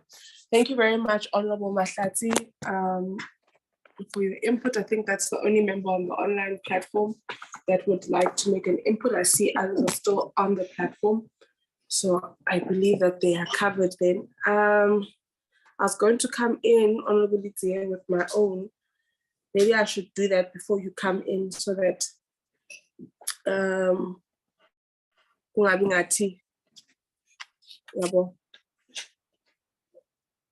okay.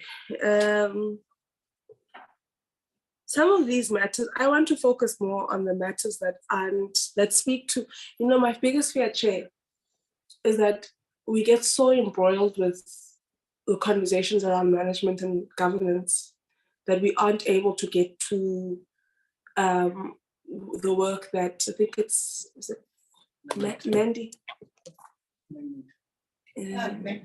Maggie. Sorry, I don't have my agenda in my class. It's just a disaster.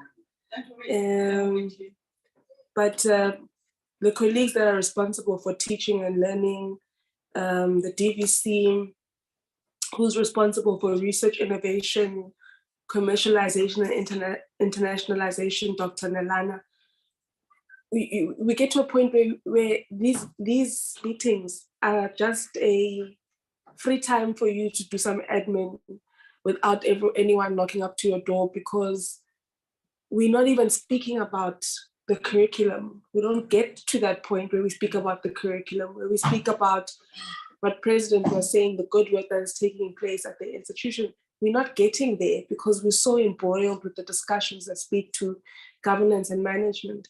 And so for me, that remains a real concern, VC, and I'm hoping that we can get to a point where the next time we meet with VUT, we are discussing curriculum projects, very exciting work, because this for me is not exciting. It's not exciting. Yeah, I don't want to say I'm trying not to say it's boring, but it's not exciting.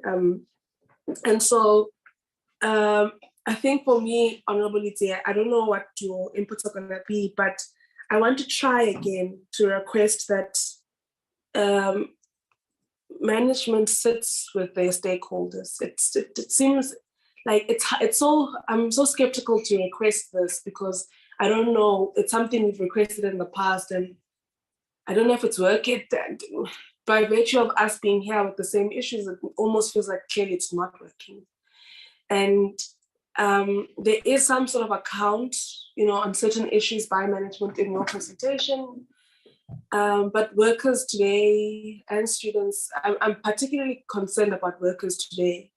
For me, I hear you students, but you sound calm, but workers don't sound calm at all. Workers sound like they will protest in January. So I'm concerned, Chair and VC, and I really think there's an urgent need for yourself to sit down with workers. And I think that the department has to be in that meeting. Somewhere, and not as an observer, a mere observer, of course, without breaking the boundaries of interference versus intervention. But I think it's important that the department be in that meeting and clear resolutions come forth, stemming from the concerns that have been raised by workers. You really put us in a very difficult position, colleagues, given our time limitations, where we have to sit and do that job. Because it almost feels like that's what we must do now. We must now sit with what you are saying as management, and sit with, that needs a full, not even a day. I think it needs 2 days. It needs time, and that is the responsibility of whichever committee of the council that's responsible for that. Is then also the responsibility of the department before it becomes our responsibility. You see, Chair, when you were speaking, you said, at any time, Honorable Itie is allowed to come. And then the president said, I would love to give him an office. And I said, there's the problem.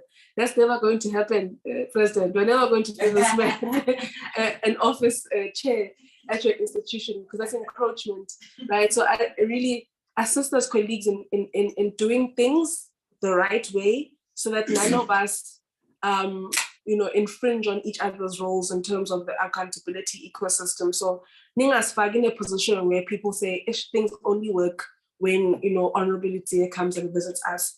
So let's really try and allow for those processes to be strengthened and followed, and commit yourselves in this room to a deadline and time frame that brings the workers' anxieties down. These colleagues sound anxious,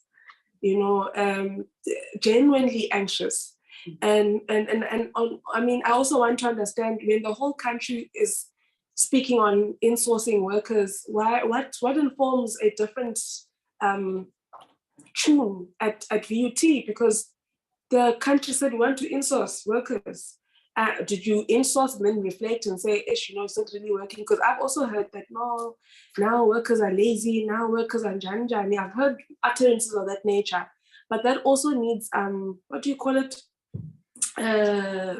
Reculturing, re-what-watting. Because you see, our argument when we were SRC president was that workers who are insourced have a better understanding of institutional culture.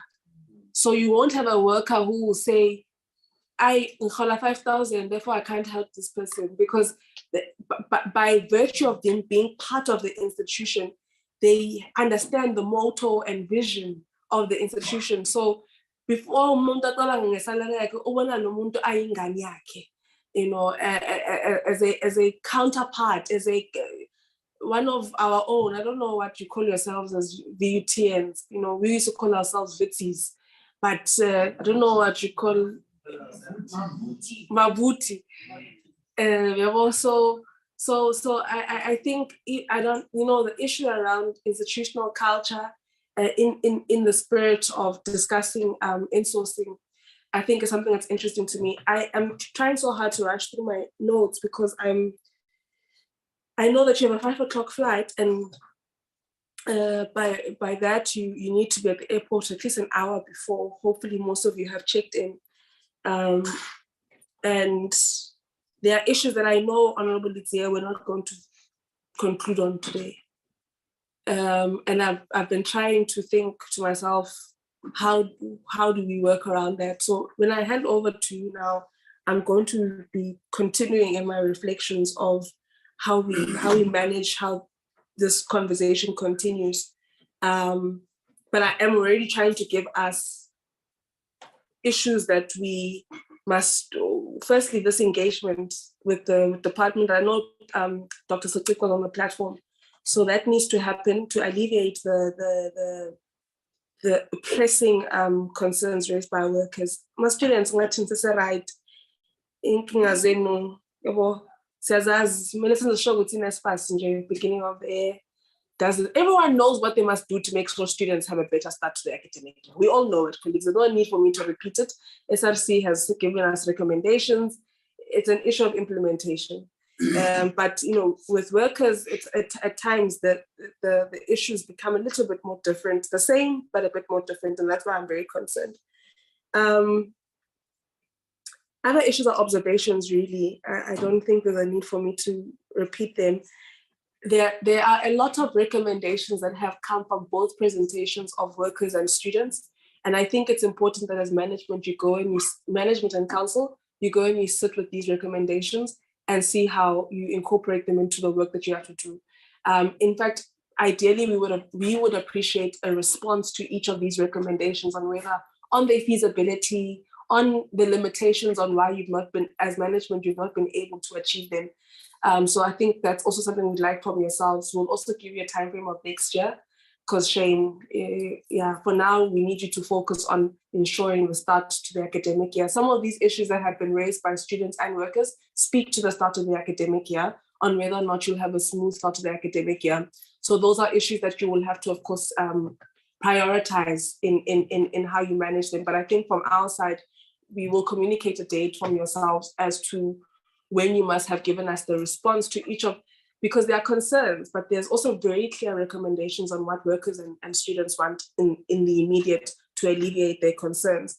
And I think on some of them, the department also has to get involved. So if we must send you those presentations, and then please do so, please send them to council, to management, and to the department as well to respond to. The others are observations, so I'll leave them for now and then hand over to you, Honorable Lizzie. It's 14:55. Ideally, these colleagues should be giving us, they should be like walking the Uber. It takes 30 minutes to get to the airport. So they are, what do you call it? Yeah, their shuttle or whatever needs sufficient time to get to the airport. So let me hand over to you, Honorable. Well, thank you very much, Chair. I hope that they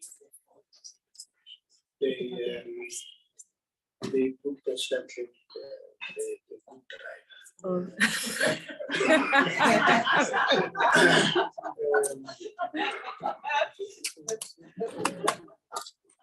Let me share that. Let's appreciate your opening, Chair,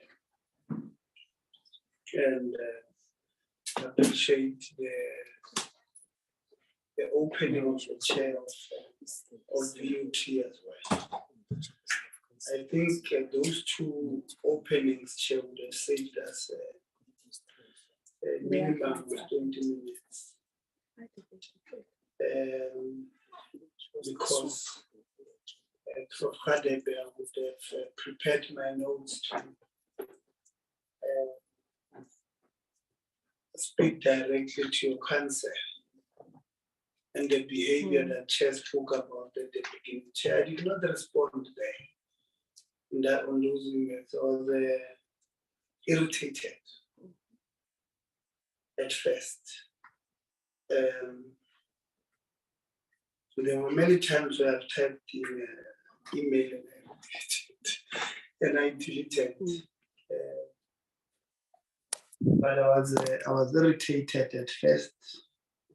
I think for me, Chair of Council, what made me to move from being irritated to being pissed off was when I was accused of two things. I the Deputy Chair of Council. One, of not understanding what is conflict of interest. That's what he said. I don't understand what is conflict. Disrespected me. As old as I am, he thinks I don't understand what is conflict of interest. That's what he said. But the second part, which pushed me over the edge, was when he said I have personal interest at VUT. So it means me going to do my job there. I've got personal interest. Maybe I've got tenders or I've got people that I want to be hired. In essence, accused me of being unethical.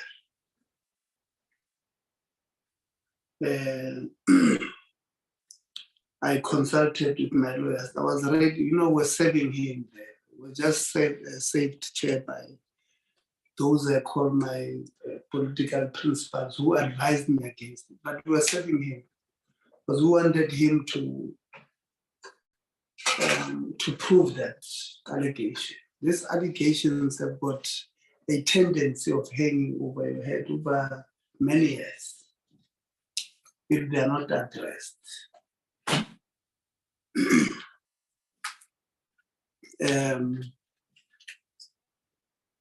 When these things were happening, Chair, we spoke to, I decided not to respond, but I called the chair, the former chair of council,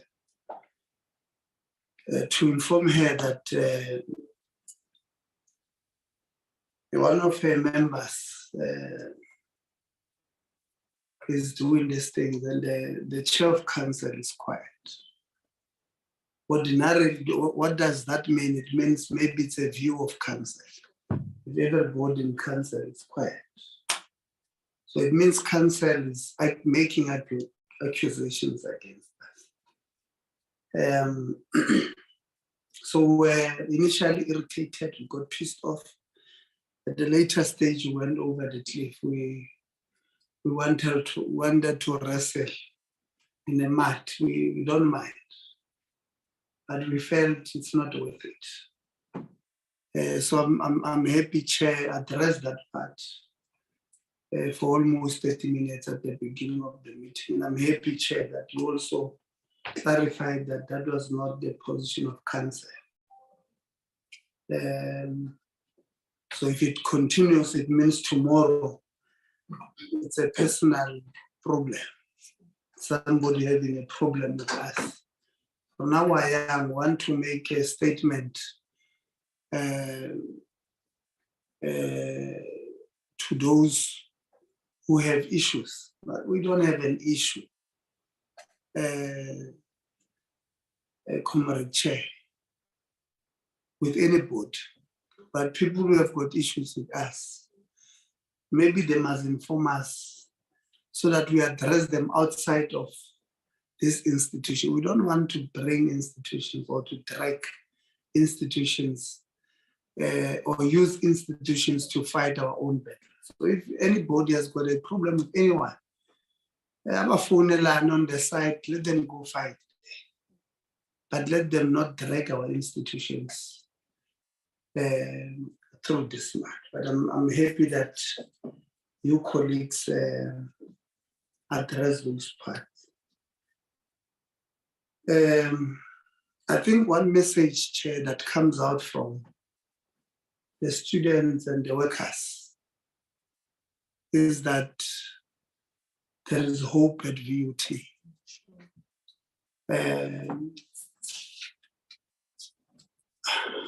I hope to see this hope very soon, Chairperson, because as I reported, I said to yourselves that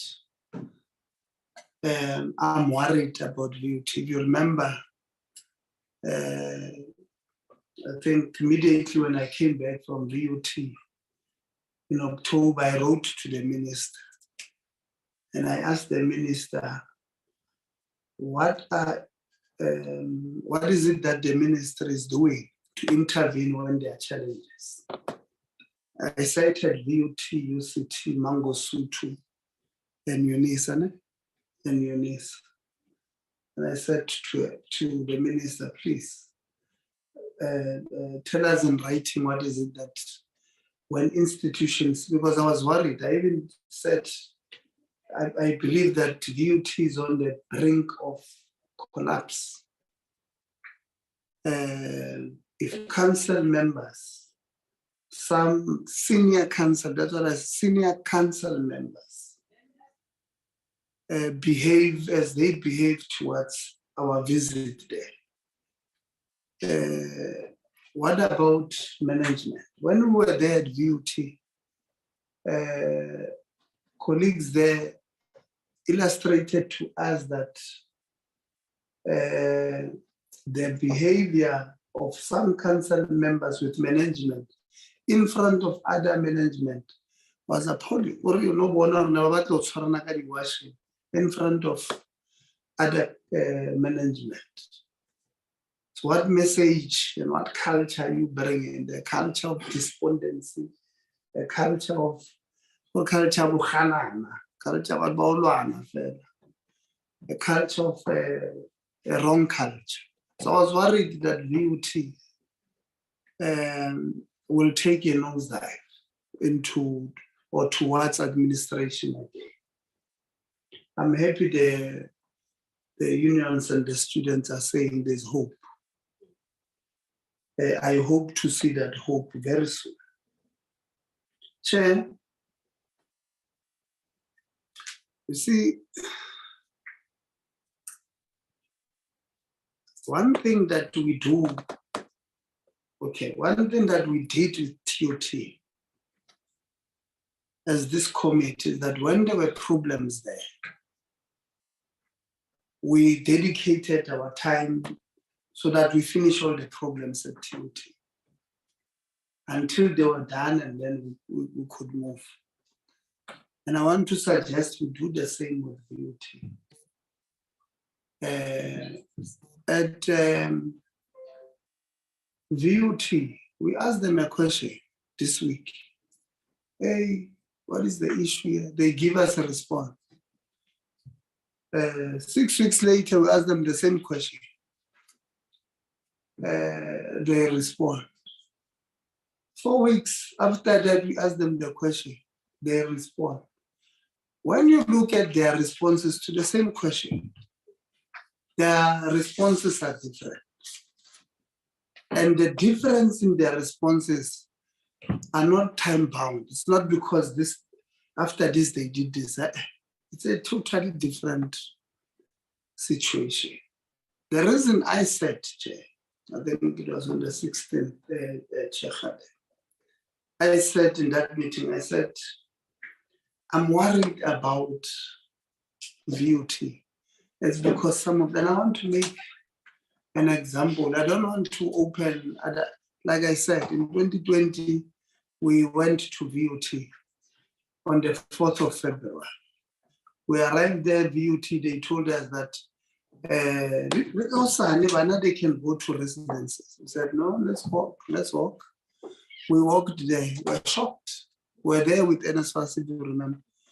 Remember in one room, we said, that because this is what you are paying for as NSFAS. The pictures that the students decided not to fly today, but they've sent to us. If you look at them, they look familiar. To when we were there, Kobomeropa, I forgot some of them, but the main residence is side. In 2021, no, in 2020, I went there in December. We went to do walkabout. Things were the same, learners were not there. Okay, when we were there in February, they said, no, okay, will delay, they will come back in April. No problem. Nothing happened. In December, I went there. We did a walkabout, things were the same.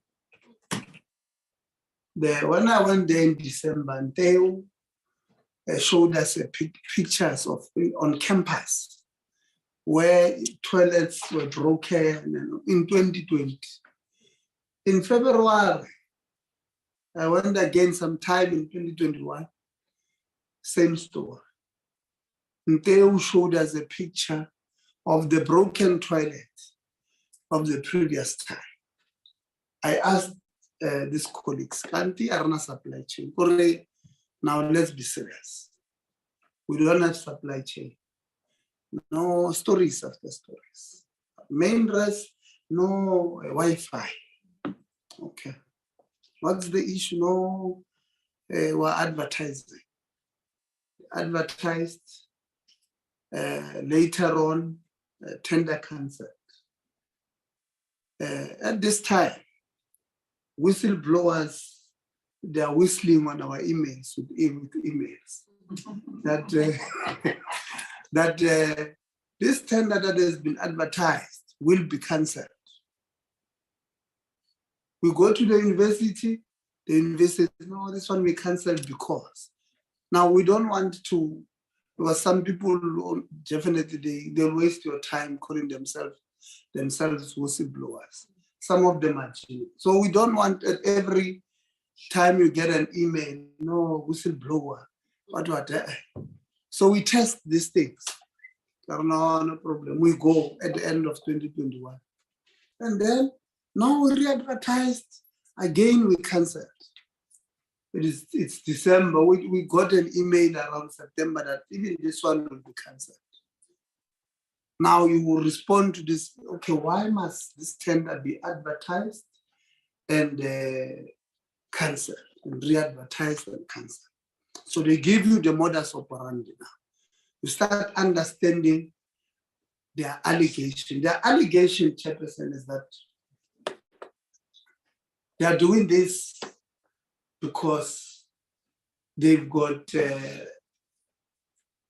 some people in your institution have got their own deals with private providers, private accommodation providers. So if you fix your own residences, you are obliged to start filling them first before filling outside. So this, if you put Wi-Fi here, your residents start looking attractive. So, but if you keep on playing on this one, you'll not be attractive, and therefore kids would want the outside one. Like I said, we want to give our people benefit of the doubt. But this whistleblower keeps blowing there. But every time they provide information, you give it 3 months, after 3 months, tender cancel. So you ask yourself, is it really worth it not to listen to this person? All right? At the beginning, Chair spoke about senior leader of our movement calling her and telling her about ghost, what is that? Ghost houses. This whistleblower blew that thing in my email. And I said, no, this one, no, it's too. No, this one it can't be. No, this one I refused immediately. No. How can, with our systems in place, how can we have employees of the university creating student houses in inverted commas from houses of some old people there who probably even own pit bulls, claim that they are student house. How can this really happen? I refuse that one. When I was at VUT, I asked that question. The answer was that no, we found 2 houses. We did a report ourselves. We found few houses where there were no students staying there. Mar NSFAS was paying there through the university. Confirmed in that meeting, if you remember, President. I think it was that day, it was yourself, Triple S, yeah, confirmed. No, man. Kanti, who's this whistleblower? Now, there's no way I can't take him serious or her. The allegations is that those were not the only houses. The scheme is much bigger. And if you do a forensic there, you're going to get shocked. So when we NSFAS, was it last week or week before, Chair, I said to them, I tried to, you know, I'm a numbers person, wanted to paint a picture that with the new laws, us paying 4.5 per bed, what does this thing look like? It means if you have 10, you have 45,000 dollars. And if we have 300 of those beds, because in one house they can house about 8 or 10. But if you have 300 beds there, so per month, we've been defrauded over 1,300,000 and 350,000. President Zuma. You know, so over 1.35 million every month if it's 300 of those beds. Was the allegation from this whistleblower that it's more than 300. So I said to NSFAS, this is 13.5 million rands a year. This is the money, if this is true, this is the money we could be using to pay off student debt, university, those who can, you know, we could be taking this money somehow and paying for those who are not going to be able to register now at the beginning of the year. But that's just for 1 year. How long has this been going on? We don't know. How big really is this thing? We don't know. You know, so our issues, Chairperson, there is that we want to make a recommendation, but again, I hope she's still on the platform and she can hear. Yeah, we want the department, and we're going to inform the minister there. I'm not sure if the DG that the department itself must do a forensic investigation on this thing. Must not be VUT. And this investigation, but also they might appoint people with Marison Shogabo. So the department must do a forensic on this thing. With clear terms of reference and clear time frames. So before we close now, Chairperson, we must have a meeting with the department on this day so that they close this as soon as possible. The students are alleging that a company, well, I'm happy that finally my whistleblower did not blow this time, but I'm happy that the Wi-Fi company has been appointed. My whistleblower did not. The whistleblower doesn't tell me when they're doing good things. You know, but I'm glad, even though that they may, the student alleged that the company did not have a safety certificate to operate there. So we don't know how do we appoint our, you know, our SCM processes must be thorough, Chairperson of Council. Not so long ago, we had Judge Zondo doing what we call an investigation into state capture. Judge Zondo spoke about Parliament and said Parliament at that time did not do their job. Aberona want to do our job. So that when these things come back again, maybe in 2-3 years, they must say, no, those ones did their job, but council did not do their job.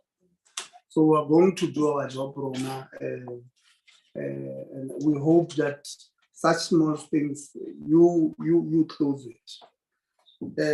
To labor, you know, Chair, on the 16th, when we had a conversation with the department about VUT amongst other institutions, we asked questions. Well, in fact, I said I don't want us to ask VUT questions because we want to invite them here.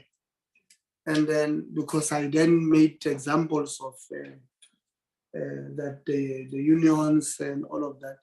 VUT out of their own decided to answer when we did not ask them to answer.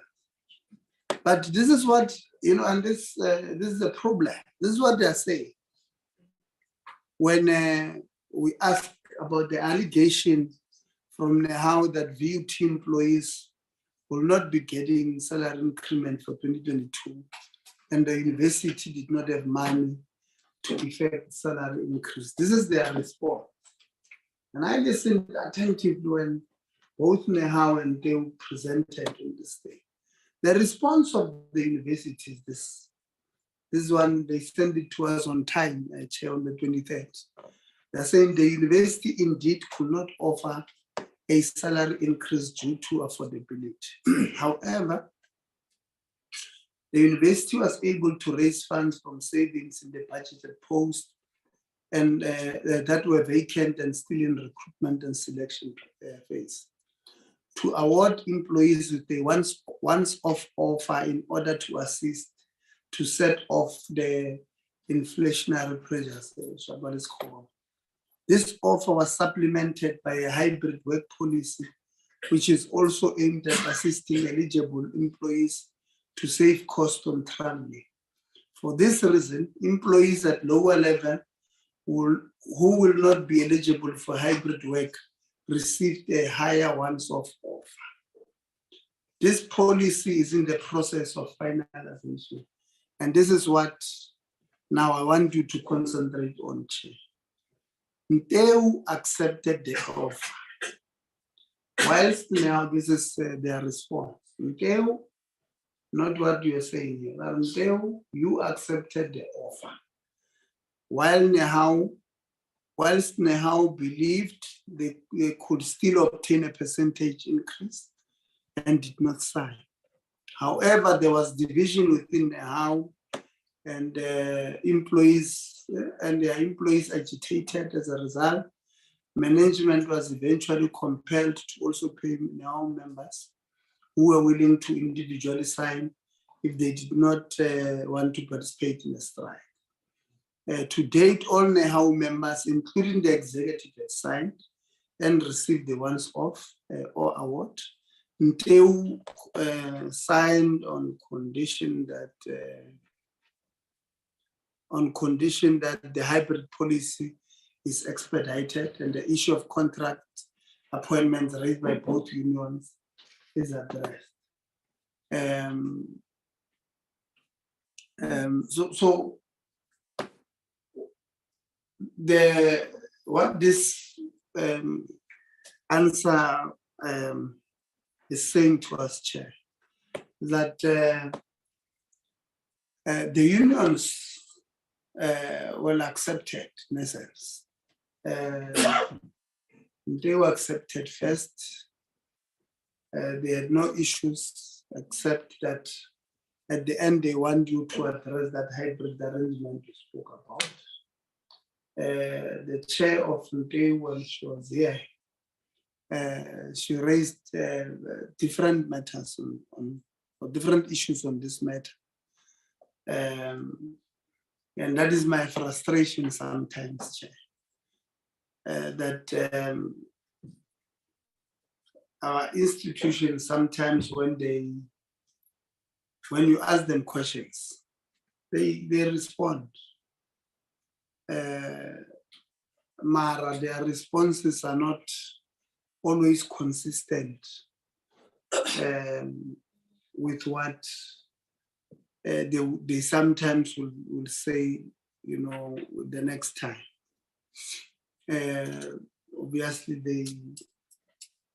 they also responded to a point we made that the unions might go on a strike in January, which we are hoping they won't.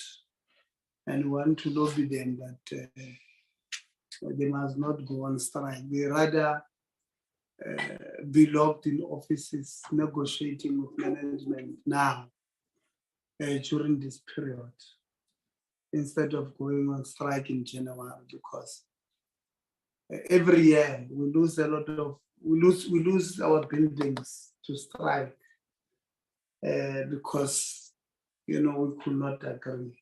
So we're hoping that they will agree. Two, on the statute unions, the statute of VUT is not clear on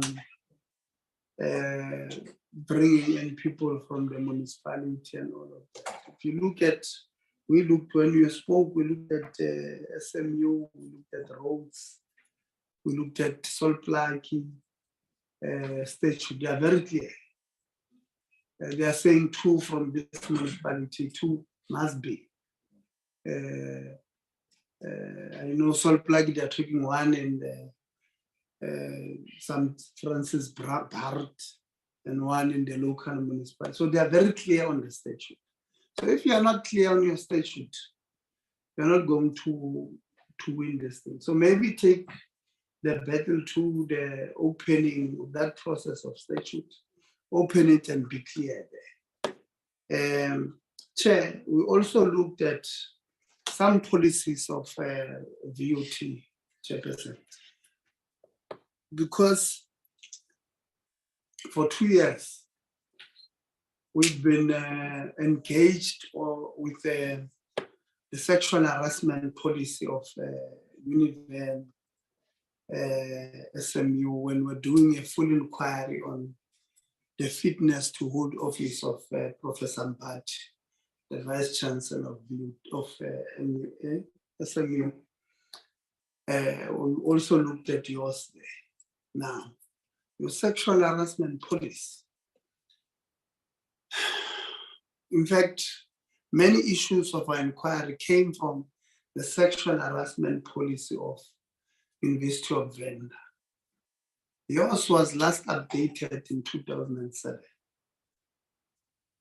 13 May someday, 2007, long time ago. Clearly, it might not be, but when you look at others there, around any sexual harassment, you go mediation, and all after mediation, you can charge those things. I don't know what, I could not go through yours in detail, but maybe you might need to open it. In other institutions, HR is responsible for charging people when there's a sexual harassment policy. But HR has charged VC to remote level. Maybe in 2007, that was the case. So if the VC is now accused of sexual harassment, are you expecting the director of HR to charge literally Bosiach? Might not work. Maybe let's look at, maybe it might be the board, working the council, who might need to, if it's a senior member like that, you might need to. So maybe look at your policies, let's update our policies. And it's your responsibility, obviously, as the board. Honorable Chair, I'm going to interrupt you. I don't, just putting a bit of pause. Yeah. You see, me, Chair, I'm very still on this position of saying that I apply directly. I don't entertain it at all. But honorable CS, the CFO is going to be so we took a position of being understanding. So I'm going to continue that position of being understanding. And then say, we're going to release you, Chair and VC, and I'm told 1 other council member because their flight is at 5. And we're going to release you, but I would like for you to make remarks. But I want us to continue and leave it with registrar. I'm told you are remaining the responsibility of taking whatever is left over that the VC and the chair would have not heard. I believe DDG Sophie was still on the platform. And I also want to hear what her response is, or their response as a department rather, is on some of these matters. So that is my proposal, colleagues. The only issue is that given what Honorable Zile has said in the communication challenges we're having, one really hopes that Lomphago was a lesson award, Prof. Kate. Yabo, ngeke bakhiphe mhlambe idombolo bafake enye into bengeke kuleyo mphako yabo ufike nje ngale ndlela le esobe siniphe yona thina. So with that being said, let me just allow for maybe the VC Prof. Khwadi as well as Prof. Khatebe to just make a few remarks as they leave. CC in the pink says VC moves very slowly, so the half past, your half past and his half past is not the same. So I'm taking that into consideration. Over to you, VC, then the chair is over. Thanks a lot, honorable members of the chair. Indeed, what we experienced at BUT had reasons to make worry. But I can guarantee you now, moving forward, that with the grant that we got from the department, the 250 plus million, we're going to address our infrastructural issues. Were it not of that grant, as I said the other day, Chair, I was planning to sneak out one good night, just pick and go at night. Tomorrow morning, I was gonna be gone. It was disaster, terrible. Infrastructure and renovations, maintenance. I looked at it, and with my experience, I said no one can do anything without any intervention in this. So fortunately, now with the residences, we will be able to do something for the students and improve that. And so next time when we meet, we'll be talking a different story. Of course, as the Honorable says, our procurement policy needs to be looked at as well, so that that can see reality. And the other challenges is that VUT comes from far with lots of issues. And it had a new chair, a new council, and then a new vice chancellor. And just take it as we were all trying to still finding each other. You know, in the process of finding each other, some of all these things will then come up until now at the moment, with a new chair who's uniting us and taking the institution forward, I can guarantee you, Honorable C, the hope will then be realized. Thank you very much. You can start leaving. Yeah. Chair, thank you very much. I want to take this opportunity to profusely thank you for your understanding. We are leaving not because we undermine you, but because we really misled ourselves by reading the agenda, which said the meeting will be over by 12. But we'll take this as a lesson that we will definitely ensure that indeed, on behalf of Council, we will ensure that we give you a detailed response on all the issues that you have raised and that you will raise in our absence. And indeed, I fully concur with the view that there is a need for further engagement that we would want to raise. I just want to re-emphasize the point that the VC is raising, that all the problems emanate from the fact that VUT comes out of an administration process. So that we are embroiled on issues of governance is therefore not a mistake. And we are hopeful, Chair, that when we meet you in future, we'll be able to give you detailed response with timelines on how we're dealing with all these issues. The issues that are raised by both the students and the workers are serious issues, and they definitely are keeping us awake at night, because trying to find solution into how we are going to address all those issues. And lastly, I want to thank Honorable CFO not taking the matter forward legally, because it would have thrown us into further reputational damage. So on behalf of Council, I want to thank you for also your understanding, and we'll try our utmost best that such does not happen in the future. Honorable Chair, honorable members, I really thank you. And once again, apologies for leaving before the meeting's over. Thank you very much, Dr. Kabebe. Also to say, we appreciate the commitment by yourselves as council to make sure that, the type of disrespect that was shown towards the committee does not reoccur, and that it's not a shared sentiment of council, but of individuals. And as well as your commitment towards ensuring that the institution is not placed on under administration once again.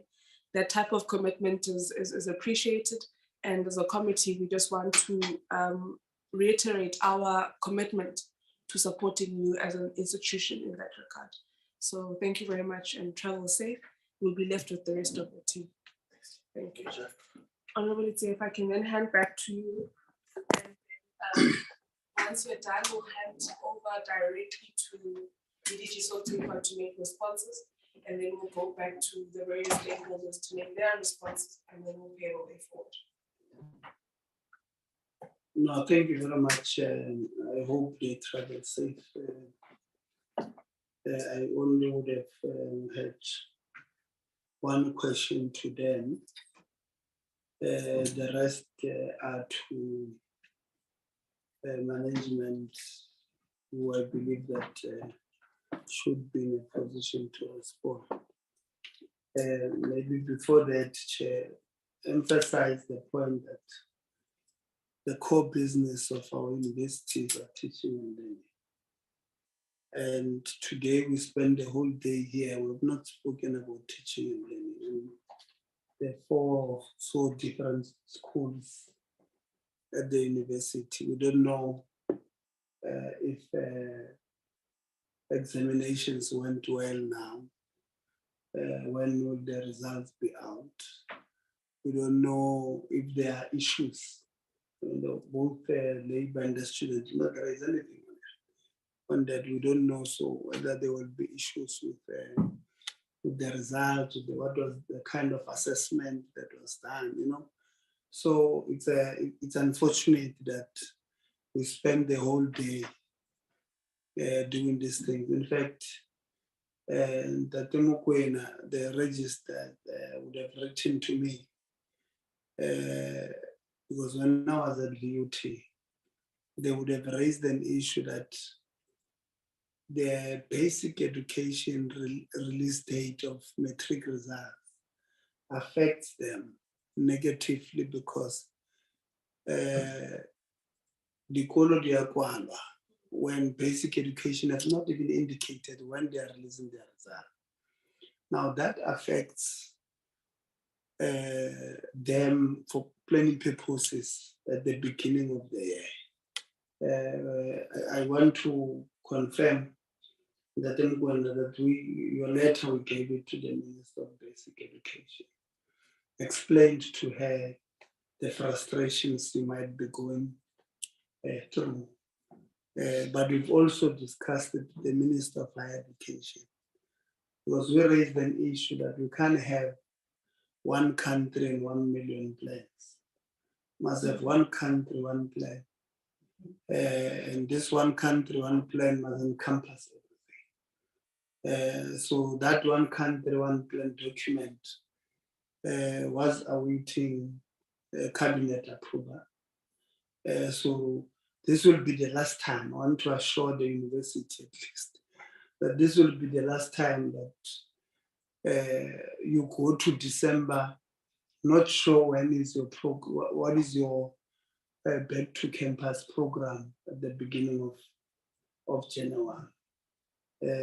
Because you might say you are opening on the 7th, and on the 15th you are registering, and the result is that it's already 31 this year. And that affects a whole lot of things. So this might be the last time. So I thought in this platform I must at least give feedback to that. Yeah. On the administrator's closeout report, Chair, they are indicating that there's a forensic audit of VUT enterprise. which has recently been recommended. So we would have wanted to know, because it has recently been recommended, how far it is. What is the status of it? Are you doing it, the forensic, or still discussing doing the forensic? What is the issue as far as that is concerned? Then on the security tender, Chair, again, on the program, or what is that, presentation, they are not informing us of how far this thing comes. Okay, they did indicate that it started in 2020 and all of those things.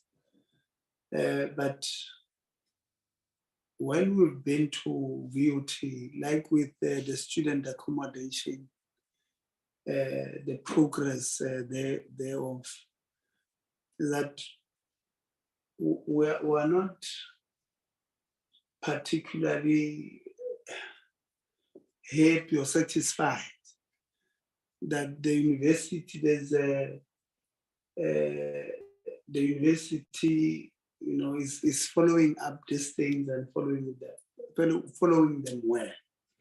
The students, and I think Honorable Mahlatsi as well, spoke about the issue of the insourcing of those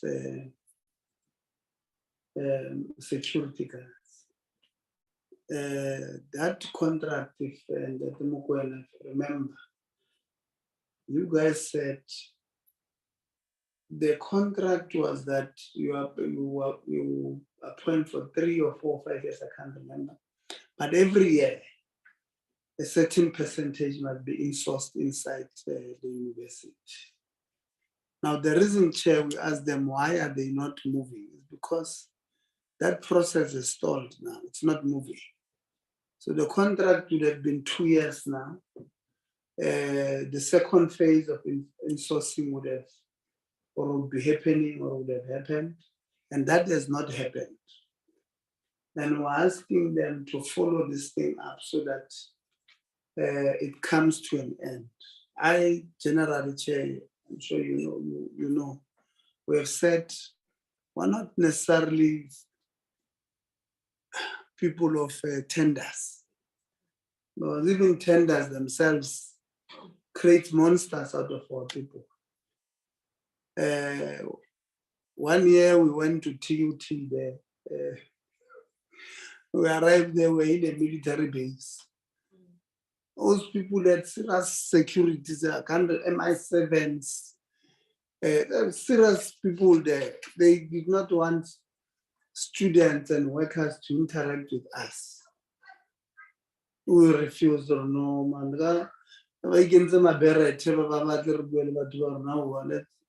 So we then, from then, we even said, we don't want this militarization of our campus. That thing itself is provocative. It will provoke our students. Now, when I strike, you bring these people, all of a sudden, tear gas. Those things generally are provocative. So we don't like those things. Mara, if you hire these people and they are in the employ of the university, they treat these students as their children and all of that. So students will not go and ban a building where they know that this one who treats me like a father might be fired if I ban, because that's his station. Because they have that relationship. So they don't go and ban those things. If they ban, we expel them. Or if a president, you see, we always defend students. But if you go and ban our building, we'll be the ones who will say register, expel. Because we don't want people expelling our building.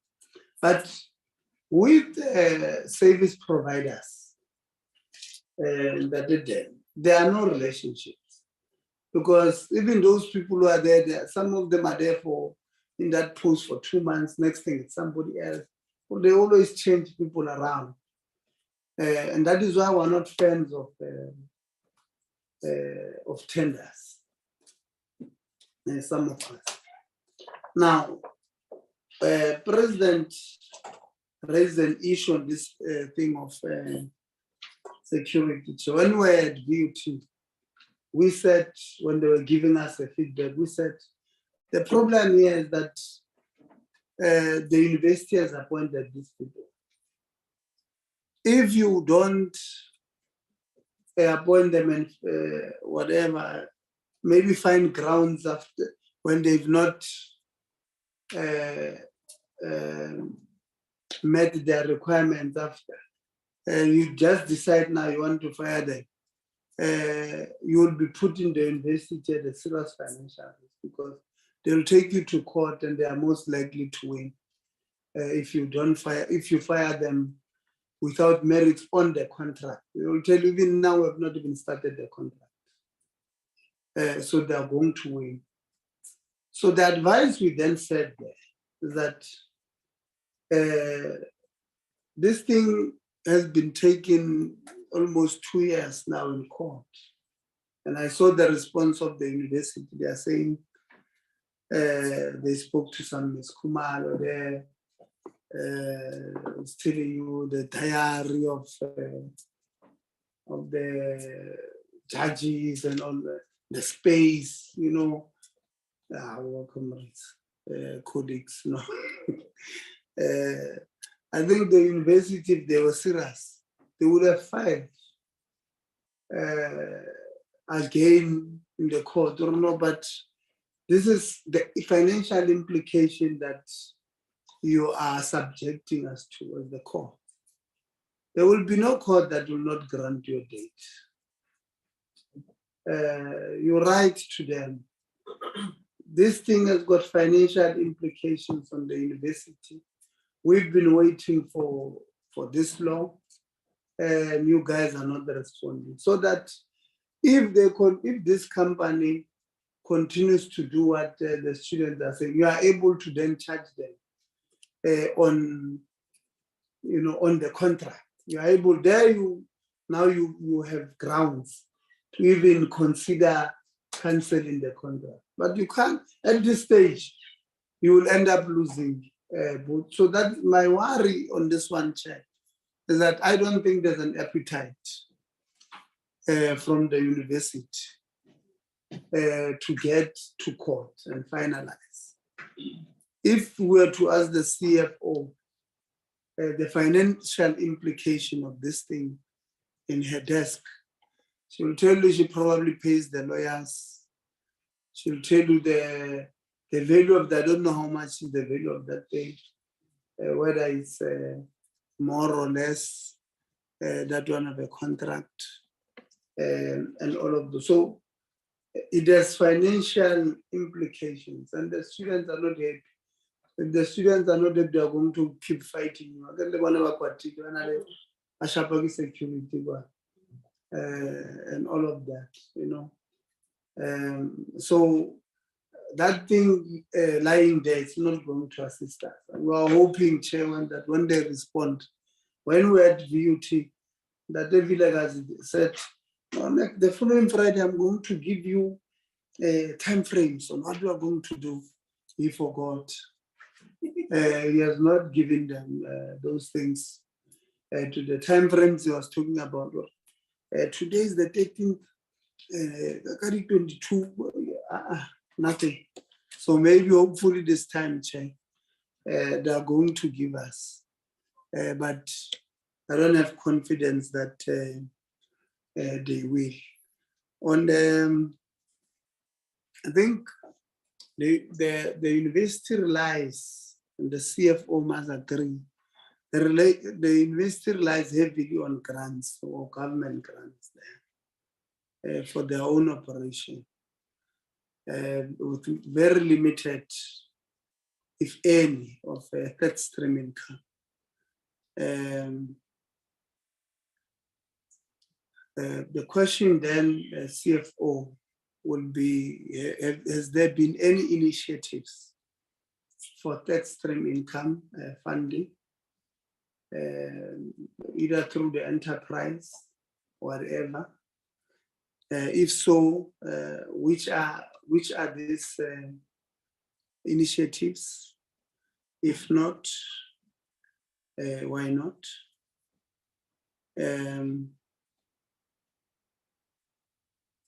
Thereby, I think the president spoke about it. When we were there,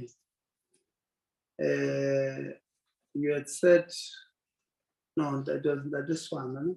Who said on the engineering building, who said there are discussions, I can't remember the exact words, on the theft that happened at the engineering building. There are discussions, the security company, they are addressing that matter, no problem. We want to check if there has been any arrest of anyone as far as that is concerned, or if the security company accepted the responsibility for those things. And if they did, it means they will say, yes, maybe our member, where is that member? Is that member still guarding in our institution? And then has there been any security upgrade on our buildings ever since that incident? Yeah, I think, let me see if I'm forgetting anything. I don't think I think I must be. Okay, I also do want to ask the department, one or two. Yeah.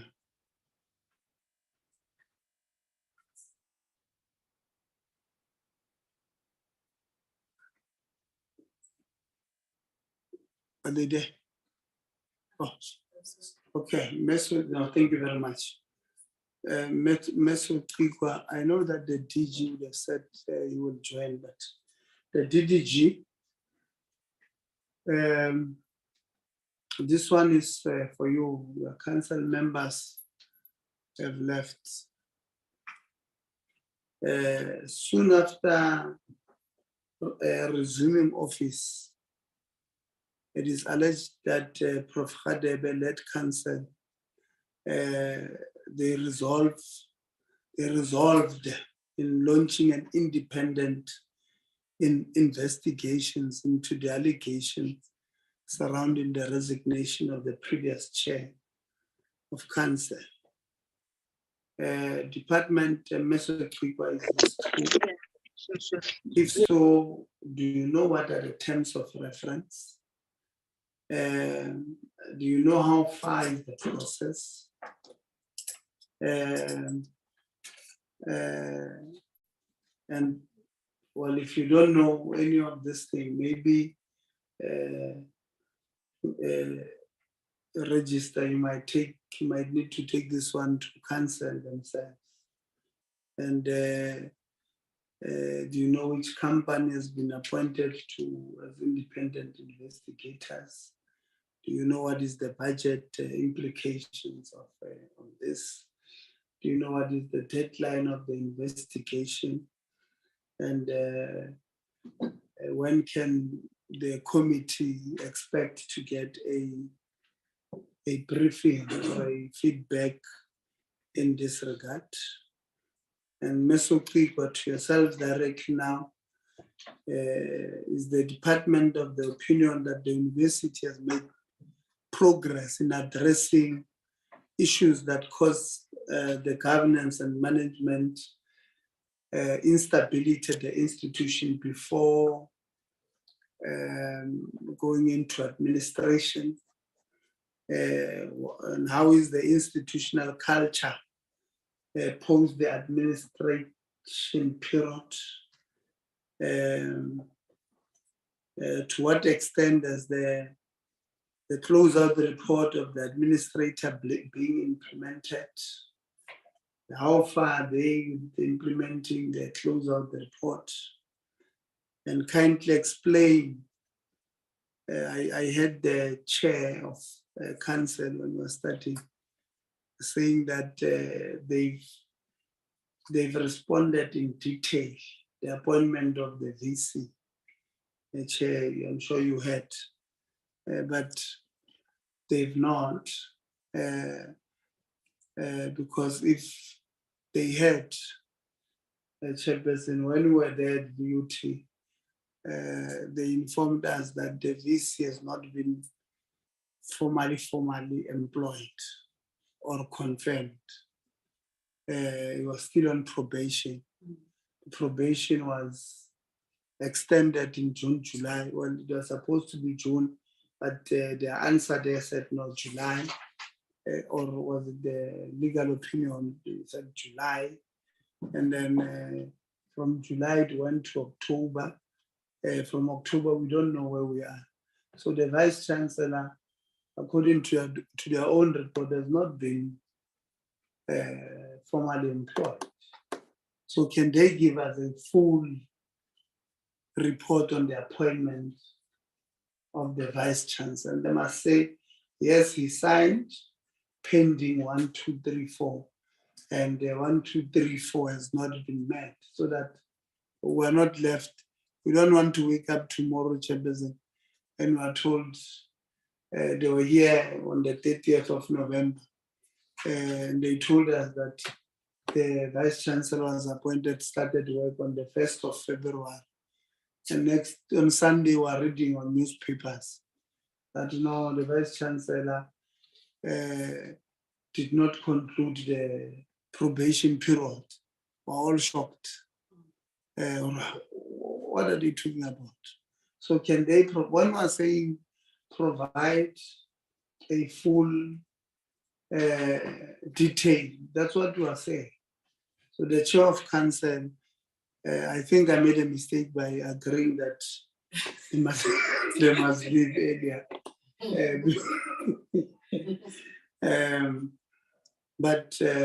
Yeah, so let them provide the full, and then let them confirm, Chair, the alleged corruption at student accommodation of this house, ghost houses.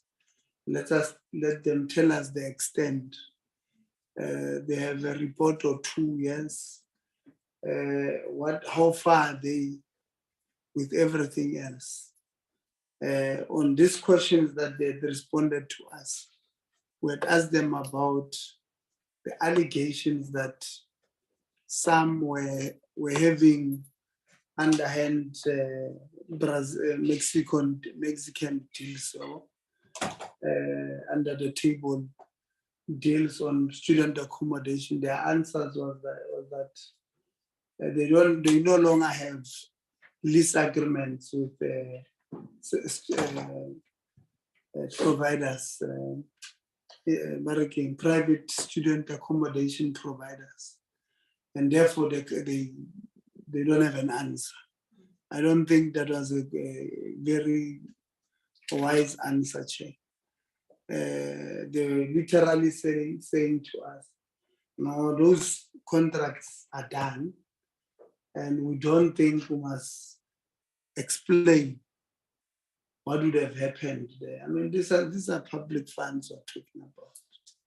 It was just last week when we said NSFAS spent over 15 billion rand on student accommodation a year.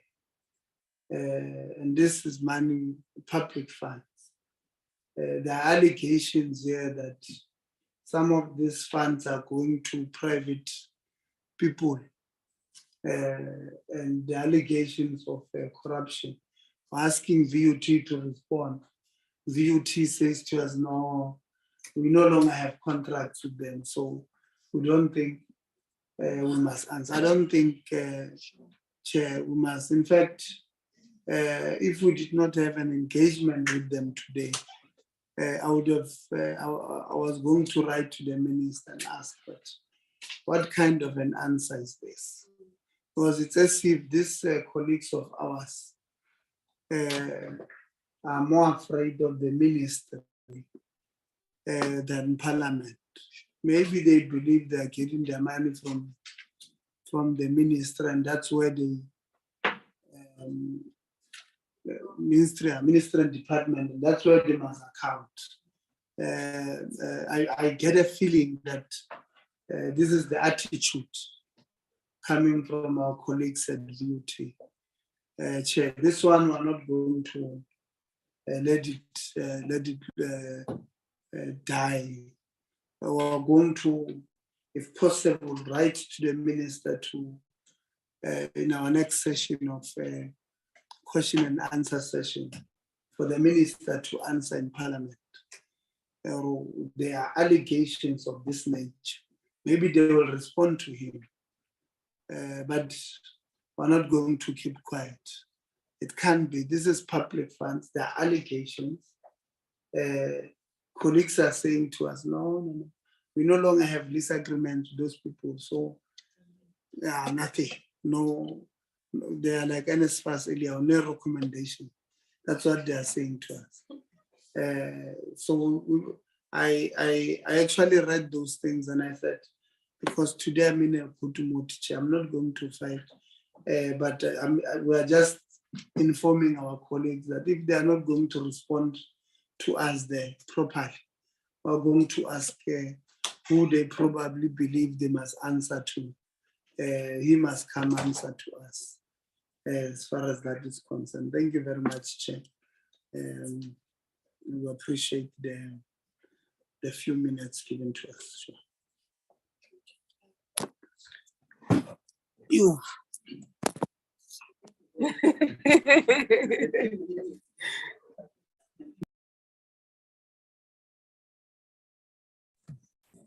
Thank you very much, Honorable Itie and Honorable Mahlatsi, for your inputs.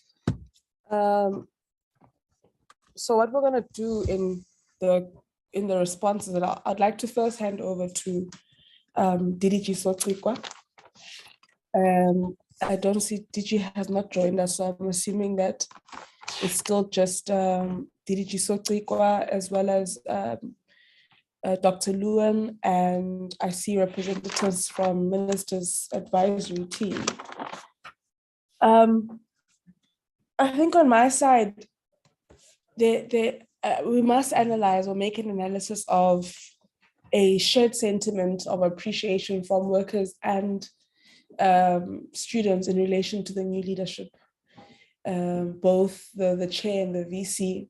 There's a continued sentiment, DDG Socikwa, that says, I don't know where the sound's coming from. Okay, there's a shared sentiment that the institution seems to still be stuck in an era of being under administration. And in fact, when the president of the SRC was speaking, my thoughts, and he later alludes to it, is that I think there's a reason why an administrator is brought into an institution. We can't erase all of what the administrator has done. We need to take what it ought to be that we need to learn from the period of the administrator, but also we need to appreciate the fact that we are now in an institution that does have should have a functional management team, and does have or should have a functional council. And what does governance and management look like at VUT now, given the fact that we've come out of this administration? So that I want to call it Sobusa identity crisis is something that we need to look into. DDG Socikwa, it might not be unique, in fact, to VUT. It might be a challenge that other institutions that have come out of administration go through. And I think it's something that we need to look into, and if it means that the department must come in to provide support on how we then integrate and into this new lived reality of the institution, and that's what we must do. Colleagues, there have been many concerns, and I said that it will be important for management, council, as well as the department to reflect on these concerns that come from what has been raised by workers and students. And I mean, for me, when the president of the SRC was presenting in relation to procurement that stifles some of what may be needed in the institution, I definitely support the concern raised by Honorable Mahlatsi, but I thought maybe the president could share with us, what type of procurement are we talking about? Are we talking about, for example, students asking for showers to be, replaced or whatever, and also logos hey, it's still sitting with whoever, so I think it becomes important for when the SRC raises issues like that, for you to be very specific on what those matters are, so that you're not seen to be, in an unfavorable position, but you make it very specific that these matters that we're raising speak directly to the lived realities of students. So I think it's important that maybe the SRC can submit to us in writing a list of these type of procurements that are concerning and affect the lived realities of students on a day-to-day basis. And then, I think the issue around the good sharing of the sharing of good stories of what's happening at the institution is very important. I think, I hope management does listen to the recommendations that come from students, registrar. What the president said is very important, SG, that you need to come up with a communication strategy, because media will always write all the bad stories. They will write all the bad stories. All the bad stories will always trend on Twitter easily. A bad story trends very easily. It's so crazy. But in terms of good stories, we need to take responsibility of sharing that, because seemingly our media is not committed to that, right? So we really need to work on that strategy, so that it doesn't seem as though our institutions are always in despair.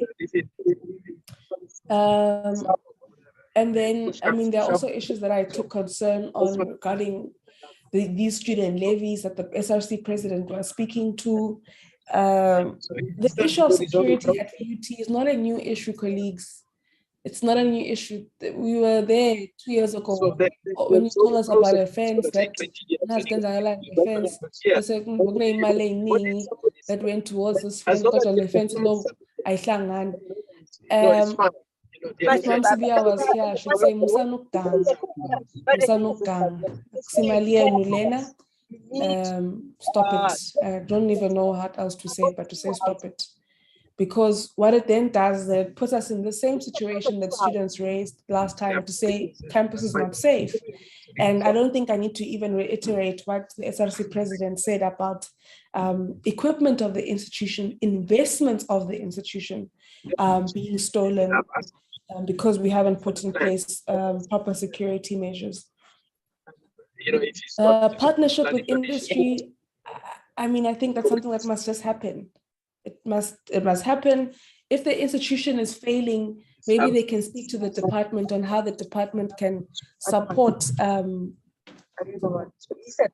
Honorable Makesi is speaking, but we can't. Honorable Makesi, your mic is open. We can't hear you on our side yet, but maybe you can just write something in the chat so that we can see what you are referring to. So so partnership with industry, the department maybe where the institution is perhaps struggling with maybe making some of these partnerships, because industry is slow and industry does need a nudge. So apologies, Chair. There's a role that maybe the department can play in terms of supporting particular partnerships that the institution is trying to make. Then let's look into that. Then also, what was I saying? And then also, so the department to play a role in that regard, but also as members. You see, this is where I always say it's so important not to look at the presence of members in bad faith, because members are your motive force. They are a lobby group that can, go and whisper here and there, that can get platform here and there to say that, VUT needs industry to partner with them. So it's important that you also use us as a motive force in relation to, some of these things that you want to achieve as an institution. And I've referred to the importance of a stakeholder engagement. At this point, I see DDG Sotlikwa's mic it was open earlier on. I'd like to hand over to DDG Sotlikwa to make a few responses to what has been shared, and then we will take responses from colleagues. It will be Labour, students, followed. I think, Anila, we can make the sound come from here. I think I can get you sound from here. And then we'll hand over to the registrar, who I'd like to believe will then lead the team. If there are responses that you feel are not, you'd prefer that they go through the whole component or full component of management led by the VC and the chair of council, that's fine. We will allow colleagues to respond in the same manner in which you responded in our last engagement. And I think from those responses, it was okay, like, I don't know, I don't want to say easy, but we were able to follow those responses. I just do really want us to appreciate, colleagues, that as we do account and respond to some concerns, this matter that Honorable Lizia is raising on consistency and the narrative making sense is something that we really need to look into and see, Registrar, where the loopholes are and why does it seem as though we're not consistent in what we're communicating. So let me hand over then to yourself, DDG Sotlikwa. Hold on 1 second. Just want to make sure. Yeah, okay. DDG Sotlikwa. Thank you, Chair. Apologies, earlier on we couldn't hear you too clearly. I think someone else had unmuted themselves. But certainly, Chair, I must say I'll try and respond to all the questions you've put to the department. But let me state up front, and I'm not sure if the members are more scared of the department or of you. They certainly shared more information with you than they did in our meeting the other day with the DG. So yes, I just thought it's an interesting one, an interesting reflection. But overall, Chair, I think I agree with you. There is a crisis identity, and perhaps the challenge is there was no change management. Just one second, apologies.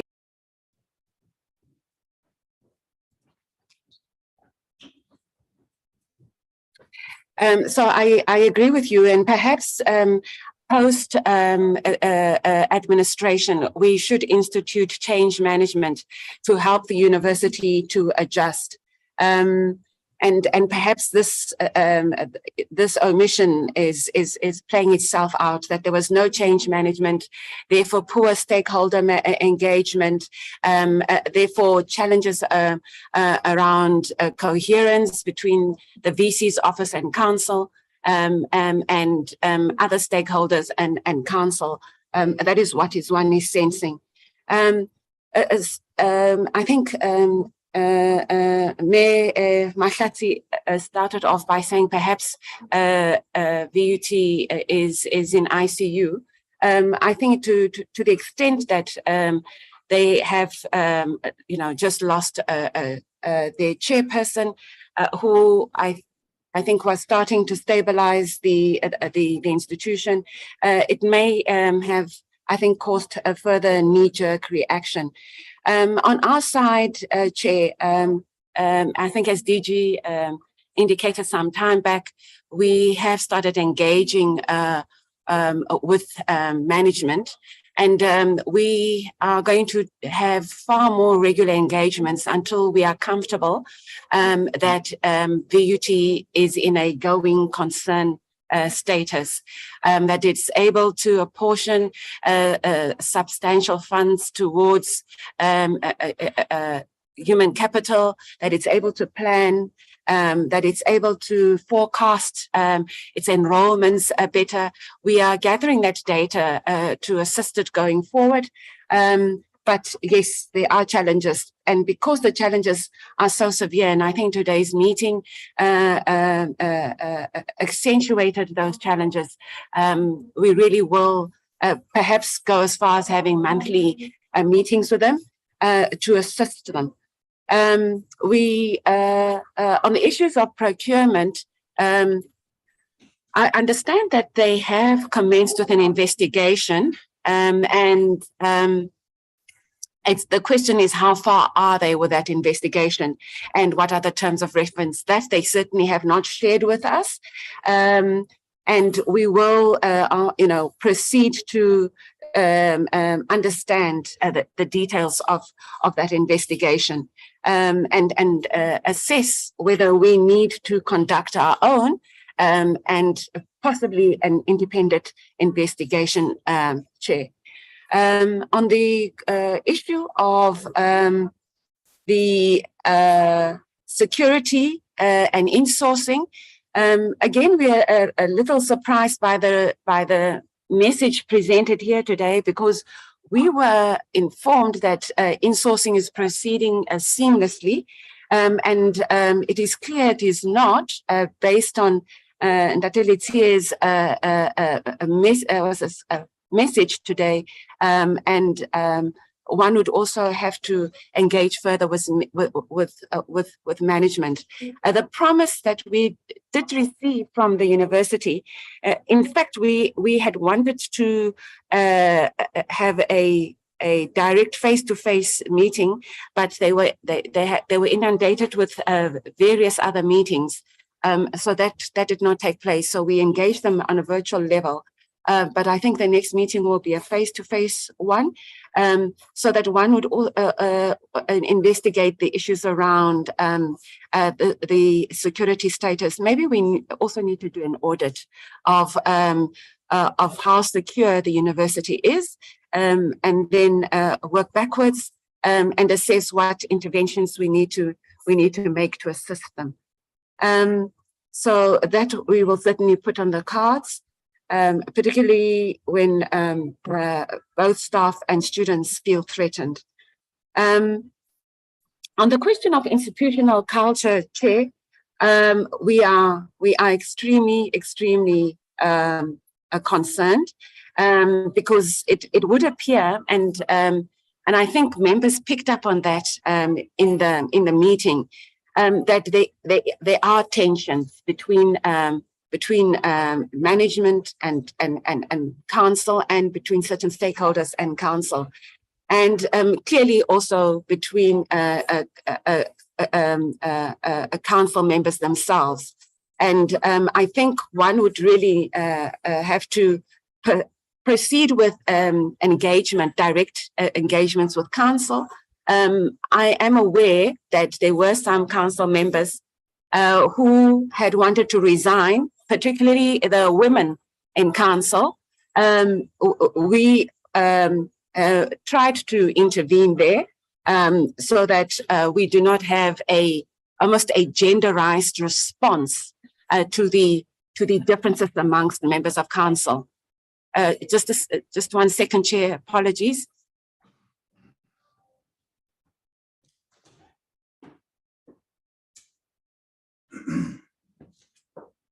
So yes, so we were extremely concerned that we almost, that a whole group of women almost resigned simultaneously after the exit of the chairperson, the former chairperson. But we rescued that, and we really hope we can get this council to work in unison. Then on the questions raised around the probation of the Vice Chancellor, Chair, we will certainly conduct further investigations around that. It is concerning, but I can share with you that when we had discussions with the that is, what is this, post-mortem discussions with the former chairperson, because she in fact wrote a letter to the department justifying her reasons for resigning from VUT. When we engaged her, she raised the issue around why they had not confirmed the Vice Chancellor. And one of her reasons were that the Vice Chancellor has not signed a contract. So we will be pursuing that so that we install better governance, because you can imagine if the Vice Chancellor has not signed his contract, it then makes it difficult for other staff members to sign their contracts. So we will certainly be looking at that. And the intention was to have further meetings with them in this coming month, after the one we had at the beginning of November. And then further on the issues of salaries, that again is something that they raised in this meeting. They certainly did not raise it with us in our earlier meeting, so we will certainly attend to it, Chair. And then lastly, on the sexual harassment policy, that is very disconcerting, Chair. And we will certainly also perhaps do an audit on whether they have all the requisite policies in place. This is critical, including procurement policy, because the disjuncture in the conversations around procurement in this meeting today left one quite uneasy. And this is notwithstanding the confirmations we received from Council that all is well. So we will ask them around the policies that they have in place. Then on, may I move to the issue of NSFAS?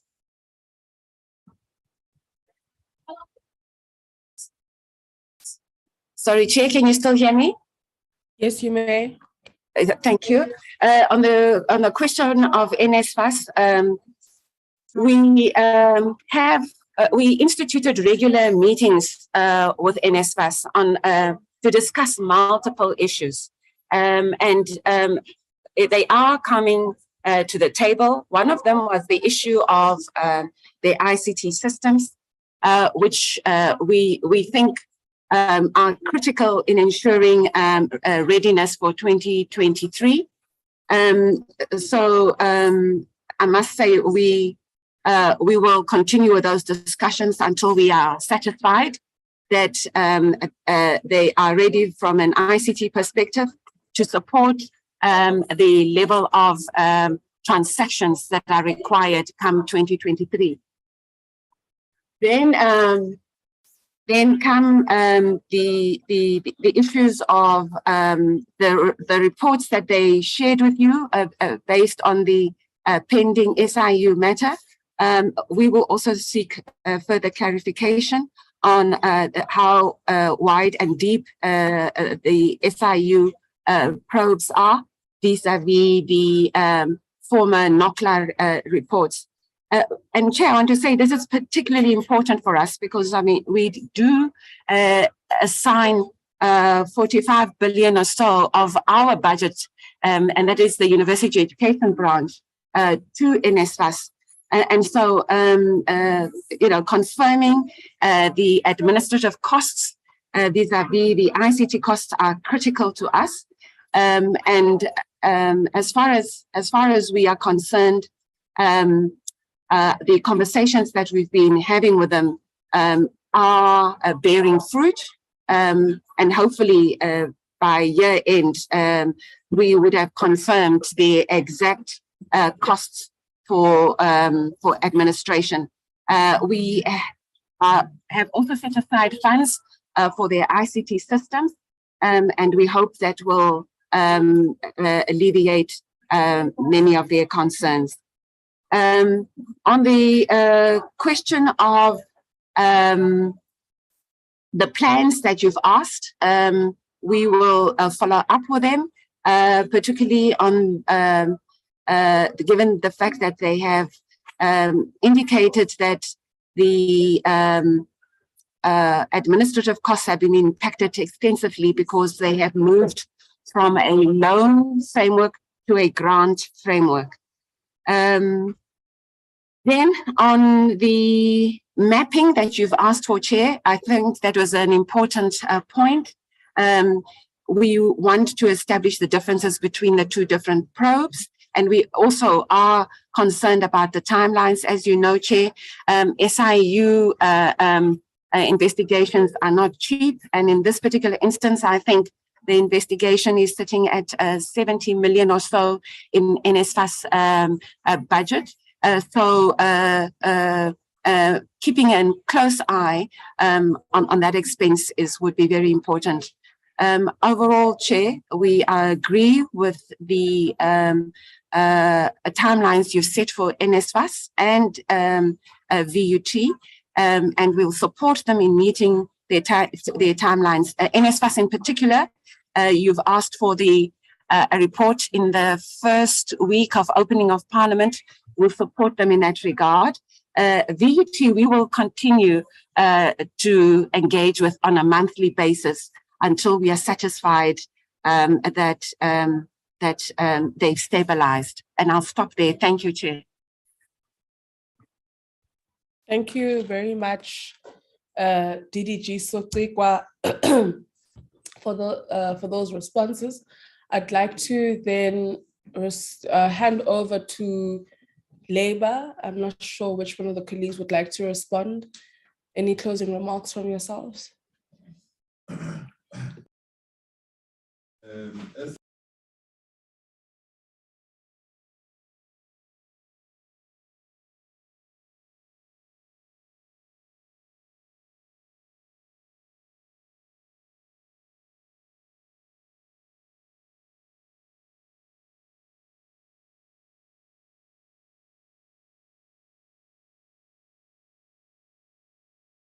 The issue of convergence.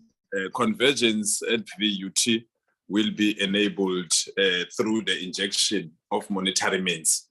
So what we are registering here is that we wouldn't be able, it won't be business as usual if we don't have an external intervention in respect of human capital. So we are requesting that and acknowledging that we went to 3 administrations. In those 3 administrations, there was no financial intervention whatsoever. So it's a divine request that as much as we want stability at university, but we cannot sustain the current status quo. So that a divine intervention is sought as yesterday. But from our side, we really appreciate the time and the support that is continuously being afforded to VUT. It shows that we are now at least steering into the right direction. But let these interactions, let these meetings not being rhetoric and rather being at least progressive. So we want to see change come next year. We want to see what your intervention has indeed yielded positive results. And with that, we are very much grateful. Thank you.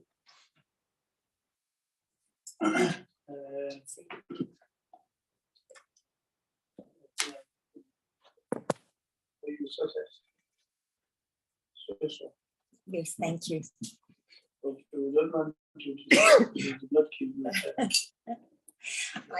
I can only just support what my comrade has said because we stand together on this issue. Good colleague. Thank you. Thank you very much, Chair. Let me start by saying we really appreciate the meeting once again. And the meeting went very well. But I would like to just correct something because I don't prefer leaving things hanging, Chair. because there was an honorable who made a statement towards the SRC to say she's concerned about tender issues with the SRC. I'm not sure. And I want to clarify that, Chair, because when our students don't have Wi-Fi,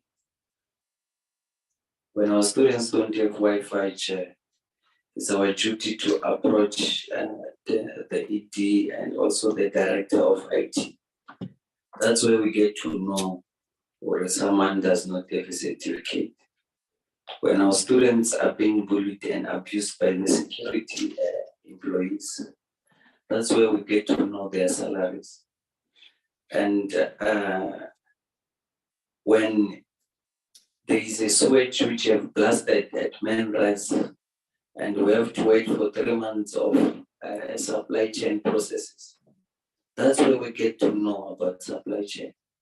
So our experience of leadership does not allow us to not raise issues, considering the fact that maybe we'll be questioned with tender issues. We will always raise issues freely so, because we believe that anything which have to do with our students automatically needs our attention. I don't remember in my speech, Chair, mentioning anything with us having to appoint in tender. We only raise the consequences which then affect our students if on the ground things are not attended. Actually, I don't like to call it tender. To us, it's already it becomes service providers because they are already appointed. So the issue of tender will put it aside. So when we are not happy with the service, we'll forever raise issues and make it clear that our students are suffering on the ground. Chair, and there is a sensitive issue which I thought you will touch, Nyana, Chair, the issue of safety surrounding our campus, which we need to work on, because we have turned from being students to be, I don't know whether security guards or police officers. We are suffering, we are not sleeping. And it affects us deeply, knowing that we also have young sisters which are counting from the very same institution to come and study it. So I really want to appreciate the meeting, Chair. And Chair, when you were, I think you were outside when I answered, I don't know if I must clarify again, to say, when we have a sewage blast, we have to spend 3 months waiting for procurement procedures. So those are the things which then get to make us have knowledge about supply chain issues. When the geysers are not working, students will have to wash bath with cold water while we are still dealing with procurement issues. So we are forced to know these things, because when we go to consult, they tell us to say, no, we are stuck because of this. Because their offices, their departments in the university, which are responsible to make sure that in that certain department, things are moving. So when we approach and ask them, they're the ones who tells us, actually, just someone was appointed to give a certificate. That's why there's a delay from your students having Wi-Fi. So I don't know if it's part of wanting to know about tenders, or maybe it comes with our duty. It comes with that. Thank you, Chair. Thank you. Chair, my worry is that the president had responded, but I think he undermined the authority given to me to chair. Because when you came back, he was repeating to you. Yeah, but the president, the SG has not spoken before.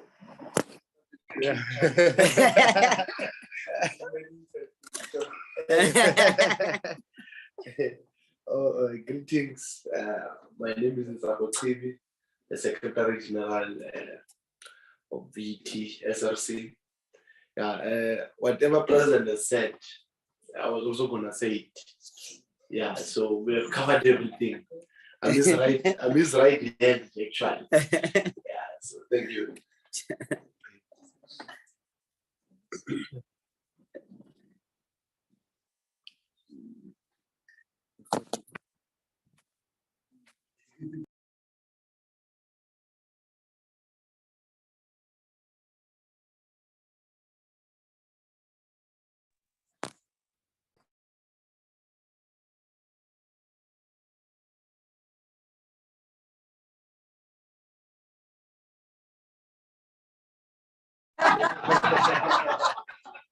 I have learned for next time. Chair, thank you very much, and thank you for the meeting. It's always good to meet the portfolio committee. And whatever Honorable Tia has said does not reflect the view of management. We always welcome him at the university. And he has advised us on a number of issues that we have implemented. And I think students have said that also. So we take the portfolio committee and him as a person very seriously.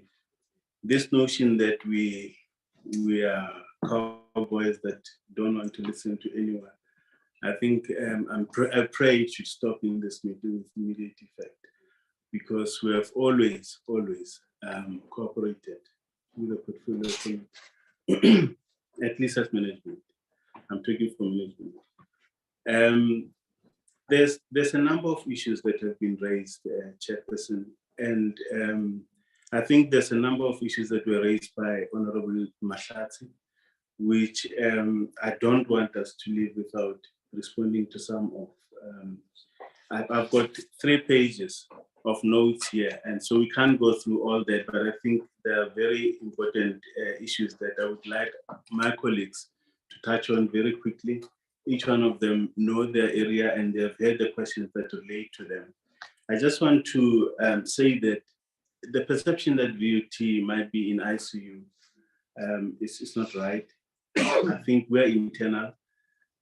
There's a time that we're also worried and thought that we're sliding back into administration.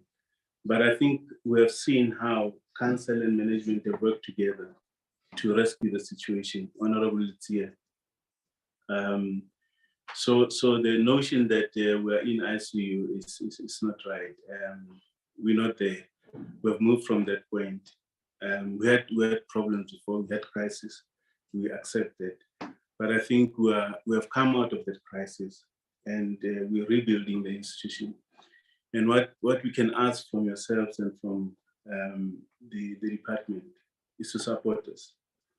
Not to look at us with suspicion that we're busy tearing the university down, but that we're trying to build, even with the issues that have been raised by labor and the students. We're working with them. We know the issues, and we'll continue to work with them to try and resolve the issues. It's not like we are polarized and fighting. You'll come to VUT and find us, busy tearing down buildings and burning stuff. No, we try to engage. And I think normally labor, when they get a platform like this, they will lash at us. But when we get back, we sit down and resolve issues. It's in the nature of things. So I don't want us to leave here with members of the committee thinking that we're on a precipice, that we're about to fall over. No, we're not there. We're rebuilding the university. We're trying by all means. We have many challenges, but we're working together to resolve them, which is, I think, a good thing. There were issues around the statute.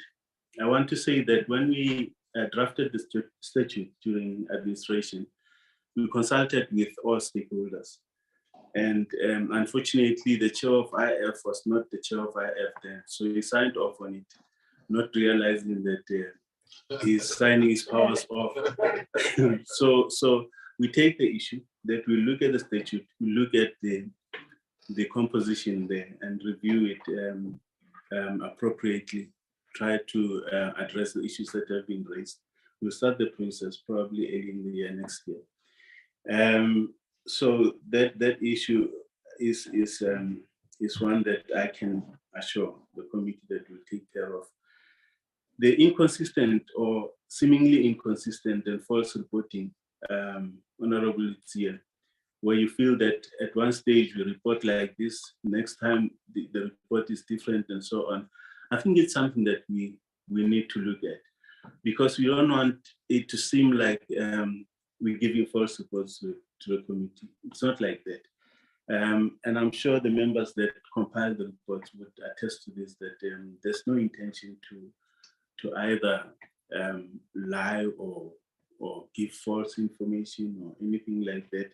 We need to look at what is causing that, or the debt perception to exist. But secondly, I think we always strive to be open and totally open when we report to the committee. We don't see the DHET as more important than the committee.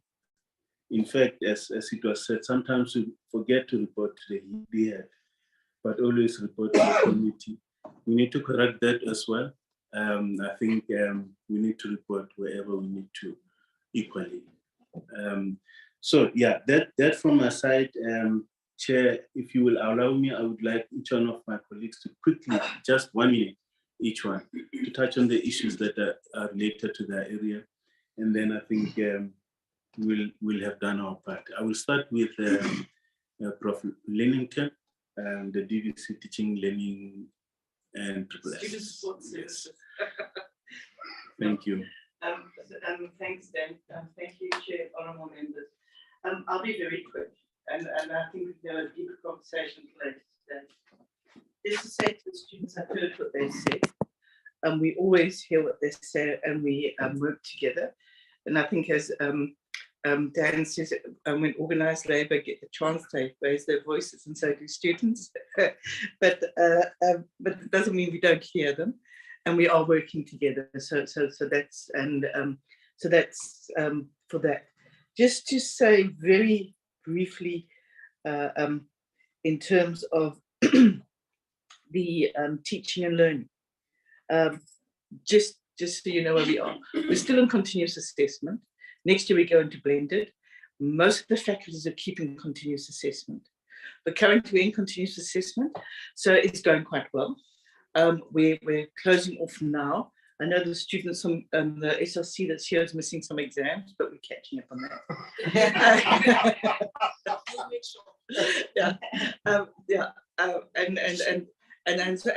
So it is going well and smoothly. We're determined to get our marks in on time. Our problem is, and since we've raised the issue, NSFAS next year is for me a bigger problem than the Department of Basic Education, because our students don't get any money until April. We don't have the money to support them. So we, as teaching and learning, we've actually put in a plan that they don't have to have textbooks until the end of April. So whatever teaching and learning do before April, you make sure the students have access to information without having a textbook. But I'm still worried about the food. My honest feeling, we should start our academic year in April, and we should finish it with exams in January. And then have a recess between an academic recess in February and March, or something like that. Because it doesn't work having your financial year different to your academic year, where 70% of students are dependent on their finances just to get into accommodation and eat. And I'm really worried about the fact that our students arrive at university in January and they have no food until April. And there's nothing we can do about it. We don't have the money. The rich universities do something, we can't. And it's not fair. I don't think it's ethical, and I don't think it's moral. So maybe really should look at changing our academic year, or someone must fund NSFAS to be able to fund the students starting January, one or the other. But you cannot fund 70% of our students getting their food allowances for the first time around in April. It doesn't work. It never will work. I can do everything about the academics, I can organize it. We don't need textbooks. I can do lots of other things at the beginning of the year. I can move my tests. I can do anything that I'm required to do, but I can't feed people on behalf of NSFAS. And that's my big issue, since everyone else is putting big issues on the table. So thank you. Thank you very much, Chair. We'll quickly move to Ms. Pusisiwe Ramabodi, the HR Director. There's a few issues that were related to the hybrid policy, sourcing, as well as club members not considered for promotion. Thank you, Registrar, and good afternoon once again, members of the Portfolio Committee. Let me also take this time to say that there's a lot of work to do at VUT in terms of HR, and it is great to know that there is support from the Portfolio Committee, from Council, and from management of the university. And also, I want to thank the unions for candidly raising their issues here. And just to assure the Portfolio Committee that there is open engagement with unions and VUT. We don't always agree on issues, but there is open engagement. And Chairperson, I do hope that in 2023, there will be no worker strike at VUT. And I have confidence in my colleagues that through our engagements, we will not get there in 2023. Our biggest challenge as far as HR issues are concerned is really the finances of the university. As the unions have alluded to, our current cost of employment is projected to be at 70% at VUT next year, based on the work that we've done so far. It's not been concluded yet, but that's what we are projecting. So now when you have the cost of employment budget that is 70% of the budget of the university, what naturally happens is that the operations of the university suffer. So which means that we then need to manage that very closely, and that's what we're trying to engage the unions on. As far as the issues of contract appointments, there was a question that was asked around how many multiple employees have been appointed against one post. This is an anomaly in terms of HR practice, where you have contract appointments being made outside of a post. So that means that naturally the staffing establishment, which is a structure of the university, has organically been changed because of these appointments being made outside of the structure. When we did our analysis, we found that there were 232 employees that have been appointed outside of a post. So if colleagues need a list, because the question was which posts, we can provide that information. There's a lot of work that we are planning to do in 2023 on whether this current structure at VUT is fit for purpose. And this will also consider the issue of contract appointments. The hybrid policy was indeed part of the salary negotiations. And the question was, why was this the case? We realized as management that we are not able to afford a salary increase. And this is something that sits very heavy on us, all of us as management, because anyone who's in management would know that you would want to be able to retain your staff members. So if you are not able to offer increases, it means that you run the risk of not being able to retain employees at the university. So this is a serious risk as far as management is concerned.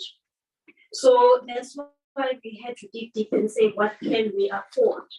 And what are the other ways in which we can try and recognize the inflationary pressures that our employees are experiencing.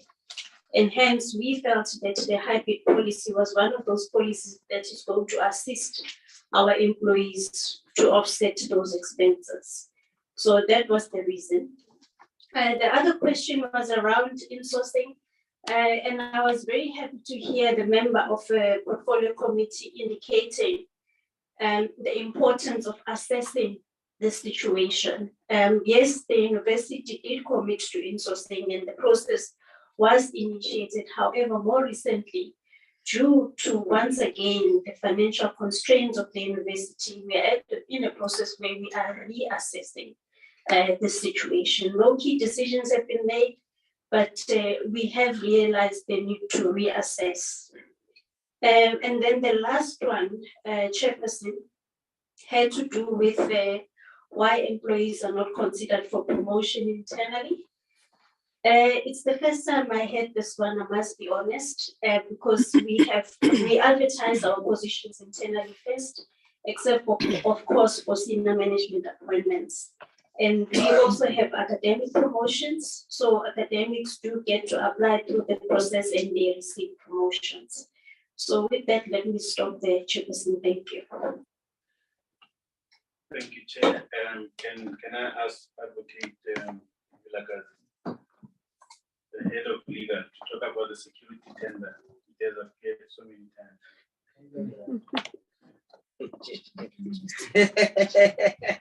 Thank you, Chair.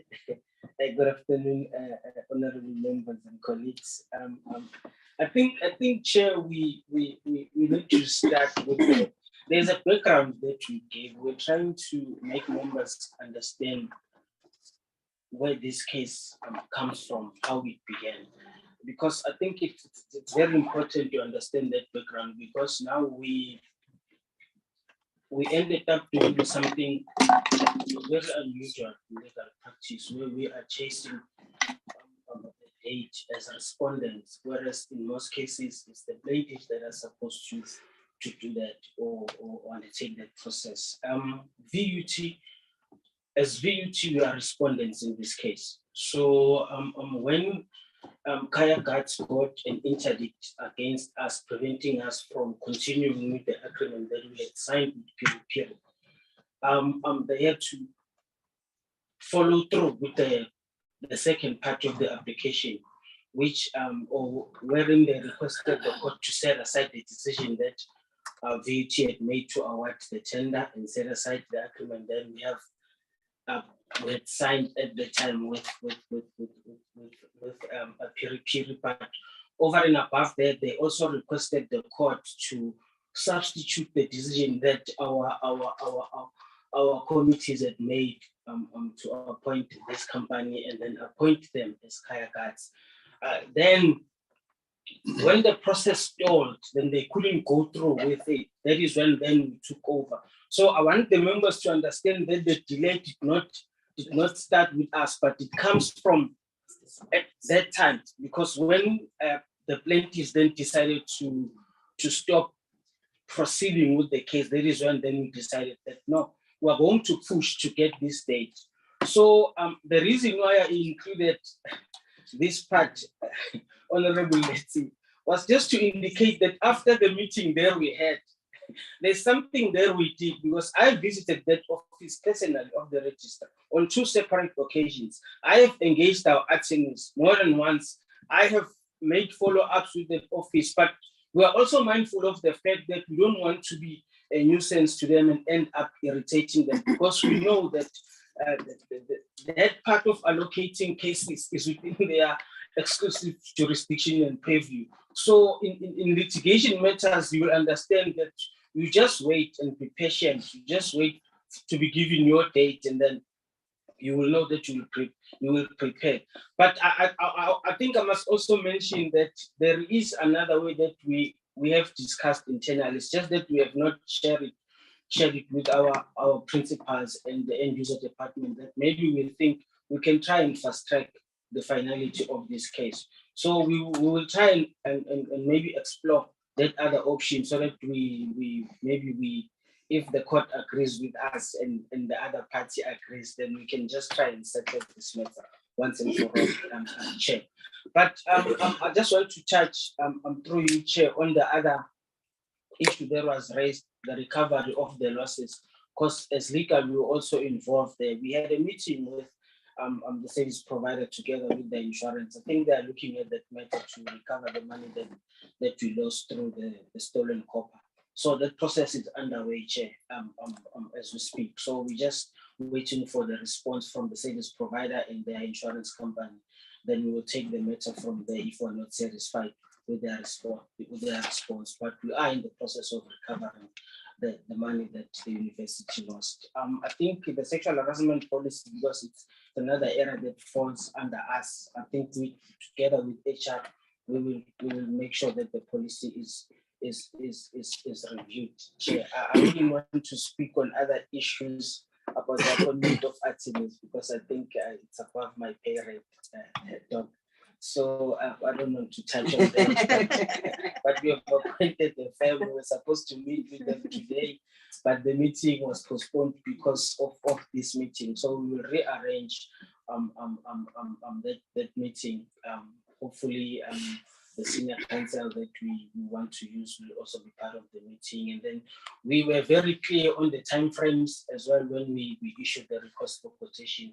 So they know that we are working on very tight timeframes. So we hope that once the process starts, it will be finished very quickly. So, but I think yeah, maybe the registrar would speak on that. Chair, let me thank you, and we take to heart the comments that were made and the recommendations that have been made, and thank you for the opportunity that has been given us to address. Thank you so much. Thank you, Chairperson. The CFO, can you address the issue of the SSCA?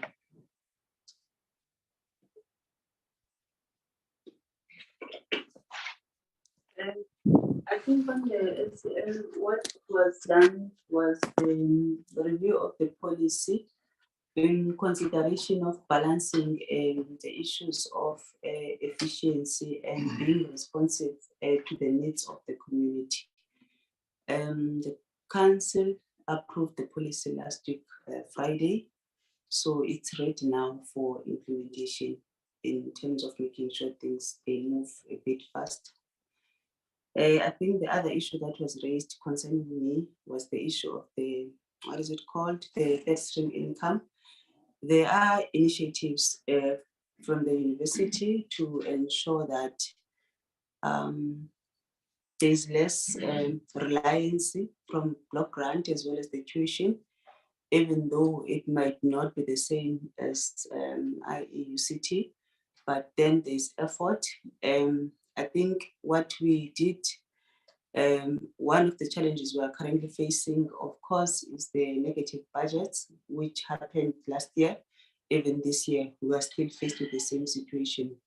So one of the resolutions on discussions to say how do we come up of this situation was the issue to maximize the third stream income through one, in terms of the DVC repeat portfolio.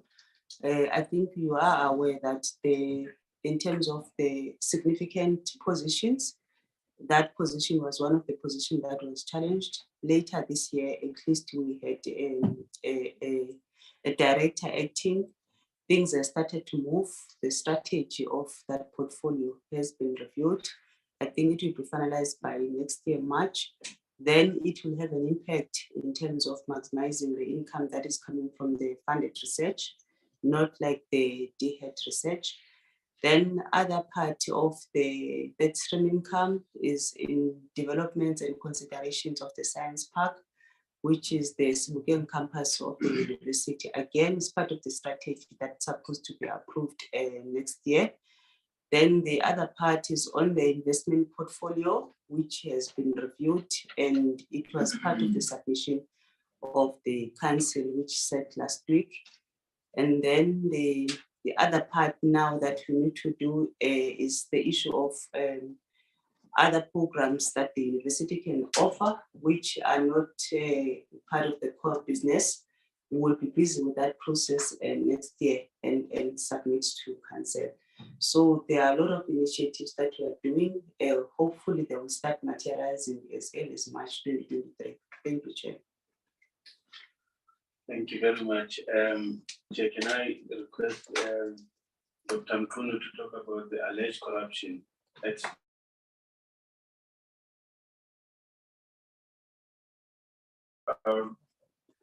I indicated when Honorable Desio visited the institution, I indicated that as an institution, we had commissioned an investigation into the issue of private accommodation, particularly the small houses. The report that was compiled by auditors indicated that there were actually 11 houses that were said to be ghost houses. In the same report, the auditors recommended that there should be a forensic investigation into the matter. The forensic investigators have been appointed, and they've actually begun their work, because they referred to the possibility of collusion between landlords and certain university officials or students. So that's the matter that is being looked into, which could enable us to provide a better explanation regarding the allegation of collusion. So that's where we are. That investigation has been initiated. I understand that Honorable Letsia referred to the possibility of the government intervening. That will be welcome as well. But there is this investigation that's ongoing now regarding the same matter of collusion.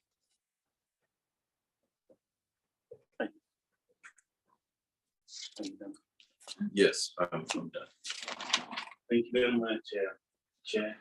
And the last two, I'm going to request Dr. Nalana, just for a word. I think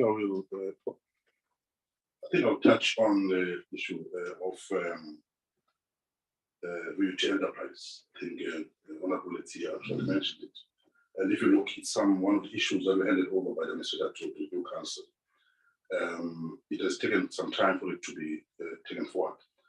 Just to mention that as the acting Deputy Vice Chancellor for Research and Innovation, that enterprise falls under my ambit. So I've been asked to take the issues relating to VUT Enterprise forward. So far, we have taken that matter to council, and they've recommended that we start the process and get the legal opinion, the risk involved. So we hope, I think the issue of timeline is very important. We hope that by March next year, the entire issue of VUT Enterprise will be finalized, because we need that entity to actually, for fundraising purposes. So yeah, the issues around VUT Enterprise actually have been about, and I think by the time you come back again to visit us, so in fact, you might as well need to go to the campus where we host our technology. So that's where most of the activities of VUT Enterprise will be based on. Thank you very much. Thank you, Dr. Nalani. And lastly, Chair, I will ask Ms. Tandima Bugata just to talk about the issue that the students raised on branding.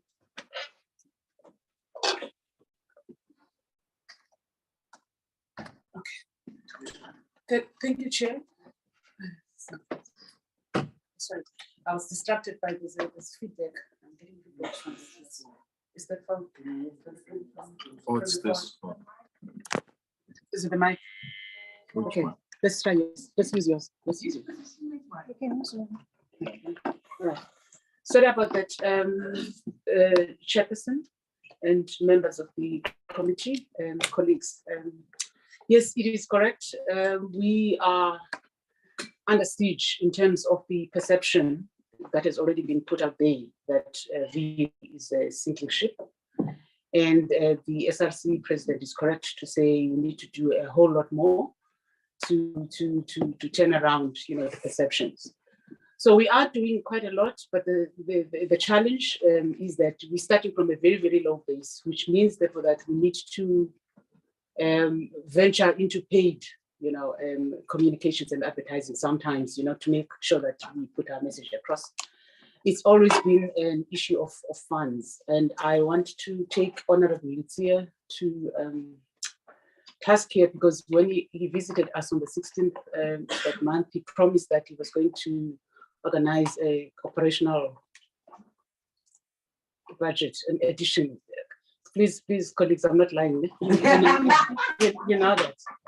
Yeah, you did say that I'm going to boost your operational budget because I can see that you are unable to do the basics here. So I am, yes, please, let's record this. We will do, the advantage that we have right now is that actually the new chairperson of council is professionally, he's in our field. He has a PhD in media. So already, you know, there's doors that were likely to open without having to invest a lot of money. But 2023 is going to be a good year for VAT. Thank you very much. Chair, I want to thank you very much. There is a team from VAT. There are issues here, Chair, that we haven't touched on because I believe that we need to go back and give them to council, some of them, and some of them need the BC's involvement as well. So we will respond on those issues, maybe in writing. We'll just see how we can respond to those issues. Thank you very much. Thank you very much, colleagues, for all your responses. Registrar, I know you feel like you were caught off guard and you should have caught the earlier flight, but really I think there's a reason why your flight had to be later so that you can hold the fort for the entire institution. And so thank you very much to the entire collective, to the student leadership, President and SG, to workers. Thank you very much, colleagues, for your inputs and your responses.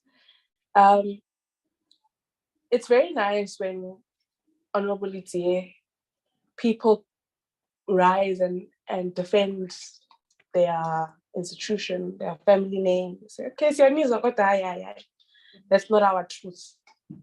And so I think if that is the feeling that colleagues have, then prove it to us, prove it to the country, prove it to the nation, prove it to the committee, allow the committee to be an extension of yourselves in terms of clarifying society on your reality, on your truth. Do you know how nice it is when members across political parties can stand in the House and you see the shift in narration or narrative from one, a report or from one report we would have presented to the next, and even when there is members are saying these are the concerns. It's so nice when members are able to acknowledge the developments across political parties, and trust me, it does happen. And it would really be nice to have VUT be one of those institutions where members can stand up in the House and say, hey, things were bad, but it seems as though things are coming along all right. So allow us to be an extension of yourselves in terms of your comms. Honorable Itie, I don't know if we can ensure that there's increased funding, to ensure that there's an increased budget there for comms.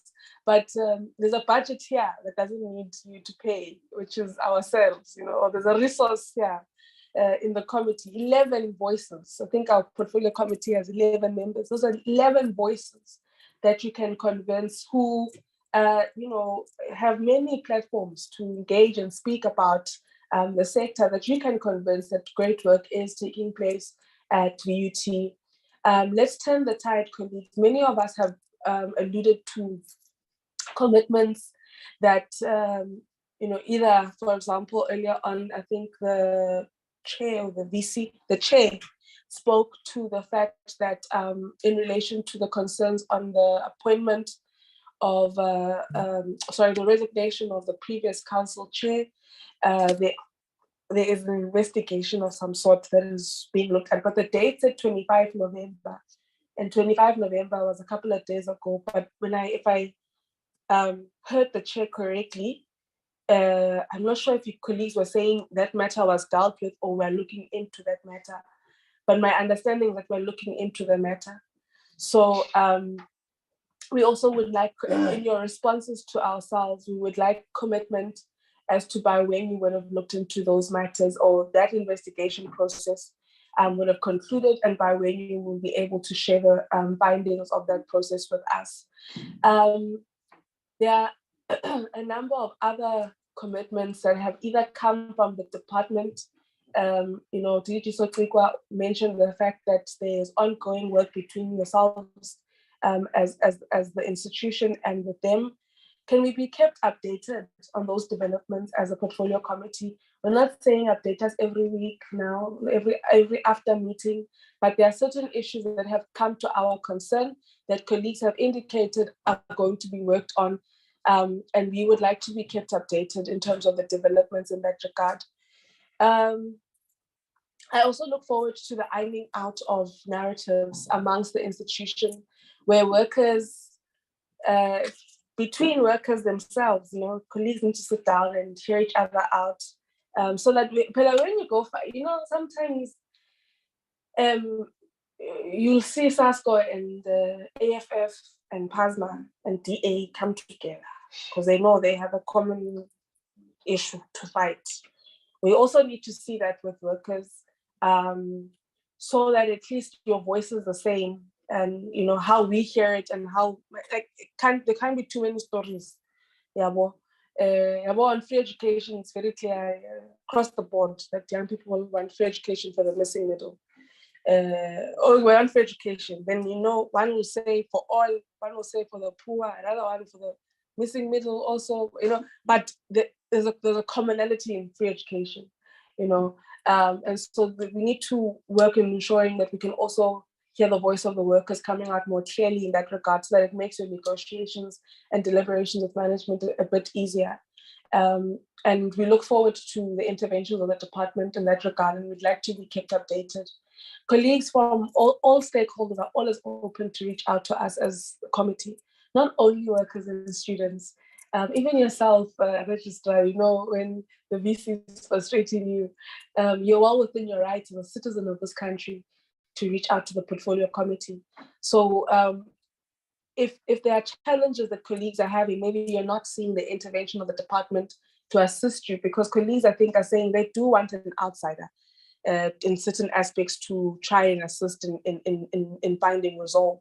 And if that's the case and the department is not coming on board, you are more than welcome, Registrar, colleagues, CFO, if you're feeling suffocated somehow, you are well within your rights to indicate to the portfolio committee that you are suffocated, you are protected. Also, I don't know why the president is speaking, or the president. You're well within your rights to share with the portfolio committee what your frustrations are. If NSFAS is frustrating you leading up to the academic year 2023, which I think is an across the board issue, it's not only a VUT issue. We just raised it in the State of Readiness meeting to say, what are we doing in terms of the alignment of your financial activities or program and that of the academic program of institutions of higher learning. And yeah, we've raised it. Are we confident on some of the matters that you have raised? No. We're not. And so, but also colleagues need to mobilize. CFO, you need to speak to other CFOs that are in a similar position with, like, as yourselves, and mobilize as these institutions to say this is not working, because you can't speak and operate in silos. But we're also hoping, colleagues, that the MTT on student funding will really assist us with the report will really assist us with many of these concerns we're having in terms of sustainable funding for the PSET system, because really how we're operating now is not going to assist us. It's not going to assist us. So we're really hoping that when the report is placed before Cabinet and is shared with all of us, it will come with recommendations that can really respond to some of the issues that colleagues have raised on the financial sustainability of the sector across the spectrum, not only on student funding or tuition funding, but also in responding to issues like, for example, infrastructure development. But of course, we also need to inspire our Treasury to say we are able to use our funds, like the President was alluding to earlier on. So thank you very much, colleagues. We will look forward to getting the responses from yourselves in writing, that of which we've not managed to cover. I think there are areas where we need finite detail. For example, on responses of very contentious issues around tenders, I think it's very important we submit we submit responses in writing, so that we are able to clarify one another once and for all. Because it's ongoing back and forth, does not assist us at all. So if you can also submit that in writing. But otherwise, I think we have come to the end of our meeting. Honorable members, I think our last meeting is on Friday, where we'll be dealing with 2 reports from the Department of Higher Education and Science and Innovation. And we'll also be adopting all the reports and minutes that are outstanding, which hopefully we'll be able to present to the House next year. With that being said, thank you very much. Thank you also to everyone, to all colleagues in the room, to everyone on the virtual platform that has been so patient with our day. Your cooperation is really appreciated. Thank you. This meeting has come to an end.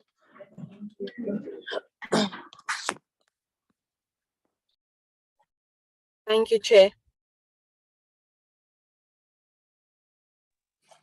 Thank you, Chair.